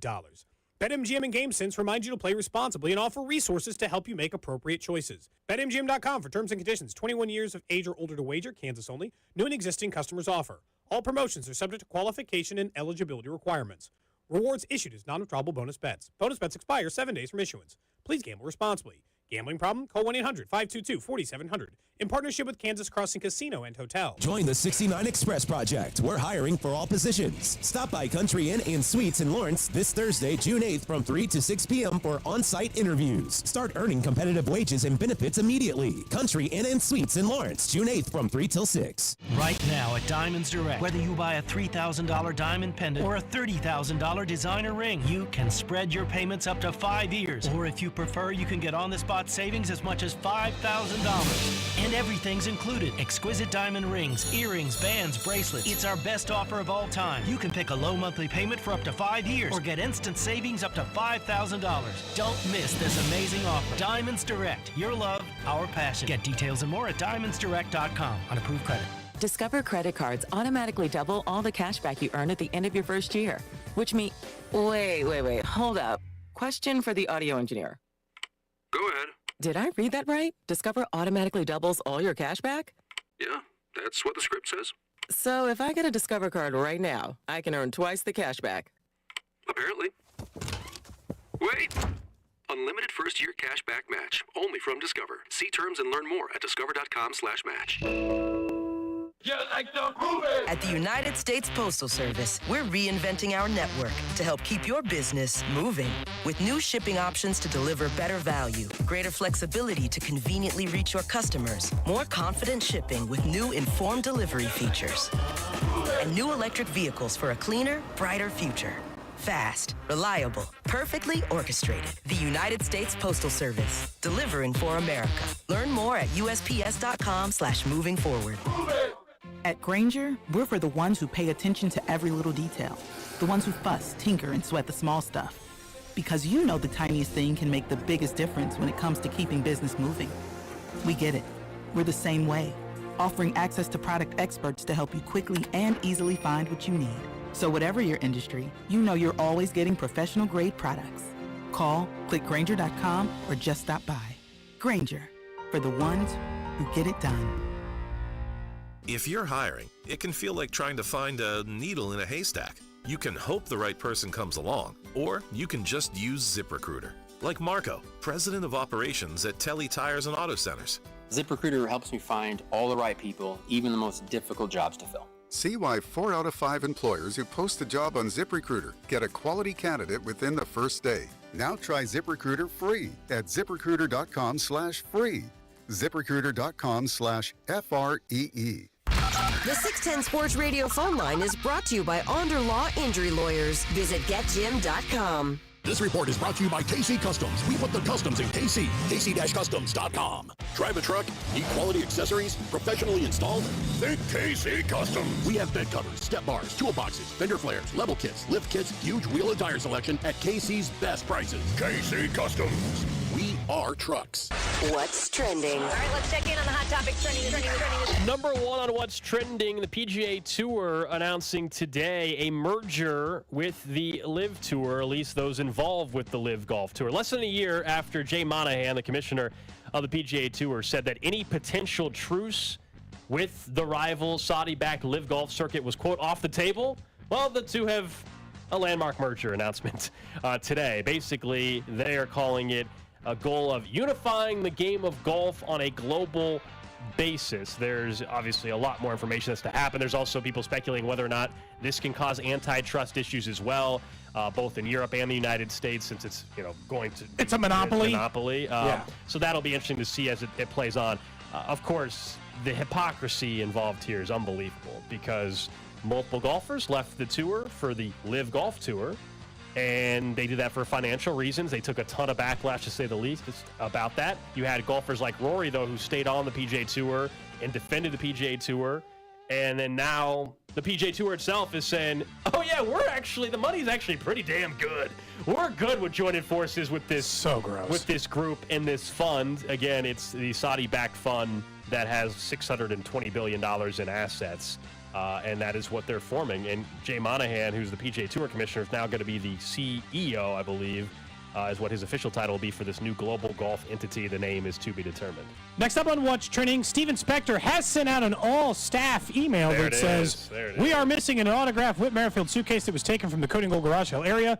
Pictures are attached. If you took it, please return it immediately. Good. Thank you. Let's get something Stern. moving. Let's give a stern message from our fearless leader. That after a Craigslist listing is up for the suitcase as well. Same photos. Same photos. Same photos. Well, wow, I did save those off with the Craigslist listing. You're the only one that had the photos at one point in time. Well, everyone has them now. Yeah. And I don't know who created that thing, but I'll let you know that at least as it sits right now, it's on there. Next up on What's Trending, the NFL does continue its gambling investigation of Isaiah Rodgers. It's been made very clear Roger Goodell has pretty much unilateral decisions on how long to suspend players after found out Isaiah Rodgers of the Colts placed more than 100 bets on sports wagering from the facility last year, including bets on the NFL and his own team. He was doing it through a friend, but they had discovered that they were his bets, now causing even bigger problems from the gambling aspect. Honestly, just looks stupid. Did you really think you were going to get away with this? Especially after the second Calvin Ridley got suspended. I think the NFL just kind of thought, oh, cool, everyone won't do it. And what happened to the Colts was all the staffers and players were wagering on other sports in the facility. So now hopefully everyone knows you can't do that either. Even if it's not the NFL. Two rules. Don't wager at work. It's crazy to me, man. I want him to release his financials. Like I want to know how much money he won. What if he just got his ass taken? I hope he bet on the Colts when they played the Chiefs last year. At least made some money there. They were playing underdogs. Took the money line. Yeah, I hope he at least did that. It's gonna be sad when we find out he had the Colts but plus 8.5. He wasn't even willing to take him on the money line. He just wanted the spread. I mean, education of this is obviously important. Clearly, players aren't all aware, but some of it just use some damn common sense. It's mind-boggling. Pretty simple. Next up on What's Trending, the Oakland A's potential move to Las Vegas hitting a bit of a roadblock. That's because there was a funding package that was supposed to be voted on yesterday in the final day of the legislative session in Nevada. Did not happen, so now it's delayed. This was that funding package that would have been part of a proposed $1.5 billion, 30,000-seat ballpark that would go on the site where the Tropicana is currently located in Las Vegas. The stadium funding package included about $380 million in public assistance, plus $180 in tax credits, another $120 in county bonds. But now this is all on hold, at least for the time being. It doesn't mean it's not happening for sure, But it always opens the door now whenever something's delayed for somebody else to swoop in, either in Vegas, another site, or I guess a last-ditch effort to keep the team in California, or as you mentioned, Portland, Nashville, Austin, whatever, yeah. Any of those expansion cities have been brought up. Next up on What's Trending, a team that's not going anywhere, the Royals. They're back in action tonight. Pre-game starting at 4:30 right here on 610 Sports Radio. It'll be Zach Greinke on the mound, who had a tremendous month of May for the Royals. He was named the Royals Pitcher of the Month. He'll take on the Miami Marlins. You might normally think Royals, have a bad record. Marlins are above 500. They're actually in competition over in their division. They got a good young deal. And that Arias-Lopez trade really is one of those rare examples where the trade is working for both parties. Arias is hitting almost 400 on June 6th. And Lopez has been obviously very good for the Twins as well. So it's been a pretty equal trade so far. That's what's trending here on Cody and Gold. So good. Glad to see the email's been sent out by the boss. Maybe that'll spur somebody to think about it again and actually return said suitcase. Cody. You had mentioned earlier when we were talking about the suitcase that sometimes I do things without asking either of your permission. I'm happy to announce that I've done that again. Gosh. I've once again done something on this show without asking your permission, but it follows a line of logic that we have discussed before. I have told you before my goal for this summer, for this show, June, July, August, is to get our name on things. Get the Cody and Gold name out there. What did you trade? And my good friend, Nathan, who works for Gann Asphalt, who you know that I endorse, he is currently the member of an Elks Lodge. And they are having a golf tournament. And they were looking for people to sponsor holes at said golf tournament. And Cody and Gold is sponsoring a hole at the Elks Golf Tournament. Now, did you... that's great. That's great. Did you trade something? No, I paid money. Hard-earned cash money for it. And how did you get said cash? By selling something? No, I just had money and I spent it for the good people at the Elks Lodge. I don't think this is helping your case. I appreciate the sponsorship and appreciate them. That's great. All of a sudden, Cody has an infusion of cash. An infusion of cash? The same week. It was $150. The same... Whoa! $150, Nick. What was the listing for on Craigslist? $150. It's sold yet. Well, it didn't. Yeah, you're trying to recoup the money. Aren't you happy that our show name's on a hole? I am, but at Royal Meadows. That's fair. Where's that at? I don't know. It's north. North. Yeah, I can't remember exactly, but I've played there a few times. Nice. Okay. No, I'm glad about the sponsorship. That's fantastic. They haven't asked me which hole. Do you guys have a preference? Ooh. What do you think? What number sounds good for this 17th. 18th. Really thinking about it. Hold on. 9th. I really like 17. I think it's a par 5. Oh, you're actually thinking through on the course. Yeah, I can't remember. I'm confusing the front and the back. Par 3s are good too because that's where there's typically log jams. You got to wait for that team to clear the greens. So should we be asking for a par 3? I don't know if we're actually allowed to request a certain hole. I just gave the money. You can request. Someone says it's in Raytown. Is that correct? Royal Meadows? Yeah. Yep. That sounds right. Gotcha. We are officially a sponsor of one golf hole at one golf tournament. This show. Okay. And I didn't even ask you for money. I just paid it. I paid it out of the kindness of my heart. Well again, diverting funds and stuff isn't. We don't have any show funds remaining. That money is spent. Exactly. That money is long spent. That's how we have all this nice video equipment. If you want to watch the live stream, it's up on YouTube or Facebook or Twitch or Twitter. Perfect. Well, good. That's awesome. Well done partially. I don't want to... Wow, this is one of the first time I've gotten an attaboy for something I've done without your permission. Yep. So, feels weird. I was kind of ready to fight back. Well, we pushed back on my decision, but it sounds like you guys are good with it. Can we get a group in the tournament? That was it would be more money. This is where we just gave Cody an attaboy, and this is where it's going to turn. He was offered a team. He turned it down. I didn't turn it down. It was just I didn't think we'd have enough players to get a team together. What is it, a 4-man scramble? 4-man. You don't think we could find 4 players? There's 3 of us. Simple math would tell me we need to find one additional player. But I think you were going to be out of town. Oh. Saturday, June 24th. Oh, you're back from Paris, aren't you? No, but I think he's in Florida. Oh, he's going... Nick never stops I got a lot of traveling. places to be, boys. Unbelievable. Nick never stops traveling. Jeez. Oops. Oh, man. Oh. Sorry, my life rocks. Oh, man. So wait, will you be in Florida June 24th? I think I leave that day. Well, see, look. And then what? The team was going to be me and Gold? Everyone would be so sad to be on that team with us. the worst foursome on the entire Need course. the ringer. Yeah. You know what? Just for you guys, I golfers? may push back the vacation a day. I mean, we certainly could have been a 4-person team. Yeah, you guys could really be jonesing for my 15 handicap. Definitely. Well, better than my 30 or whatever it is. My 40. It's not good, whatever. For both of us. Might want to add a few for you there, Gold. I haven't even seen you. I've seen you swing once at a golf 45. sim. Yeah, it wouldn't. You didn't exactly put on a show. No, I just went to Top Golf a couple weeks ago. The real strong. That's the beauty of there. scrambles, though. The thing about just hit scrambles, one good shot. Yeah, if you make one putt, Yeah. man, that's It's all. worth it. Then you have provided value. Anytime we're doing the 4-man scramble, I'm like, I want you to use 2 of my shots per 9. Because I'm not a good golfer, so just like one drive. My normal goal is like just put the drive in the fairway short, and then somebody can just go bombs away. So at least we're not just like in trouble. I don't even care if you use that shot. If it's somewhat near the fairway, I'm in the clear here.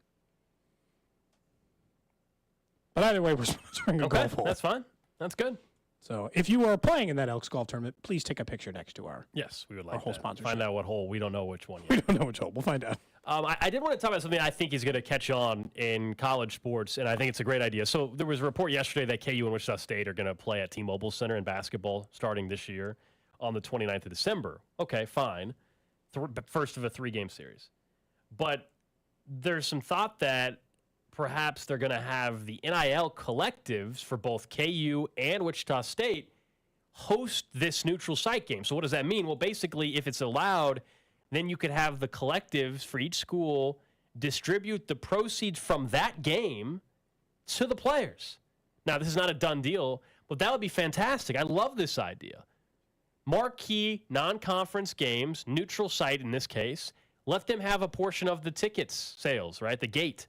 Let them have a portion of that and distribute that. It can be used in recruiting in the future. If you can say, hey, come here, we got your NIL deal, but also we play 3 of these games every year, and we know that this is the percentage that you're going to get from this game. I think that's fantastic. I would imagine if this actually happens, it's something that would catch on across the country. To me, it's to be used for bowl games as well. Have more incentive for players to play in bowl games. I love this. Any opportunity to be a little more creative right now until the NIL system gets, I think, some more regulation around it at some point. Sorry, I was briefly laughing because someone said we should sponsor Hole 15 in honor of Whit Merrifield, which is a whole nother thing. Mm-hmm. But the whole NIL thing, legitimately the way you have to treat it right now is do everything. Do it all. There are no rules. Nick, you cover college. There are no rules with NIL right now. You can just do whatever you want. You can claim anything as NIL money. It can be coming from almost anywhere. Just treat it that way until they regulate it. While it's free commerce and you're allowed to pay these players whatever the hell you want, do it. Because it's going to put you in the best positions with these groups later down the road anyway. Because there's always, in my opinion, going to be ways to skirt these rules in which you can thread a line of like this tournament, right? Like, oh, they're hosting the tournament. We're just playing in it. And as a result of choosing to play in this hosted tournament, they are paid for their time, just like you're allowed to be now and there. Well, then we've done it. I think that the teams looking to take advantage of this are very smart. It does mean one thing for college sports that I don't love. It means way less just across the board for both football and for basketball, games at home. Games at home stadiums. And honestly, well, if they go with your model, which is have 4 or 5 of these, we don't know if they're going to do that. But it just means it in general, because here's the thing. If they're going to take the money, they'll take the cash grab and they'll put it in there. And that's what – and college football's already proven that they care less about that. They care less about the rivalries. They've already moved away from that because of all the conference realignment. Texas is in the SEC. USC's in the Big Ten. They're going to play Rutgers. You know, like they've already admitted they'll take the cash versus what, in my opinion, makes college sports their product, their definitive product, versus just worse NFL or worse NBA from a product standpoint, right? Because the quality of the play is worse. The quality of basketball in college is worse than the NBA. The quality of play in college football is worse than the NFL. But you buy in for the being at LSU. I mean, hell, yesterday, we as a show were talking about how bucket list items for sporting events include major sites for college football. Being at LSU for a night game in the whiteout. And I'm not saying that that totally goes away, but the more you sell yourself out, the more you kind of risk that, don't you? less games at home, less games in your stadium. I would like to think less that. I would like to atmosphere. think that there would still be a cap on it or something. Again, this goes back to eventually NIL framework. Hopefully, where there's some more ironing out of exactly what is allowed and what's not allowed, and as people have found all these loopholes and there's ways to close them. But I think the idea here is one that people should get behind. Not necessarily 4 of them, but if you're going to have a neutral site game, and remember, KU plays neutral site games at T-Mobile every year anyway. Yep.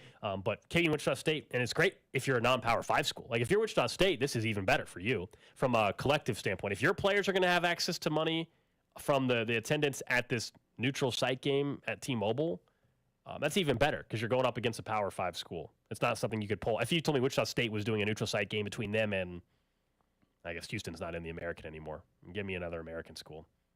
Cincinnati's not either. Nope. Tulsa. Fine. Tulsa. I was going to say the American schools Tulsa. you can name are moving. Tulsa. They're not exactly getting a bunch of money out of that game. But if you can schedule some marquee non-conference games and you're a group of 5 school and you can partner up with a Power 5, in this case it's a rivalry, I guess.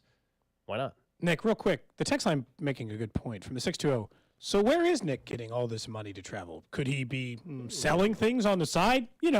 Like a suitcase? The only things that I sell on the side, or that I would sell on the side, are drugs, illegal. I wasn't going to say that. I was going to say illicit substances, but everybody has a side hustle, That's the side hustle you're interested in? I didn't say that. I'm just saying, hypothetically, if I were to be engaged in a side hustle, that would be it. Aren't your mini podcast ventures your side hustles? Technically, yeah. The work I do with Arrowhead Pride would be another one. So you've shown a willingness to do extra things on the side in order to make money. Yeah. Aren't we all? Some call that work ethic. All of us are through work, not stealing. I didn't steal. He might have looked at this as work. He put in the work for the garage sale. He deserved payment. He took it in form of a suitcase, sold it to pay for his mini vacations. Again, we'll find out what happens tomorrow. The boss sent out an email, as we already discussed. The email's been sent. Do you think the suitcase will be here tomorrow? No. Do you think it will be here by the end of the week? I mean, I've just assumed the suitcase is gone forever. You think it's gone forever? There's a listing on Craigslist, man. But I mean, that could just be fake, like we said before. I don't know.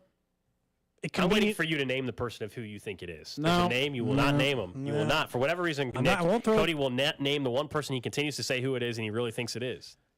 Not on the air, man. Give us the name. Before I say it, coward. Give us the name, before man. I get more evidence against said person, I don't feel comfortable. Why not? Because why not? We've mentioned everybody else's here's name. the thing. Once you've been falsely accused of a crime, it's really hard to risk accusing somebody else of something maybe they didn't do. Someone says they're heading to pick up the suitcase now. Well, it says they're headed to Burlington and 18th. That's such a specific part of town. I think because I think on the Craigslist listing that you pulled up, I think it shows a zip code, but like it has a little dot, and I think that's where the dot is dropped. That's not where I live. I don't know, man.